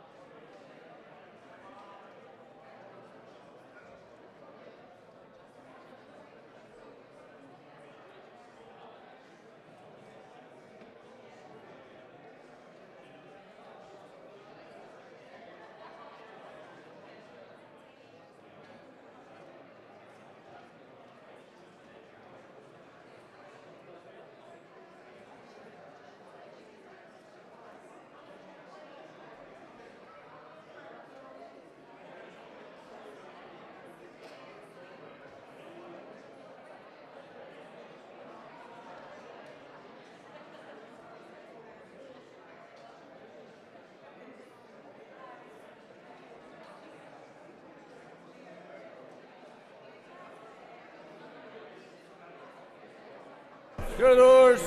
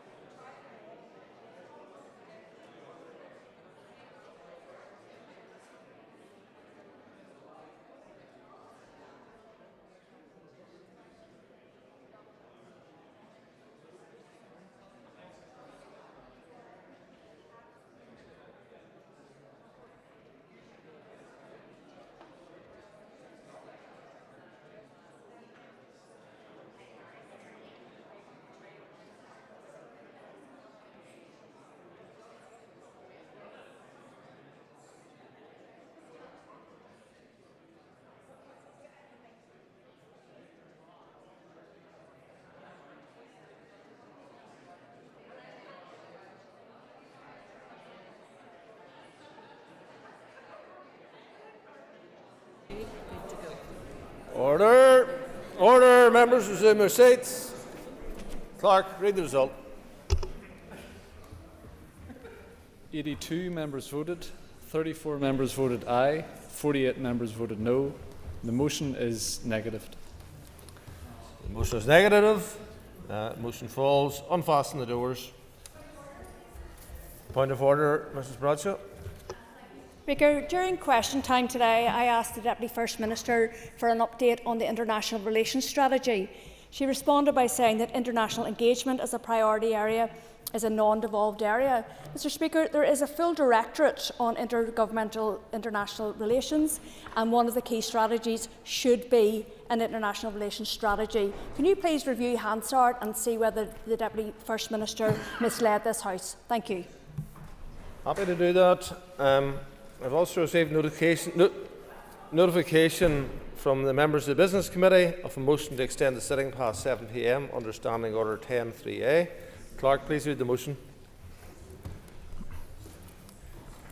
That in accordance with Standing Order 10.3a, the sitting on Monday the 8th of September 2025 be extended to no later than 7:45 p.m. I call Ms Bradshaw to move the motion. Agreed. All those in favour say aye. Contrary if any, no. The ayes have it. The ayes have it. The motion is carried, and the Assembly may sit until 7:45 p.m. this evening if necessary. If members will just take their ease while we change the table.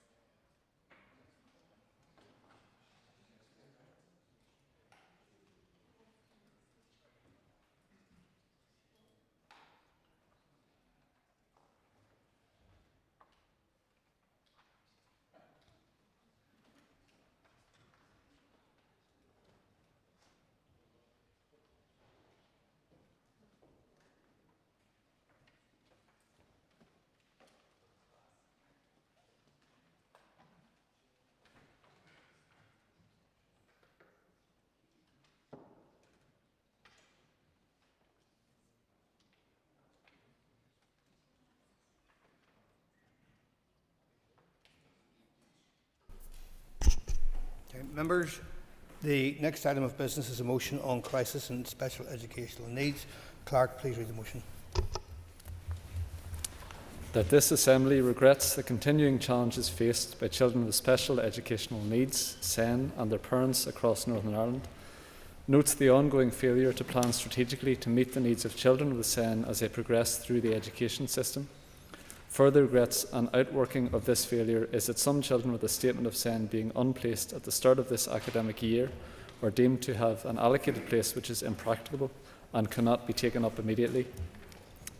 Regrets that the publication of the SEN reform agenda and delivery plan does not provide timescales for implementation of services, a clear indication of resource requirements, nor an overview of necessary workforce planning with Department of Health colleagues, and calls on the Minister of Education to provide clarity on the number of children currently without access to an appropriate placement for the 2025-26 academic year, and to state when he will publish clear timescales for the implementation and delivery of the SEN reform agenda and delivery plan, with the aim of ensuring that all learners are able fully to access the services they require at the point of need. Thank you. I call Michelle Guy to move the motion. Thank you. The Business Committee has agreed to allow up to 1 hour 30 minutes for this debate. The proposer of the motion will have 10 minutes to propose and 10 minutes to wine. 2 amendments have been selected and are published on the Marshall list, so the Business Committee has agreed that 30 minutes will be added to the total time for the debate. Please open the debate on the motion. Thank you, Mr Deputy Speaker. I'm proud that our first motion after recess focuses on children with special educational needs. This is a group of children and families who feel largely invisible and forgotten until the annual SEND crisis placement comes around each year. Placement is an acute issue worthy of our time and scrutiny. We are now a week into September, and the fact that we still have children without a school place or unable to access their place is a scandal and a consequence of a failure to plan properly for these children. But it is so important today that we understand the full extent of the crisis in SEND. There is a hidden group of children absent on reduced timetables, informally excluded for reasons related to the school environment. I can't give you a figure for them because the EE doesn't capture this data. We also have 2,500 children going through the statementing process who also need support. There are issues with transport related to safeguarding concerns also, with escorts not having completed access NI checks.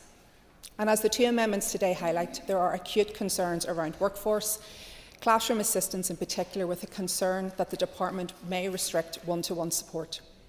We have seen nursing support withdrawn from some special school settings.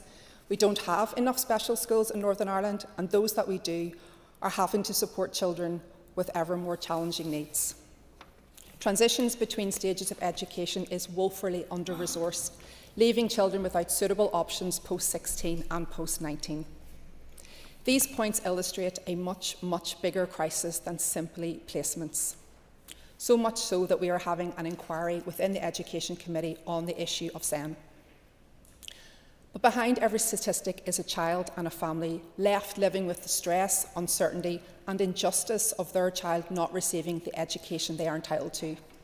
To quote the independent autism reviewer Emma Cubitt, "One child out of education is one child too many." It is our job to acknowledge system failures, but I do want to acknowledge the brilliant work that is happening in our schools. In my constituency of Lagan Valley, as in every part of Northern Ireland, there are wonderful teachers, classroom assistants and health professionals who pour their energy into helping children thrive. Special schools and mainstream schools alike are doing incredible work, often against the odds. They deserve our thanks and our support. For the families being failed and abandoned, our job today is to demand accountability. Let's look now to the annual placement crisis. Children with statutory statements left without a school place at the start of term. Others allocated a place that looks fine on paper but is impractical, inaccessible or unable to meet their needs. Others are placed in contingency arrangements which are far from acceptable.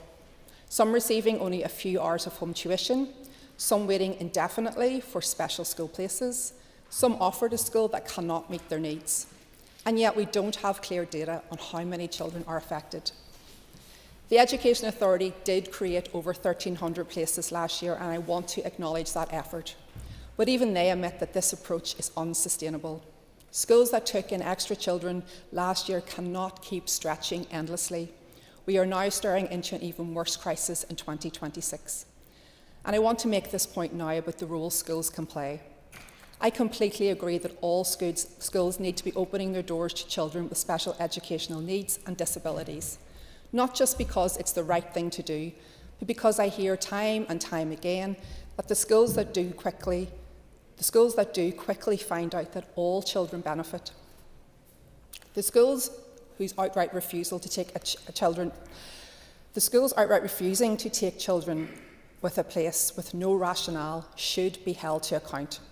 However, some school leaders have genuine concerns about the resourcing, staff and building requirements they need to ensure they can give all children what they need to thrive.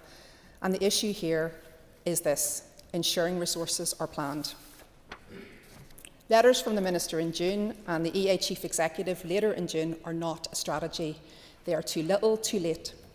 The system is surviving on firefighting and goodwill, not on planning or resourcing. When the SEN Reform Agenda and Delivery Plan was published earlier this year, there was hope that it might finally chart a way forward, and we welcomed its ambition at the time. But look at it closely. There are no clear timescales for delivery, no detailed breakdown of costs, no workforce planning in partnership with the Department of Health, and a worrying reliance on pilots and aspirations rather than hard commitments. Parents who have been failed for years don't need more glossy strategies. They need action, they need services and support, and they need about funding which is reasonable. More schools than ever are operating in a deficit, but he, while rightly pointing to his constrained budget, also continues to champion additional bureaucracy instead of creating a single management authority. He has put no plan in place to right-size our school estate. He champions Struel in opposition to the independent review of education, which has taken an incredible amount of capital funding. This is about making hard decisions, which he appears incapable of doing in this context. Of course, he was happy to resign his position as First Minister to collapse this Assembly. It can't be denied that those 2 years lost made this situation substantially worse. That decision that he was happy to make made this crisis deeper. The constant collapse of this place is contributing to the funding in education and other departments, but specifically the crisis impacting the SEN system. We need an area planning approach to SEN, not just ad hoc letters and last-minute scrambling. Every child should have the option to be educated in their local community without families being put through the stress of fighting for transport or waiting months for placement. And let's not forget the workforce. Classroom assistants, teachers and therapists are crying out for investment, training and support. They are the backbone of SEN provision, and without them, any strategy will fail. This is a workforce plan which needs to be done in partnership with the Department of Health and should be a joint budget. 2 amendments have been selected for this motion and both add to the debate. Procedurally, we can't pass both, but that should not lessen the points that they raise. Jerry Carroll's amendment rightly calls for a guarantee that every pupil who needs one-to-one support from a SEN classroom assistant will receive it. This is a simple, basic commitment, and I hope the Minister will give it today. Timothy Gaston's amendment highlights the vital role of classroom assistants. Too many are on temporary contracts, too many underpaid, too few opportunities for career progression. The Ulster University research earlier this year showed that 82% feel they are unfairly paid, and over 3/4 want a clear career pathway. These workers are the backbone of SEN provision. They deserve respect, stability and investment. The truth is, we have reached a point where the system is being propped up by goodwill, by exhausted parents and by overstretched staff. That is not sustainable, and it is not fair on the children we are here to serve. So today, let's be clear. The Minister must provide clarity on how many children remain without an appropriate place. He must publish clear, costed, time-bound plans for delivery, and he must prioritise these children and families because they cannot wait any longer. Thank you. I now call Timothy Gaston to move amendment number 1. Move. Thank you. You will have 10 minutes to propose Amendment 1 and 5 minutes to wind, so please open the debate on Amendment 1. Thank you very much, Deputy Speaker. This Assembly has before it a motion highlighting the ongoing crisis in the special educational needs provision, and I commend the Lions Party for bringing forward this motion today. It is timely, given that this is the start of another school year, and this issue has received quite a bit of focus in the press. But I trust today's debate will result in changes that will be well embedded ahead of next year's commencement. Members, the crisis is real. Children with special educational needs, their parents and the staff who support them are facing daily challenges. Before this debate, I was contacted by a principal of a primary school who rang the preschool standardisation programme helpline only to be told there is no money in the budget to address the issues she highlighted. These are the issues I attempted to raise during question time. This Northampton primary school, who I refer to, has a nursery of 26 children supported by 2 members of staff from 9 a.m. to 1:30 p.m, one of whom is 6 months pregnant. Out of those 26 children, 2 are awaiting ASD assessments and require one-to-one support. These children were referred to paediatrics by their health visitor and still haven't been seen. That is alongside a plethora of other needs by this year's intake, such as behavioural problems, medical issues and toileting concerns. In the current setup, these children cannot safely access their nursery education. The health and safety implications are profound. They require urgent attention from an educational psychologist so they can assess the preschool education, so they can access the preschool education that everyone is entitled to. The question from the principal is, who covers the toilet breaks in her nursery class? Who provides consistent support for children with complex needs? Members, them are questions I want to leave with the Education Minister, and I hope and trust that he will come back on. The motion rightly draws attention to the lack of strategic planning. The number of children unplaced at the start of this academic year and the urgent need for clarity on the implementation of the SEND reform agenda. But let's be clear, none of these reforms can succeed without the dedication of the classroom assistants who work daily with children with SEN.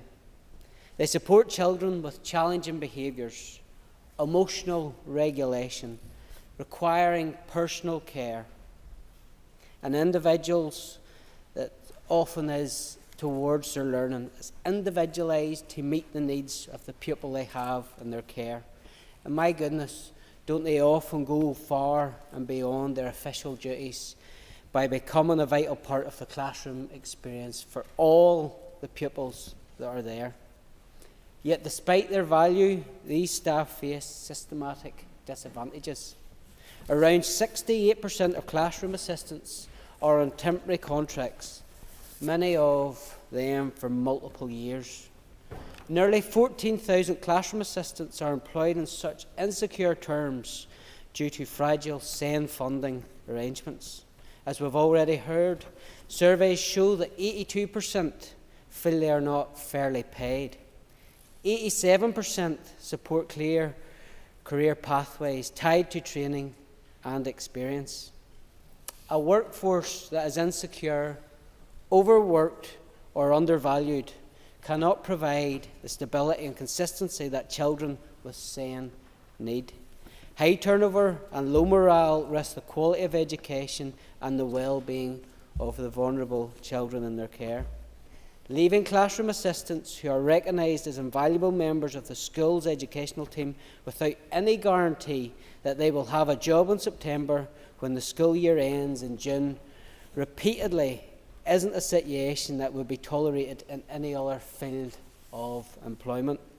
Tellingly too, this is a gender issue. A profile of classroom assistants in Northern Ireland produced by the University of Ulster last year revealed that 96% of classroom assistants are female.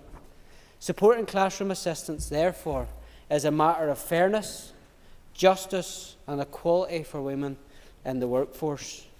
These highly skilled, dedicated professional ladies must be properly valued and given the stability that they deserve. Our classroom assistants are asking for what is fair and reasonable: job security, fair and consistent pay, accredited training and defined career progression.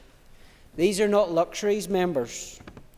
They are essential for effective SEN provision. Supporting them is inseparable from supporting the children. I commend the motion to the House. Thank you. And I call Jerry Carroll to move amendment number 2. Move, Deputy Speaker. Thank you. The Assembly should note that the amendments are mutually exclusive, so if amendment number 1 is made, the question will not be put on amendment number 2. You, Mr Carroll, will have 10 minutes to propose amendment number 2 and 5 minutes to wind. All other speakers will have 5 minutes. Please open the debate on amendment 2. Thank you, Deputy Speaker, and I want to commend the members from the Alliance Party for bringing the original motion, which there's nothing in it I disagree with, but I think it needed to be strengthened, hence the amendment in my name, and I'm happy to support the amendment in Mr Gaston's name, and I'm at a loss why they're mutually exclusive, but here's where we are. It's clear, Deputy Speaker, if you talk to any parent or education worker, and speaking as somebody who has several family members teaching in SEN, sector as well. They'll tell you that the executive is failing pupils with SEN. Each year, children with additional needs are treated like an afterthought at best. And last week, parents of SEN children found out about school transport arrangements at the very last minute. Some were informed as late as Sunday night, the evening before their children returned to school. Others didn't find out at all. They just had to hope the school bus would show up the next morning. And many children were stranded, Deputy Speaker, left without any transport to school at all. The EA and the Minister promise that things will improve, but every single year this chaos continues. Pupils are still shamefully left without school places. And decisions on school placements are made too late, Deputy Speaker, which has knock-on effects for transport, childcare and much more, including people's life and routine. This is a perpetual crisis that only seems to get worse each summer. And I note that some progress has been made in SEN provision, and it seems, and I emphasise the seems part, as though fewer pupils are waiting for school places this year than last. And there's some long overdue progress, but crucially I think a lot more information is required on whether pupils are in the correct educational setting, and I welcome the note for that to come forward from the Minister. But at least 6 children, and 1 is too many, as the member for Lagan Valley said. 6 is far too many. On top of that, children with SEN remain without a school place. A further 100 children won't have a full-time school place until Halloween, due to ongoing construction works. This is totally unacceptable, Minister. You need to sort it out. Your department needs to sort this out ASAP. And at a protest this morning, Deputy Speaker, organised by Alma White and the campaign group Caleb's Cause, we were told that families are at breaking point. And I support Alma, the parents, and their campaign. The current situation is totally unacceptable and something needs to urgently change. And support shouldn't, Deputy Speaker, just stop and cease when a young person leaves school, but unfortunately it does, and parents and carers are forced to pick up the pieces. And that change, Deputy Speaker, should start with how we value and respect the education workforce. And I have to say, Deputy Speaker, this Education Minister has shown a remarkable lack of respect for education workers. He is ignoring the red flags raised by them and their unions, in his attempt to criminalise them for engaging in lawful strike action during the course of school inspections. Not to mention, of course, more than 1,300 transport and catering workers still on temporary contracts, 15,000 classroom assistants on temporary contracts. They deserve job security and fair pay. Classroom assistants, Deputy Speaker, are routinely subject to violence at work despite being hugely overstretched and underpaid. Yet their work is transformative for thousands of pupils with special education needs, especially those receiving one-to-one support. Back in January, when delivering a statement on SEN reform, the Education Minister sent alarm bells ringing by talking about how one-to-one support for classroom assistants is, Deputy Speaker, and I quote, not always the most cost-effective intervention for children. It's true that not every child needs this kind of support, but families of SEN pupils and trade unions saw this as a warning shot, laying the groundwork for reducing numbers of classroom assistants, and perhaps that's where the Minister wants to get to, but it's on him to clarify whether he will or won't go there. No matter how much the Minister dresses up these plans as giving schools greater flexibility or listening to emerging evidence, Deputy Speaker, families and the education workforce saw this attack for what it was, as a cost-cutting exercise to strike fear into the heart of families of children with disabilities, to undermine their child's basic right to education, and is totally unforgivable. If it's otherwise, on the Minister to, I'll go away, Does the member, and genuine question, does the member have any evidence that one-to-one is the best route? Because I respect the jobs that all of those workers do, the excellent work that they do, but surely when we're coming to education policy, we all want to be informed by what the best route is for our children rather than other concerns. So if there's evidence that the one-to-one is the best route, I would like to hear it from him. It is, if you speak to people who need one-to-one, you speak to classroom assistants, you speak to parents. Well, I'll give away to you a wee bit of respect there, Mr Brooks, thank you. And the onus on providing evidence is to your Minister, your party colleague, to say he's claiming that one-to-one need to be restricted. So he needs to provide, the Minister, through the Speaker, needs to provide the evidence. So I think you need to speak to your party colleague and ask him to provide that on the floor of the Assembly. And if you undervalue, or if you don't respect, or you don't understand, or you don't appreciate the role played by classroom assistants, I would advise you, member, to go to some schools who support people and work with children with special educational needs. So you're trying to downplay the importance of their work, but that's on you to defend and speak for yourself on that. Do you want to give way? Do you want to speak?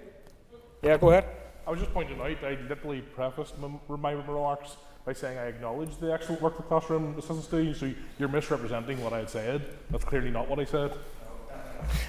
So just to close, Deputy Speaker, I think the Minister needs to clarify his plans for classroom assistants, and if he has evidence, going back to the previous comment, of research or actual evidence, real existing evidence, where there should be the reducing, the cutting of one-to-one support for people who already receive it, then he needs to provide that to this House, to the Education Committee and the other members, but he hasn't, to my knowledge, provided that already. So I move the amendment. I encourage members to support, and if my amendment isn't selected for voting, I would appeal to the Minister to address the points in it. Thank you. Thank you, and I call Danny Baker. I think it's really sad that we're here today talking again about the failures within special educational needs and the failures that our children are facing on a daily basis. You know, just before recess, I can't describe how angry and frustrated I was that we couldn't get the Minister to this chamber to talk about the plan that would be for families who weren't placed at that particular time, and it was in the hundreds at that stage. They just needed communication. Communication doesn't cost anything, and that bit of respect, and we didn't get it. And if you're going to prioritise, I would advise that we prioritise the most vulnerable children in our society, and that means that we have to do everything possible, and that does mean working together. I'm not going to stand here today and completely blame the Minister on everything that's gone wrong in the past, but what he can change is very much the future, and that's about getting it right from the very, very beginning. My first ever speech in this chamber was about special educational needs and making the point around early interventions being key. And I've done a member statement this morning, and I used one of my own cases as what would be a parameter for success going forward if we were to somehow be successful. Because we have a family who have a set of twins, and going into nursery, and it should be the most happiest time for parents and I suppose grandparents and the whole family when you experience that going off to your first day of nursery.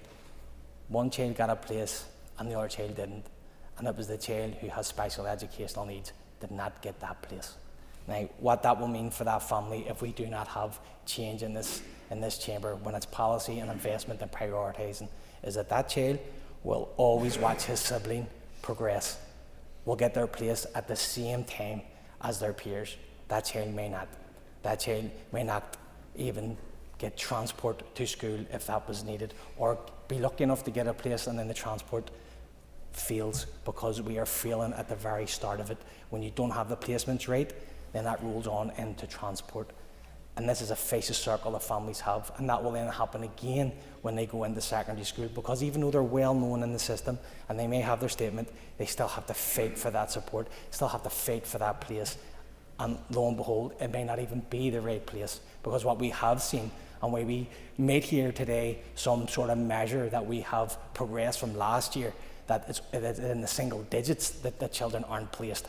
And one is far too many, but the reality is there is hundreds of children who are not in school this week because their places aren't ready. And we all know, and it's been well rehearsed, that those places could also be the wrong place. What does that mean? It means children end up on reduced timetables, losing out in vital education. It is so unfair. And then we have the same schools doing all the heavy lifting when it comes to those on free school meals, deprivation, newcomer children, children with special educational needs. They're doing it. They really are doing a great job, but not everybody's pulling their weight, and that's a sad reality. And if you talk to parents and you really listen to them, you know, what I've heard in this last couple of weeks is what we're getting now is special schools on the cheap. They are not getting that integrated education. Far from it. We have children getting into SPIMS or into units, whatever way you want to call it, and some could be in P2 and others could be P6. That is insane. And what we have there is placement by numbers. It's all data. But when you drop into the weeds of that, you'll quite quickly find that children in their hundreds, if not thousands, in the past number of years have been misplaced. And I think that is the real scandal in all of this. Then how do we go about providing the right placements? How do we go about making sure that children are placed at the same time as their peers, and then they aren't waiting at the front door when it comes to transport, which I've heard this year? Minister, that can only be done by prioritising our children with special educational needs. That is a send-first approach. That is a child-centred approach. That's what we need. I'm quite happily here to be here to support you in that. But what we don't need to hear is that buster that sometimes comes across here. We heard it in question time earlier on, where you lay out the finances, but then when you're asked a different question, it's like, look at my success over the last 18 months. Please tell us that I want that drive of your delivery for children with special educational needs in the time that we have ahead before the end of this term. So, thank you. Thank you. Call Peter Martin. Thank you very much, Mr. Speaker.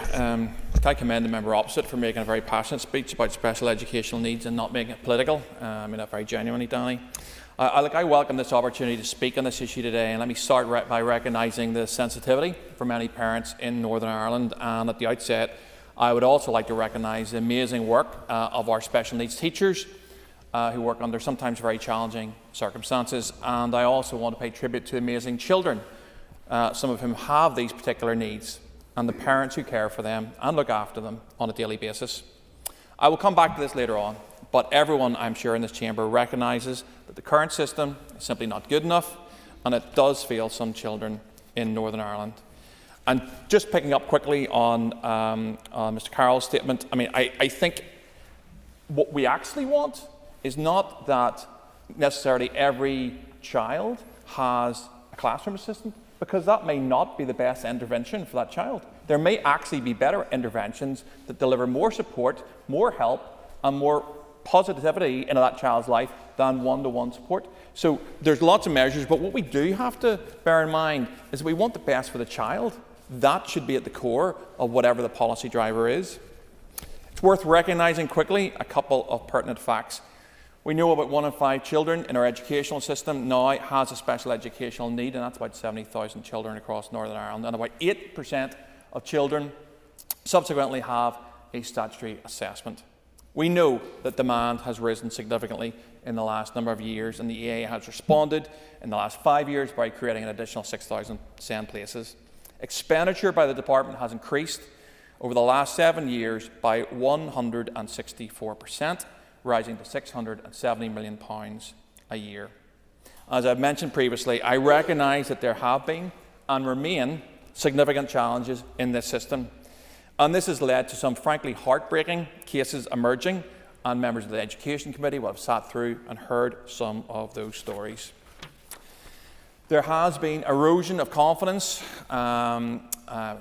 teachers, principals, parents and carers in the system's ability to support some of our most vulnerable learners, and it would be foolish to say anything other than that. One of the key strategic shifts I believe that we need is moving away from a system that operates on what I would class as a tactical basis to one that is more strategic in its thinking. Simply put, let's not prepare for next year, let's prepare for the next 10 years. The Minister, although I feel confident he will speak for himself on this issue, has already committed to do this. I believe a plan, I think it was called Operational Plan 2, has been designed to ensure this, that in the future it's not emergency planning, it's future planning, and this will break the cycle that people have already alluded to today. We also need, and the member for Lagan Valley has alluded to this already, we need additional special schools, and I believe there are 8 in programme as part of the department's new SEN capital agenda. We also have the SEN reform agenda, which is mentioned. I have a copy of it with me today. It's a very comprehensive plan, and we know that the cost of that is just over £500 million. That £500 million is not in the gift of the Education Minister. It's not particularly in the gift of the Finance Minister, but it is in the gift of the Executive. And as a member for West Belfast noted, we have, and this has been made clear, a SEN First agenda, and so I'm sure the Minister in front of me will be looking for support from other executive ministers and parties I will indeed. To the Chair of the Education Committee. Thank the member for giving way, and you've alluded to the costs there of the delivery plan, but it's not broken down into very clear cost lines for all of the actions. In terms of prioritising what we really need to deliver out of the plan, if we don't have that cost broken down, do you not think that having that more detailed cost analysis would help us decide what we should be prioritising? Member gets an extra minute. Outstanding. Thank you, Mr. Deputy Speaker.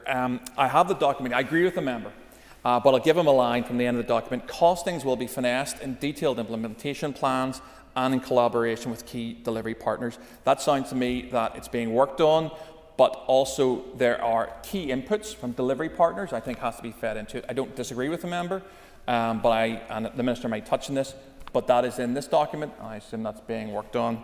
There are targets. I know we're not going to fall out on it. The statement says it would like clearer delivery targets. I did note that in terms of that, there are hard targets already in the document for year one and starting targets for all other themes. I understand that those are linear, and perhaps the Education Committee, perhaps the proposers of the motion would like harder targets. That may come with the additional information as the department works through what the actual detailed costings are for this. But let's be honest about this, folks. You know, the members of the Education Committee wanted this document, and we talked about it, and we talked about it, and we talked about it, and we wanted to see it, and we got it. And so it's a very complex, it's a very important document, and so I'm personally not overly surprised that we're still waiting on some detail around it, because these are big issues, as everyone has alluded to, and big issues to solve.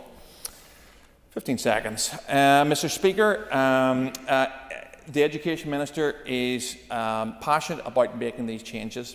Our party is wholly committed to standing behind him in making these changes, because we know at the end of every policy there is a child with a family 15 and its seconds own are up. individual story. Thank you, Mr. Deputy Speaker. And thank you. Members, as this is John Burrow's first opportunity to speak as a private member, I would remind the Assembly that it is the convention that a member's inaugural speech is made without interruption. However, if the member chooses to express views that would provoke an interruption, they are likely to forfeit this protection. Mr. Burrows. Mr. Deputy Speaker, thank you. This may be the first time in quite a while I've spoken for 5 minutes without saying something controversial, but I will try. Thank you for the warm words of welcome that all the members have given me. If I look somewhat surprised when some people walked over, shook my hand and says, "Welcome, you're a great addition to the chamber," it is because they currently have me blocked on Twitter. There is at least 4, but I will go through my profile and see if there's any more. Can I begin by giving a tribute to my predecessor, Colin Crawford? And not because it's a convention. I have been in Northampton for the last 4 weeks speaking directly to constituents, and they told me that Colin was someone who had spent nights on the street when it was dark and dangerous. He had been in their homes at times when they'd suffered real bereavement and crisis. And in their darkest hour, they looked to Colin, and he was always there. He's not a man who's interested in the greasy pole. He's not a man who's interested in advancement. He's not a man who's even interested in the public eye. He's interested in helping people. And in that sense, he's a rare person in politics. I'm glad he's now in my constituency operation, and I'm glad that he will be helping me deliver services across Northampton. Because it is a wonderful constituency. I will say this, and certainly some people will agree with me, it is the most beautiful constituency, in my view, in the United Kingdom of Great Britain and Northern Ireland. No, not at all. There's nothing controversial in that, and I have a strong evidence base for that, which I will come to right now. There is no other place in Northern Ireland that has not 1 but 2 UNESCO World Heritage Sites, the Giant's Causeway and the wonderful Moravian Village in Grace Hill. My constituency has the only UNESCO World Heritage Sites in Northern Ireland. It has the best coastline in the island of Ireland, it has the best whisky in the world, it has the dark hedges, it has all of those other things. So I am absolutely honoured. I'll try not to get emotional to represent that constituency. It's why whenever I was under serious threat from dissident Republicans, and I'll just preface that by saying I've lived in 10 different addresses in the last 25 years. But for 10 years I lived in Ballymoney, and nothing could budge me from there. I had bulletproof windows, I had blast-proof doors, a letter bomb sent to me, but I was not for leaving. It is a wonderful constituency, but it has a lot of problems. The farmers, who I think are the heartbeat of the constituency, they're in this arm lock that we have in society between trying to look after our climate in the future, but allow people to actually have a livelihood today. I don't think they're listened to enough in this place. I hope that isn't controversial, but also by inheritance tax proposals that face, in my view, existential threat to farmers in Northern Ireland. So I will support our farmers. I'll also support people with social housing issues. I was shocked, and I'll be frank, I walked into an estate on my first day, Drumtara. I had to pinch myself that it was a first world country that I was in, because it looked like a third world country. Not only had people had to wait years for social housing, but they have to wait years for basic repairs. There were homes with tiles that were missing. They've been asking for them for months. I had to ask myself, how do we put man on the moon many years ago and we can't fix tiles? There was grass uncut because the housing executive or the council couldn't agree whose responsibility it was, or because there was a child's bike left in the middle of a grassy verge and whoever had the contract to cut the grass couldn't lift the bike away. It took an intervention from a councillor backed up by an MLA to get the grass cut. Those things are simply not acceptable. And of course, the constituency has a lot of problems with immigration. I'll say I will stand by the lawful immigrants of North Antrim. My granny was treated by Filipino nurses. My family's eternally grateful for their care and diligence. And I've supported the lawful migrants. I'll always call out violence. Unlike some people, I don't think there is ever justification for violence. But I will have the honest conversations about asylum, the honest conversations about illegal immigration, and the honest conversations about the fact that we ask the people who have least in our society to actually take the biggest influx of newcomers to our society. And that puts the pressure on social housing and access to health and education. And I want to turn to education just as I come to a conclusion. I listened to constituents, and when I did the research, it was one of the top 5 things that people contacted the previous office about. They wait too long for education needs statements. They have to go too far for a school once they actually get one. So I do agree with the substance of the motion. I also agree with Mr Gaston's amendment to the motion that we need to actually value our teaching assistants. If it is a conflict, I do have several members of my family who are teaching assistants. We say we value them, but that's not shown in their pay packet. It's not shown in their terms and conditions. They do a vital role for society, and I want to support them. So I'm happy to support the motion and the amendment. Thank you. Despite that reminder about time's up, Mr Burrows, all members, including this one, wish you well for the Times.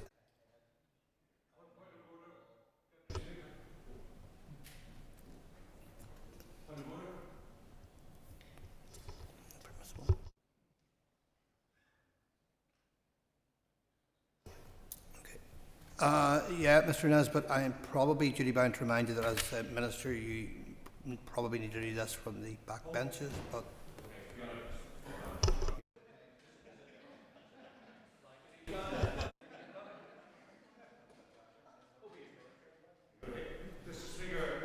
Burrows made his maiden speech 7 hours and 18 minutes after the first session that he was available to attend.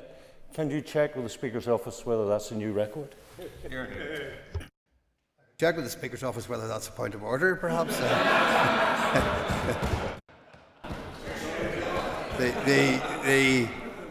The question will be noted, referred to the Speaker's office, and I'm sure if it constitutes a point of order, you'll be provided with a reply. I now call Mark Durkin. Thank you, Mr Deputy Speaker. The new start that September brings should be a month of promise.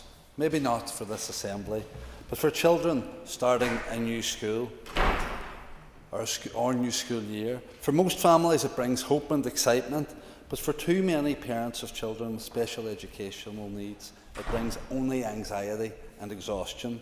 Exhaustion as a parent who has had to fight every single day just for your child's most basic right, that of an education.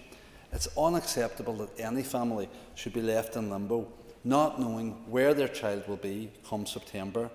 We need clarity that the motion seeks on the number of pupils impacted, because an allocated place on paper means little if a child cannot physically attend.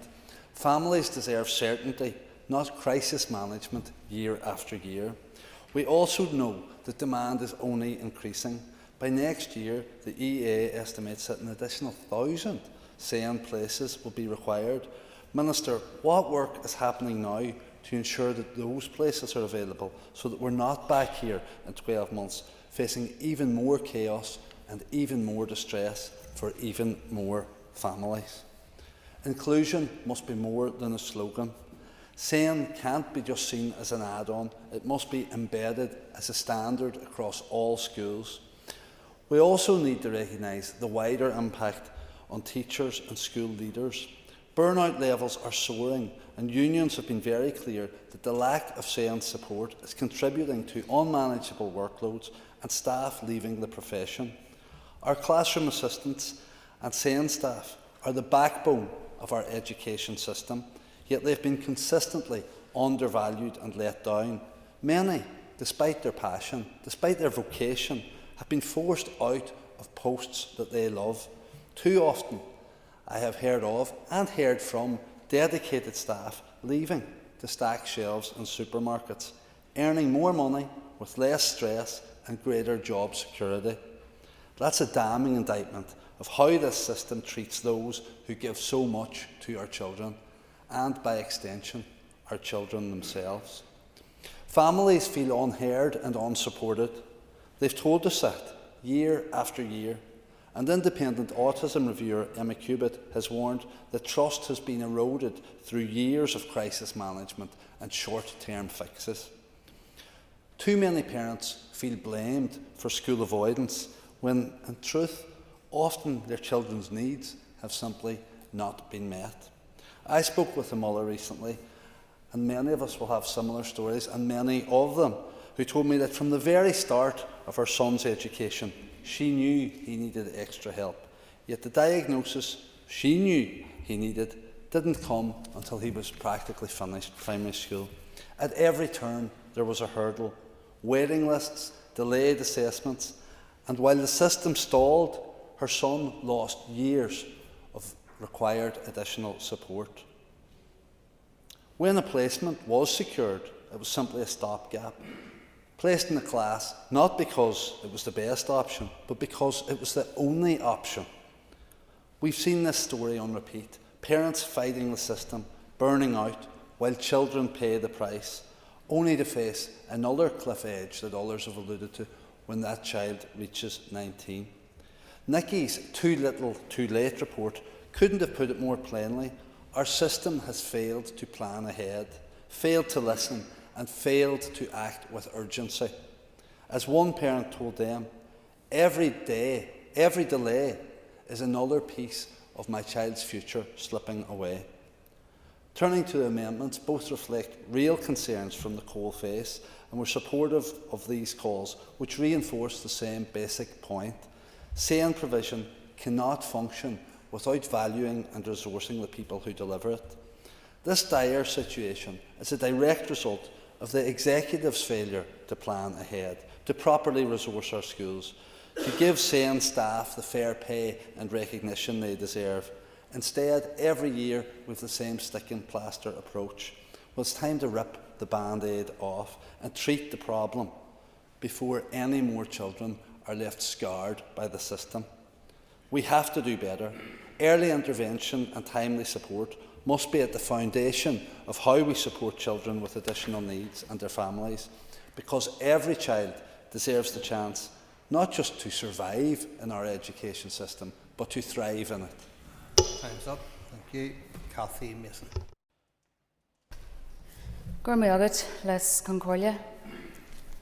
For every child, the first day of school is crucial. It sets the tone for the year ahead. It's a cherished family memory, one that parents will carry with them for the rest of their lives. It marks the next big step in their child's life's journey. And while most families are arriving early to capture these moments on camera, too many families of children with special educational needs are not standing at those school gates. Instead, they have been anxiously waiting at home, clinging to the hope that a place will be found. that their child too will get their first day memory.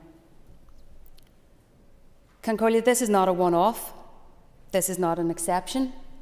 This is the all too common reality for children with special educational needs in our education system. Right now, there are vulnerable children and there are exhausted families. They are still waiting for a confirmation of a suitable school place, one that meets their needs. Actually, some are waiting for classrooms that don't even exist yet. And yet, what does the department do? They record these children as if they are already placed, when the truth is they have no classroom to enter, they have no education to access. Concordia, this is not just an administrative failure. This, to me, is a moral failure. The stress and the anxiety that these families feel is a direct result of the Department and the Education Authority failing to plan strategically to meet the needs of our children. And even for those families whose children have secured a place, the barriers don't end there. On the first day of term, many were left stranded, their children unable to get to school because appropriate transport hadn't been put in place. Just think about that. A child with special educational needs, a place finally secured, a family ready to go, and left with no way to get to school. For those families who are already feeling abandoned and exhausted, this was the final blow. It lays bare the neglect and the lack of foresight from both the Minister and the Education Authority in meeting the most basic needs of children with special educational needs. And let us be clear, these families are not asking for any special treatment. They're just asking for fairness. They're asking for the chance for their children to start school and they are ready to learn, just like everybody else. Every child must not only receive a place, but the right place. One that is suitable, one that is supportive, and one that is equipped to meet their needs. When a child does enter a classroom, they must have the wraparound care to help them thrive. And so frustratingly, this is just not the case. They must get the transport that they need to get there safely and comfortably. This is not optional. This is essential. So today I call on the Minister to come forward with real solutions. Guarantee that every child will be placed in the right setting and they will get the full support that they deserve. Because Concordia, our children cannot and must not continue to be left behind. Thank you. Call Cheryl Brownlee. Thank you, Deputy Speaker. And I rise today to speak on a matter that affects not just our education system, but the lives of thousands of children and families across Northern Ireland, and it's the state of the special school education system. As we know, every child, regardless of their needs, has the right to equality of education. However, the reality for many families and children who have special educational needs is far from ideal. Despite recent and significant efforts and incredibly positive steps forward, we are still in a challenging situation. The placement of a child with special educational needs is complex. And whilst I've always understood and advocated for the importance in prioritising all these children, I didn't fully grasp the intricacies of securing a right placement until I became a parent myself. And now, as I navigate this process alongside many families, I have a deeper appreciation for the challenges involved, even whenever a placement is secured due to the nature of special educational needs. But it involves much more than bricks and mortar. It needs a supported and skilled workforce, access to the correct equipment, specialist input such as OT, speech and language, and flexibility and communication. Because SEN isn't straightforward. We're guided by the child, and that takes time, and parents need support in this too. And sometimes communication is one of the key factors for all involved. But this isn't just about education or the Minister. We understand that there's responsibilities with health, and we also have to realise that there is going to be a significant impact on our economy, with more and more parents struggling to remain in employment or carers struggling financially. and sadly, some children even ending up in the justice system who haven't been supported. But the thing that has become incredibly clear to me is the invaluable impact of our classroom assistants, teachers and school leaders, and their dedication and support in working in incredibly challenging environments is absolutely vital to ensuring that every child receives the education they deserve, and they truly are the backbone. So I'm pleased to see that the long-standing pay and grading issues have been resolved by the Minister, with increased pay secured and career progression pathways announced. And these steps are absolutely critical and crucial, as our education workforce is the foundation upon a strong and effective SEN system is built. We are aware of the environment we're operating in, with almost 1 in 5 of our pupils identified as having special educational needs. As it stands, nearly 30,000 children have a statement of SEN, and this number is growing. And despite the best efforts of our educators, support staff and health professionals, we know we are struggling to meet this demand. In recent months, there has been positive progress. 1,374 new SEN places have been created across more than 150 classrooms.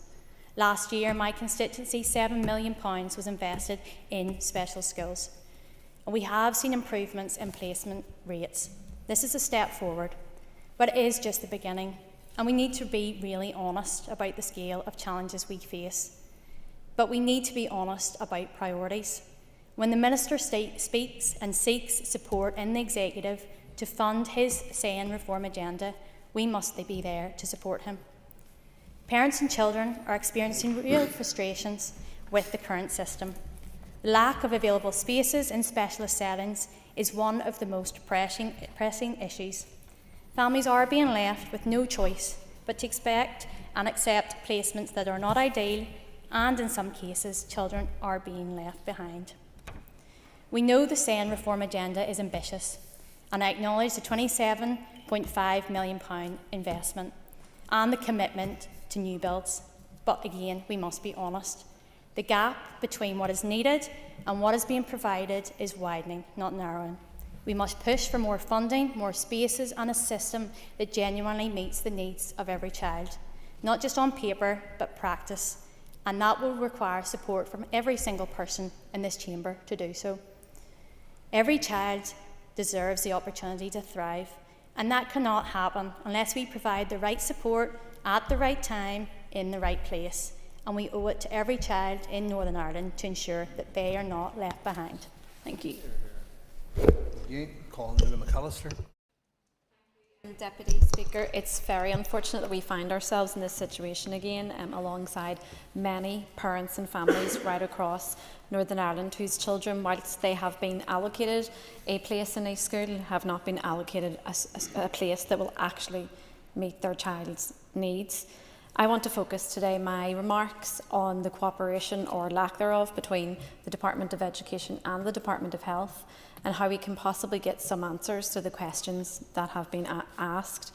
I saw the Minister of Health. I know he's left the chamber now, but I did think that he had come in for the debate. I think it's really important that we should have more than one minister here where your issues and motions particularly touch across departments. This is something that we should look at as an assembly, is where we need to work together, that we can have both ministers either to a committee or in a chamber to ask the questions, because there is not just a need for communication from the Education Authority to parents, but if we're not having improved communications between government departments, then how do we expect it to filter down onto the ground and to the people that it actually affects? We need to see practical solutions that will actually work, and we will see improvement for children in accessing those places, whether it is through transport or whether it's through construction works at schools or additional staff placing. One of the issues that I want to focus on is around the need to actually improve the nursing tasks within schools. The fact that the Minister decided, I believe back in May, to remove nursing tasks in our special needs schools was much to the confusion, not just the disappointment, but actually the confusion of many people, particularly who look to the health sector, because delegated nursing tasks were removed as being authorised under direct payments. So people who weren't essentially qualified couldn't carry out the tasks, but yet we were going to expect classroom assistants, because let's face it, it was going to fall upon classroom assistants to actually pick up the slack there, and that's just not an acceptable way. I think this just is another consequence of a fall between the cracks of the reality of what it means to be a special educational needs school or to be operating within a special educational needs system. I've had the opportunity over many years since being in council in the Assembly to visit special schools right across Belfast specifically. I mentioned Cedar Lodge in my constituency in North Belfast and Fleming Fulton as well. These schools are absolutely fantastic, and when you go there and you meet the pupils and you can't help but actually feeling happy at how happy and supported not only they are but the community too. That many of the principals and also the teachers will reflect on how different it is now compared to what it was years ago, and feel that some of the services are continuing to be stripped away, and in particular the health services. We don't yet know how many speech and language therapists are needed, how many psychologists are needed, how many nurses are actually needed for in particular schools, because that work hasn't taken place. But I want to ask the Education Minister, have you had any direct conversations with the Health Minister and actually progressing that joined up workforce planning across both departments, because it is particularly important?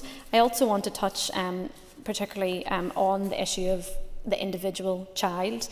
I've heard about the special needs children getting classroom assistance when they're placed either in the mainstream schools or in these SPIMS units, or children who are attending and have from primary one attended a mainstream school.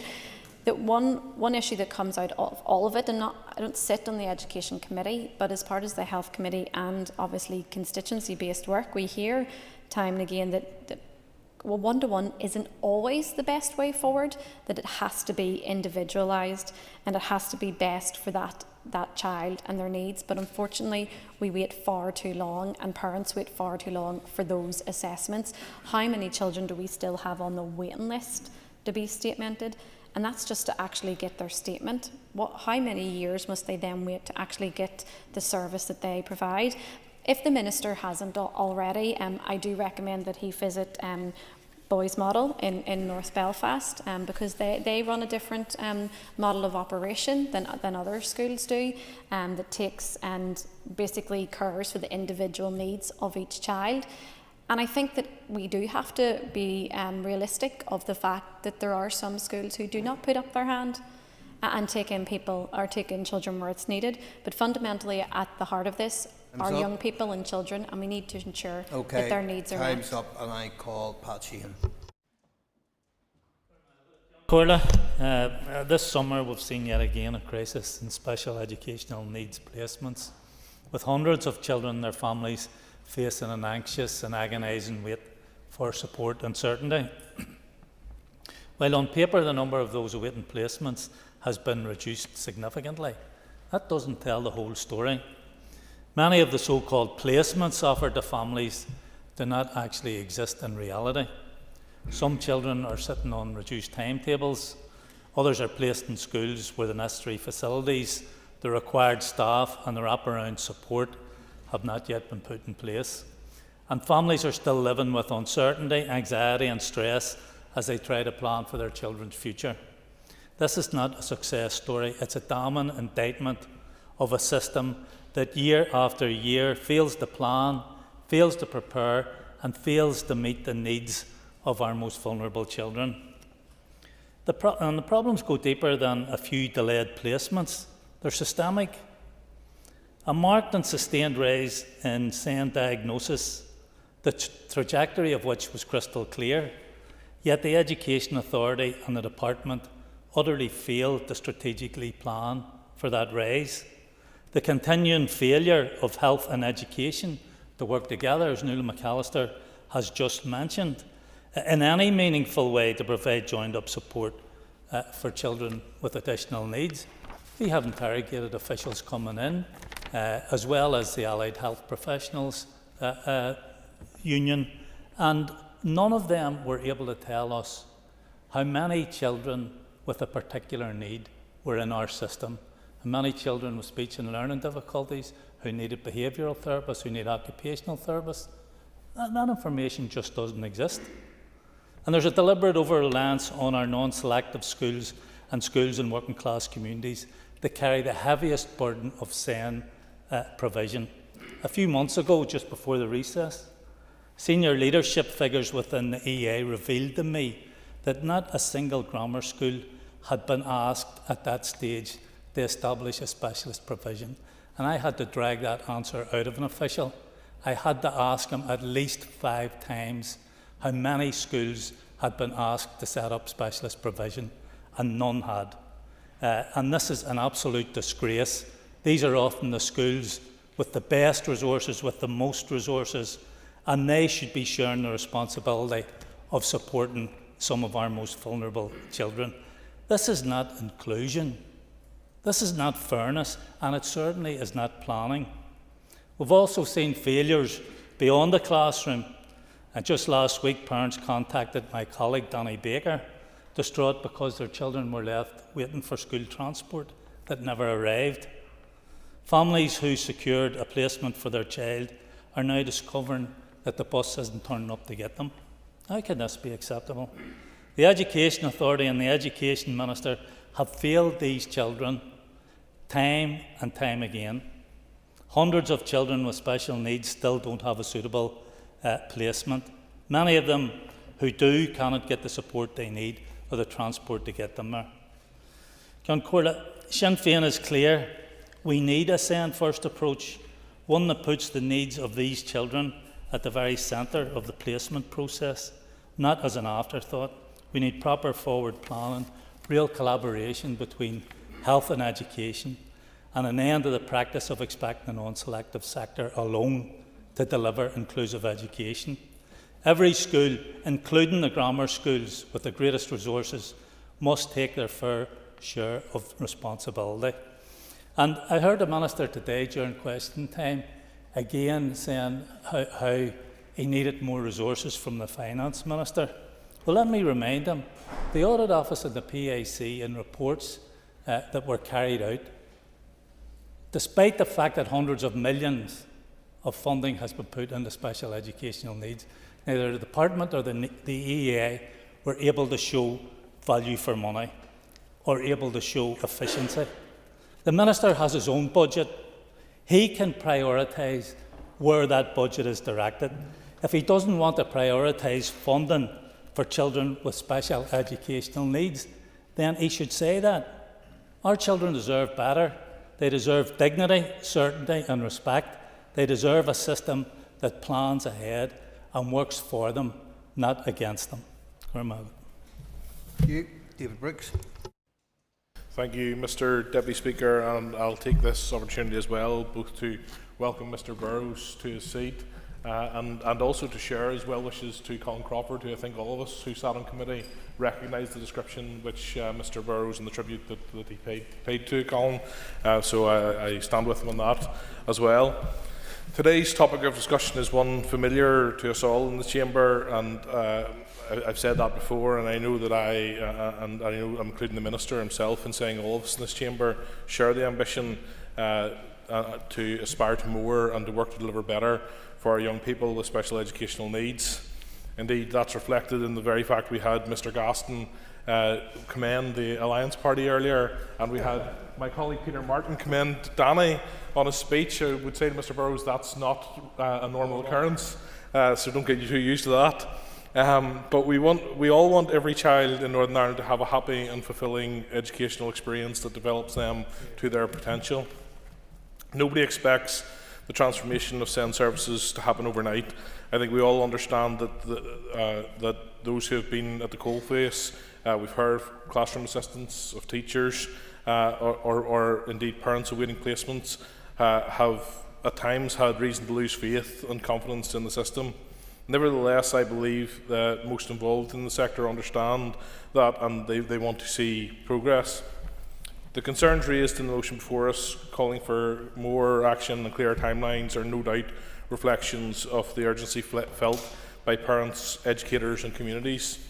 That having been said, I want to respond as well with some recognition of the ambitious path that has already been charted by this Minister and the careful work that is underway. In February this year, the Minister published perhaps the most ambitious SEN reform agenda in a generation, alongside it a 5-year delivery plan designed to ensure that children with SEN receive the right support at the right times. I was going to go on to expand and go through some of the outcomes framework and so on, but I think actually some of the discussion between my colleague and the Chair of the Education Committee has probably shone more light on some of the views around that than probably I am likely to. And certainly I believe, as my colleague highlighted, that there is work ongoing in that.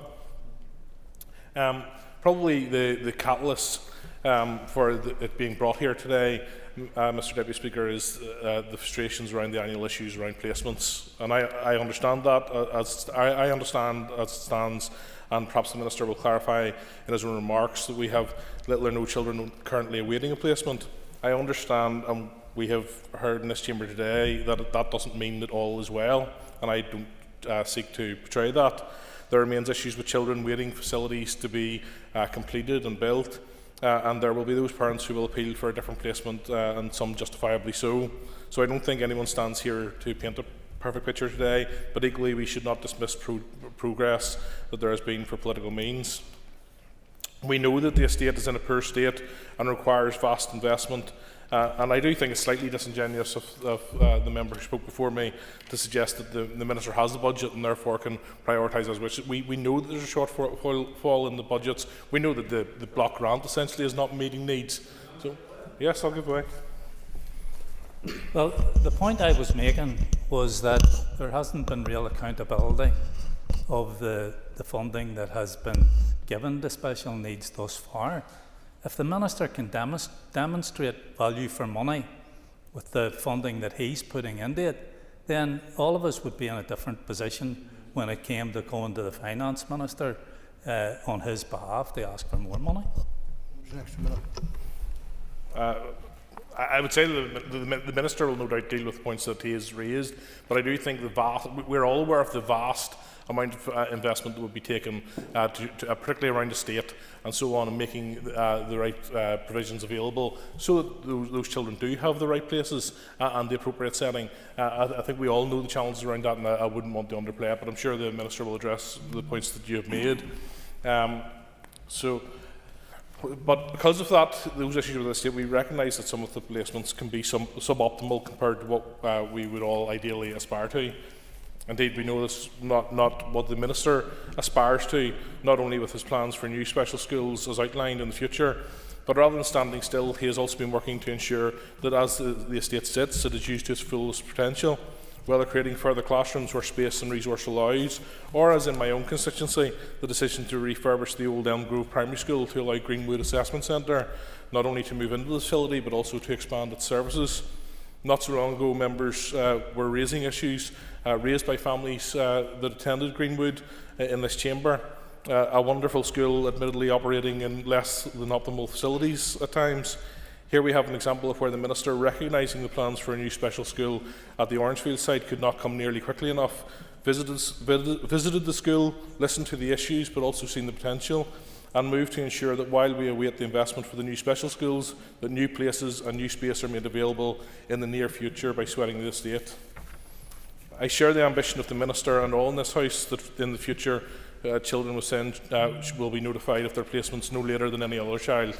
And addressing the fundamental challenges on that front will take, as we've said, significant investment from the entire Executive when it considers its own priorities. While I understand to some degree it's motherhood and apple pie to say so, we have always supported the need for a less siloed joint working approach across the Executive. Time's up. Thank you, Mr Deputy Speaker. And thank you. That concludes the list of members who had indicated to speak, so I now call on the Minister of Education to respond. And Minister, you have up to 15 minutes. Well, thank you, Deputy Speaker, and thank you, members, for bringing the motion forward and the opportunity to respond to what is a myriad of different issues that relate to the provision of children with special educational needs, and the contributions have reflected the various different aspects that we need to consider. Can I first commend John Burrows for his maiden speech, welcome him here to this Assembly, and welcome him to the Education Committee. And I know this will be the first of many contributions on education, and I look forward to working with him on the committee. I commend him absolutely for his public service during a very difficult period, and he's reflected that in his speech.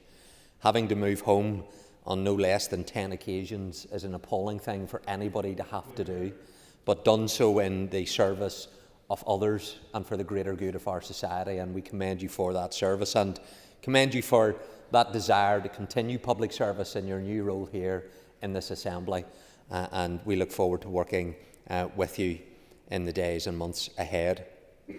This is an issue around special educational needs that I know from having spoken to families, to having been in many educational settings, spoken with teachers, classroom assistants, pupils, the anguish that they feel about the needs that need to be met, and that we all feel as a responsible group of legislators to want to do more. I think everybody in this chamber wants to do more. And at times I listen to contributions from others, and I understand the frustration that people can have, but there can be an attempt to dehumanise some people, that somehow there's no empathy, there's no care, that MLAs, don't have an interest in these matters, or a minister doesn't have an interest in these matters, and somehow that their life's wonderful and perfect. And that's not the case. Every single MLA in this issue, in this chamber, all have different needs that they're having to meet, and supporting family who are in similar positions, constituents who are in similar positions. So we all feel a shared collective responsibility. And I, as Education Minister, feel that more than anybody else in this chamber, anybody else in society, around the need to do more and wanting to have support to do more. So I welcome the interest in members, and I welcome the opportunity to outline what we are trying to do. It's why I was disappointed in Michelle Guy, who brought forward the motion. And the other comments from others rightly will challenge me, and I expect to be challenged. But to throw in comments of too little too late, and then go on the attack about Struel, to then go on the attack about controlled schools and a managing authority, it demeans the MLA for Lagan Valley. It demeans the issue that we've came here to debate, that she then takes a broadside on other political matters. And the member has said enough, and I would rather prevent her from saying more things of a political nature whenever it comes to the attacks that she engaged on. So whenever it comes to these matters, it is important that we address some of these issues and deal with it with the urgency that it requires, and to be fully aware of the challenges that exist. These didn't just materialise in June, whenever I corresponded with schools, nor did it materialise in March, which the chairman of the Education Committee pronounced in a statement. I don't know where he has been, or how he engages with his member on the Education Authority, or failure to listen to me for over 18 months. I'm not going to give way. How he's failed to listen to me for well over 18 months, where I have repeatedly outlined the significant challenges in special educational needs, but for a political cheap shot, puts out press releases about people being asleep at the wheel. Far from me not being aware and seeking to action, it is the member who needs to be much more proactive. And whilst this is the first motion today, rightly brought forward by the Alliance Party, the first inquiry that they called for, and the committee has taken forward, wasn't on special educational needs. The number one issue that people said should be sent first, it was an inquiry on RSE, so that the chairman could know if a 3-year-old should have trans guidance withdrawn. So when the member talks about, and the chairman, and I look forward to his remarks, where was the priority when he put to the committee to have an inquiry into that issue, rather than an inquiry into this issue? So I welcome that now the committee intend to have an inquiry. I will support it. I held inquiries as the Justice Committee chairman. I worked proactively with his party leader in that role, and we produced sound evidence. So I welcome that now he wants to have a committee look into this particular issue and have an inquiry, because that will help the whole system to respond. But I look forward to the member trying to justify why he led the call for the inquiry, which 12 months later still hasn't even reported. So where is the efficiency? Where is the discharge of the chairman of the committee when it comes to that issue? 12 months later. I would say get on now with this inquiry when it comes to special educational needs. You will have my full support in doing so. When we look at the particular issues around the Education Authority, we stood up the SEN task force on February. We briefed the permanent secretary and the senior team in my department. I was briefed 3 days later. This was in terms of responding to the task force that was set up. And during that meeting, we dealt in detail, this was back in February, around this particular issue. Officials and the EA worked closely together, and I acknowledge that some members have given their appreciation for the work that the EA was taking forward. It was carried out in conjunction with representatives of my department, not least the Permanent Secretary. They engaged in schools. Every week this issue is talked about by me with my senior officials to make sure that we have suitable placements in place. So I have been proactive on all of these matters week in and week out. When we look at the issue of addressing placements for children with statements of SEN, I continually reiterated my commitment to ensuring that all children with statements of special educational needs have a school placement that is appropriate to meet their needs. This is and will continue to be the primary focus for my department and the EA. Parents of children with SEN want the same as any parent does for their child, to be happy and thriving in a school setting that meets their needs, to enjoy the benefits of a full and enriching curriculum, and to be supported by staff who are appropriately skilled and resourced. These are reasonable expectations, yet all too often I've heard from families and spoken with teachers who have little confidence in the current system to meet the needs of children. And I recognise that that is unsatisfactory, that not all children know what school that they'll be going to by the end of June each year, and that's not a position that any parent would want to be in. It is important that we recognise that over 6,000 additional special educational places have been created between 2020 to 2025, and this year alone, a total of 1,374 additional special educational places have been created, involving 29 classes in special schools and 128 specialist provision classes in mainstream schools. And for September in 2024, a total of 178 new specialist provision classes were created, providing more than 1,450 places in both special schools and specialist provision.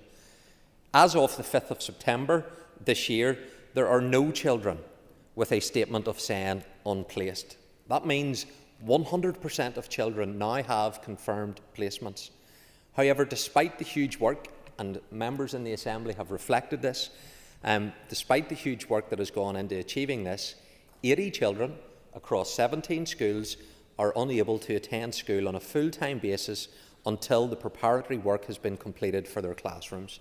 And I can confirm that the EA has worked with schools to put in place contingency arrangements for these children. And by way of comparison, on the 3rd of September, for full transparency and accountability, last year the position was that 15 children with statements of SEN remain unplaced and 121 could not access full-time education. So it's important that we acknowledge the process for securing placements and notifying parents of these is more complex for children who have a statement of SEN, as the statutory assessment process is ongoing throughout the year. And I recognise that all our schools, they are inclusive of children with SEN, and also that we work under the presumption of mainstream education for our children, but there are some for whom this is not the best option. Some require a smaller classroom environment with more targeted intervention, and this is when specialist provision and special schools are the most appropriate. The willingness of our schools to step up and adapt existing classroom spaces is welcomed. However, the needs of our children with statements of SEN to be met going forward must increase the proportion of schools which offer specialist provision above the 26% which already do.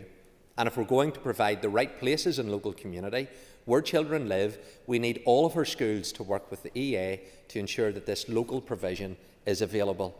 The EL continue to engage with our schools, and I encourage schools to proactively engage, also to explore possibilities and options for offering specialist provision within their school structures, whether that be utilising existing available space or facilitating the placement of modular units on their sites.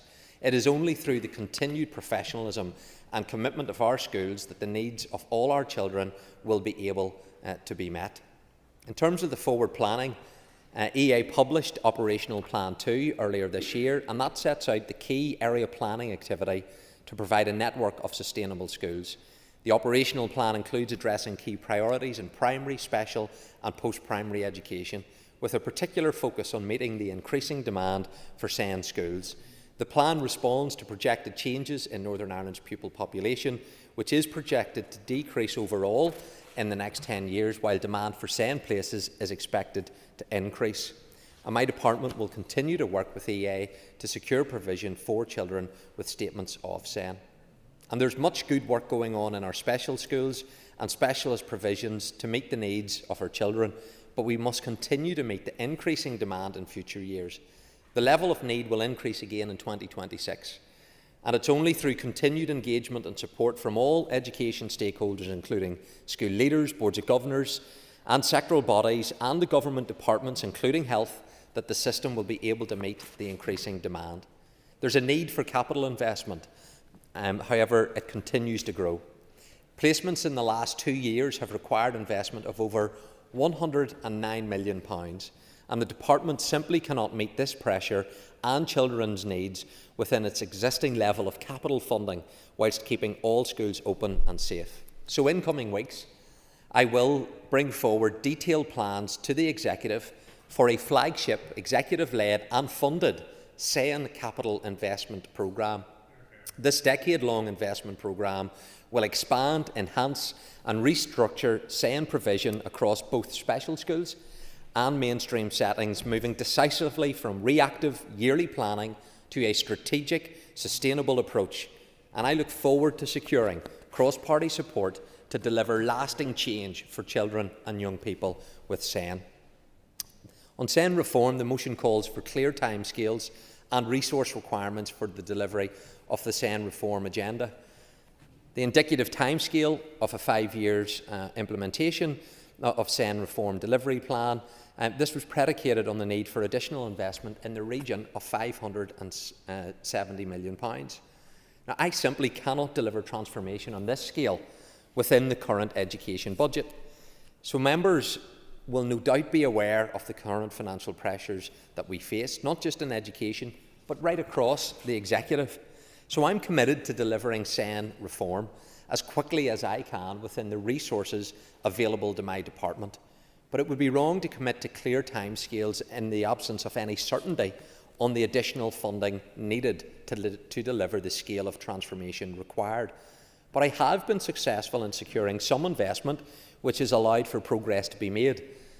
Successful in the bid to Public Sector Transformation Board, and the Finance Minister confirmed £27.5 million of funding over 4 years. Now, this only represents 5% of what is needed, but it provides investment to take forward a number of priority projects, and I can provide clear timescales for those 13 projects that will be funded from the transformation budget, and I will do so in due course. So as we conclude the debate on this motion, it is an issue that members have spoken rightly passionately about. It's one that we all have a collective responsibility. I will not shirk from my own ministerial responsibility to lead on these issues. It does require support from across different departments and the Executive collectively.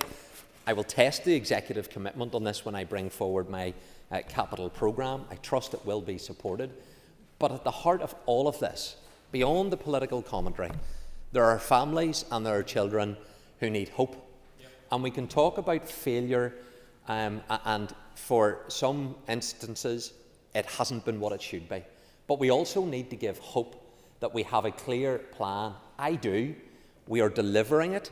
I want to do more, and with the support of everybody in this chamber, I trust we will be able to meet the needs of those families and, importantly, their children. Minister, thank you for that response. I now call Jerry Carroll to wind on amendment number 2. You have up to 5 minutes. Thank you, Deputy Speaker. As we've heard in the debate, and thank members for their contributions, 1 of 5 pupils have special educational needs. In the past decade, the number of children with a statement for SEN has increased by 85%, but unfortunately the funding hasn't increased to match this need, and this is a crucial point. And the lack of planning and investment in our education system is failing children, it's failing families and communities, Deputy Speaker, and it's failing, crucially, education workers. And the Minister, I think, tried to do a lot of deflection there. He needs to take responsibility and act on these issues. And I support the amendment, like I said at the start, Deputy Speaker, brought forward by Mr Gaston. I think it does recognise the important undervalued work of classroom assistants. It calls for more secure employment contracts for pay and better terms and conditions, and I'm still unclear why it's not compatible with my own amendment. If classroom assistants, Deputy Speaker, were fairly paid and their working conditions more safe and sustainable, every single child could have the support that they need. If the executive properly invests in education rather than firefighting, we might avoid the same old crisis we witness year after year. And I think people, Deputy Speaker, simply don't buy the excuse that there's not enough money to repair the schools that are crumbling down around us, or to pay teachers, classroom assistants, cleaners, caterers, transport workers a decent wage. Contrast that with the fact that the head of the civil service recently had her pay and pension hiked with no performance review. Today news broke that she's set to get a further £16,000 pay increase. Most classroom assistants just earn just above that, never mind the increase that was received. I think there's plenty of money, Deputy Speaker, for who or what this executive considers important. I think refusing to invest in SEN provision is a political and a moral failure. Empty words and consultations where the responses of the workforce and families are ignored mean absolutely nothing. I urge the Minister to listen to the experience of pupils, their families, teachers and classroom assistants. And research, Deputy Speaker, from SEN Reform NI and Caleb's Cause found that just 47% of parents who were surveyed received their child's statement within the legal timeframe. Totally unacceptable. 77% said their child with SEN didn't have equal opportunities in the education system. This is a crucial point I think the Minister fails to grasp, compared with their peers without special educational needs. And that touches on the example that Danny Baker gave, the quite heartbreaking example about twins in, I believe, West Belfast. So we've plenty of plans, strategies, roadmaps, roadmapped up to the ears, but little by way of action. I think the message from the experts by experience, Deputy Speaker, is resounding. We need to reverse the damage done by a decade of chronic underfunding. We need systemic reform, and that means not less classroom assistants. And I think the Minister should be focusing his energies on this instead of trying to poke trans and non-binary pupils or people in the eye by removing guidance. And he talked about having a political focus and distractions. Well, I think he's quite distracted by trans people and people who doesn't fit his narrow view of the world. But moving on, I think it's worth reminding as well, the member for North Down, that this is a political issue and of course a political chamber, not some apolitical chamber for a bit of crack. And members from his party talked about classroom assistants may not be the best case scenario or needed in every such situation. Maybe not, but I think the point is your driving, motivating point, and the Minister's, is about cost cutting and scaling back. And I would trust the experts, the education workers and the families rather than any party here trying to scale back on those points. I also like to join others in welcoming the member for Northampton to the chamber. I may well be one of the people who have blocked him on Twitter. Probably was warranted and probably was required, but hopefully by extending that nice welcome to him, he'll support my amendment. Thank you. Thank you. I call Timothy Gaston to wind on Amendment 1, also 5 minutes.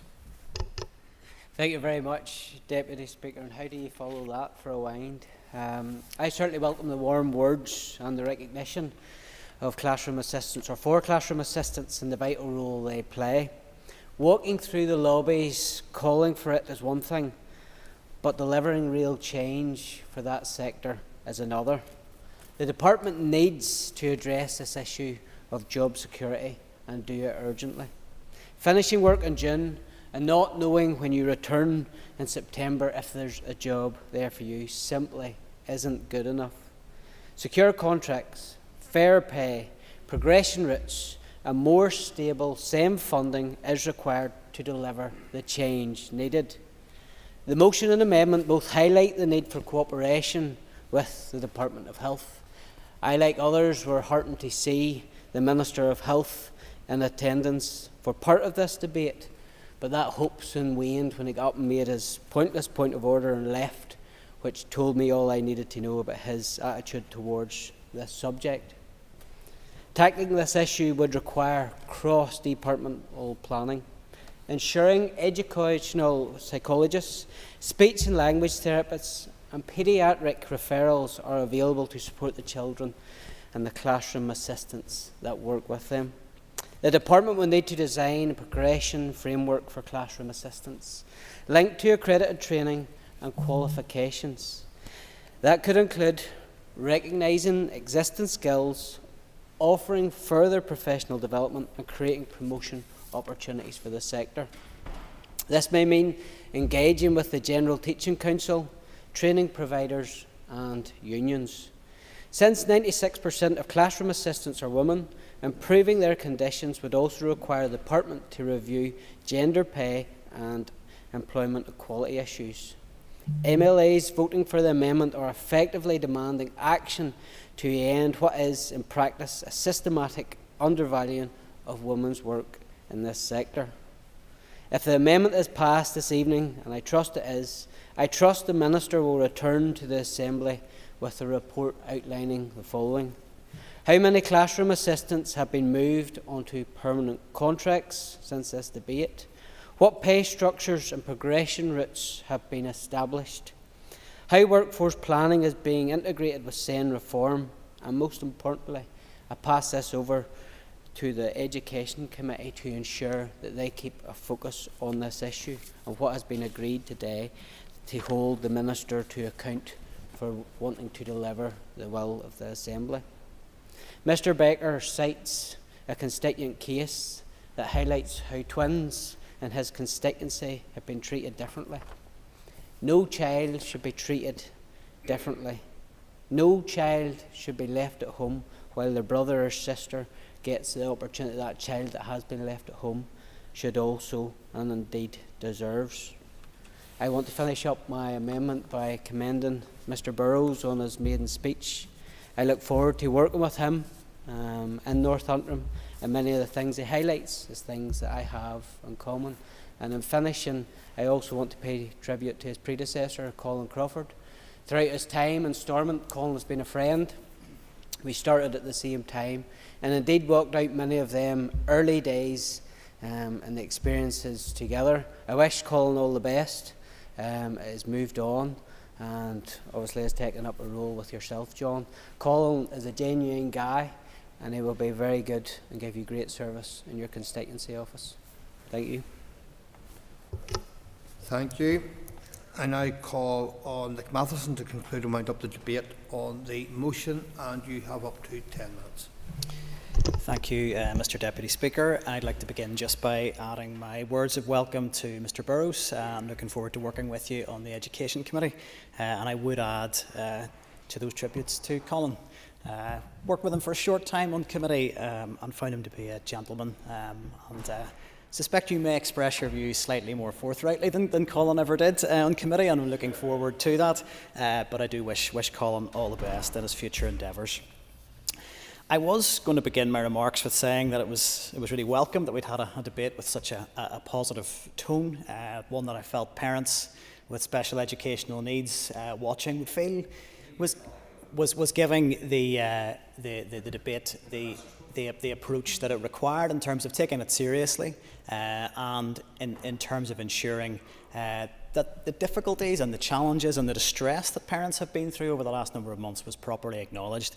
But the Minister had other ideas in terms of making some highly personalised attacks and using some really interesting distraction techniques to deflect from the issues entirely unnecessarily, because much of what the Minister said in his contribution I agree with and want to support him on. So it's disappointing that he felt the need to personalise the debate in the way that he did. But I'll leave my remarks in that regard where they are, because I don't think parents watching this debate, and ultimately it is parents and the children and young people who need effective SEND services. This debate is about them and it's not about the personalities in this chamber. But I want to be clear that my record and my commitment to delivering reform of SEND services is very clear. To speak to some of the facts that the Minister highlighted, he did reference comments I had made in relation to a Freedom of Information request that I had submitted to the EA, which asked for some very specific information. It was specifically when the Minister was formally notified of the scale of the challenge of placements in this for September 2025 and of the likely numbers involved. And that Freedom of Information request came back very clearly that officials were briefed around the scale of the challenge in February, and that the Minister was formally corresponded with in the March of this year. At no point have I suggested that that's when the SEND crisis began, and I think to suggest so is clearly an exaggeration and a misrepresentation. But I would highlight, if the Minister was aware of likely numbers, probably much earlier, but certainly as of February 2025, I do question why we waited until June 2025 for the Minister to go out to schools, to ask them if they would help. Just to ask, please, please help. So I don't think it's inappropriate to say that that was too little, too late. However, I do not discount the work that the Minister has delivered over the last time in this mandate around the SEND reform agenda, and I don't doubt the commitment of his officials to delivering on that. So moving on from that, I don't intend to rehash what's already been covered in the debate. I think the motion is clear. I think it's clear in how it sets out the problems in the SEND system and clear in what it is asking for. And I think it seems that there is going to be support for that across this chamber. I'll also just add to my colleagues' comments around the amendments. We have no issue with supporting them. I find myself in a very strange position of saying I agree wholeheartedly with pretty much everything that Mr. Gaston has said today. I want to put on record just my appreciation for the engagement I've had in my own constituency with classroom assistants in Castle Gardens Primary, who have highlighted for me very, very clearly just the level of disparity between the different contracts that exist even within one school. And in terms of the pay disparities, the job security disparities that exist, and the pressures that puts on them, and the impact that that has on their morale. So I fully support the proposals in Mr. Gaston's amendment. And then in terms of Mr. Carroll's amendment, while yes, absolutely, I do agree, those children who require a one-to-one classroom assistant, the system should deliver that. I do also think we should be open to creative thinking around what is the best way to meet the needs of children effectively. Yes, I will give one.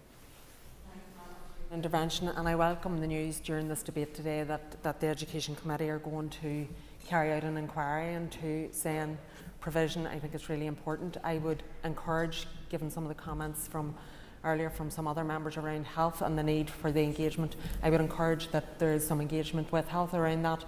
I also think that we need to get an understanding of the savings and efficiency that could be made if health and education were working properly together, because these children, their needs could be met so much better in a much more efficient way if we had proper, good collaboration between the two departments.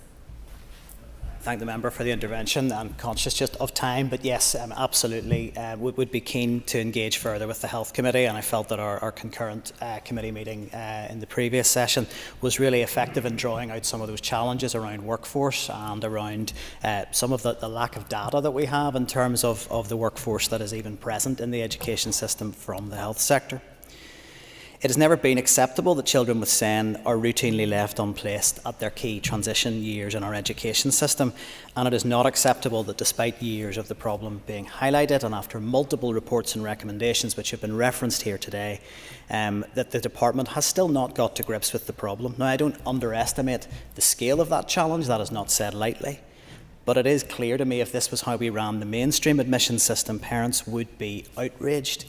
But we seem to have reached a point where it has become normalised for our children with SEN to remain unplaced, particularly at key transition years. And I do think it is important to challenge any narrative that this year was in some way better because the raw numbers may have been lower. Of course, it is welcome that no children are officially unplaced at the moment. But we were clear when we heard evidence from the EA in committee. The director who was speaking in that evidence session, he wouldn't let members actually make the statement that this is an improvement. He was clear this is not an improvement. He was clear that the level of pressure and leverage that they had to apply to schools to get those children placed was unacceptable, and that he did not have confidence that for the year ahead that there was a clear roadmap, a clear pathway to ensuring children would be placed, simply because he does not have the resources at his disposal to actually ensure when he approaches a school and asks them to take a placement, he has no mechanism to say, this is where the placement is going. It's an ask, it's a request. We would not accept that in the mainstream system. That would not be what we would consider area planning, that we ask schools, would you like some more places? That's not how it operates. So I do not downplay the challenge to the EA and the department to deal with the issue. We've already heard numbers of children presenting with SEN are rising. Money is in short supply. The Minister does not tire of reminding us of that. And crucially, as I've referenced, we operate a system where schools seem to behave as independent entities. They can say no to a specialist provision if they wish to. And I know that schools do this for a whole range of reasons. They don't have confidence they'll be supported. They're worried there'll be enough resource. They're worried that they'll be asked to deliver something at the 11th hour with not enough time. But with all of those caveats noted, and I say this in good faith, I would ask the Minister to come back to this Assembly with a clear plan of how he is going to deal with placement specifically, and how he is going to ensure that the areas in the schools where it is identified that placements are required, that the placements will be delivered in those settings. It cannot be enough to just ask politely for schools to help. We have to go beyond that.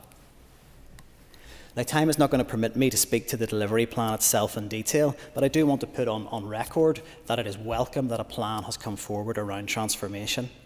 But it is a big, complex document. It is ambitious in scope, and by that definition, it is difficult to track and measure success.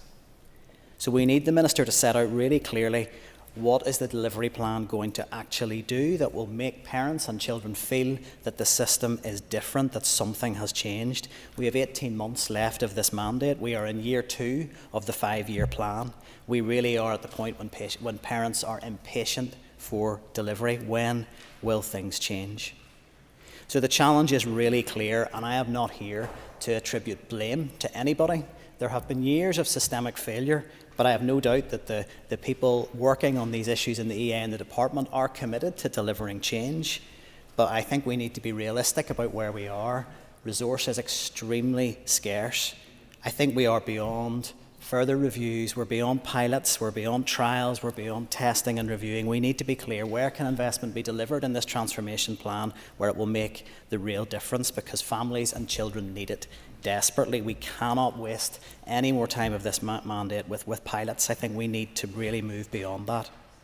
And we need assurances, really clear assurances, that the failure to effectively and appropriately place our children with SEN will not be repeated on this Minister's watch. And I hope that we hear that coming through clearly.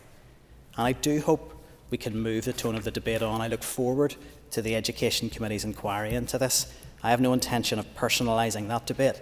I want to hear the evidence of parents, children, young people and teachers and listen to them. This is not about political point scoring, and it is not about personal attacks. It is about delivering for the children who need it in our system. Thank you. Members, before I put the question on amendment number 1, I would remind members that if it is made, I will not be putting the question on amendment number 2. The question is that amendment number 1, standing in the name of Timothy Gaston, be made. All those in favour say aye. Aye. Contrary, if any, no. The ayes have it. The ayes have it. Members, the question therefore is that the motion as amended be agreed. All those in favour say aye. Aye. Contrary, if any, no. The ayes have it. The ayes have it. Okay, members could just be courteous enough to remain quiet until all members remain quiet until we properly conclude our business. Item 7 on the order paper is the adjournment. The question is that the Assembly do now adjourn. The Assembly is adjourned.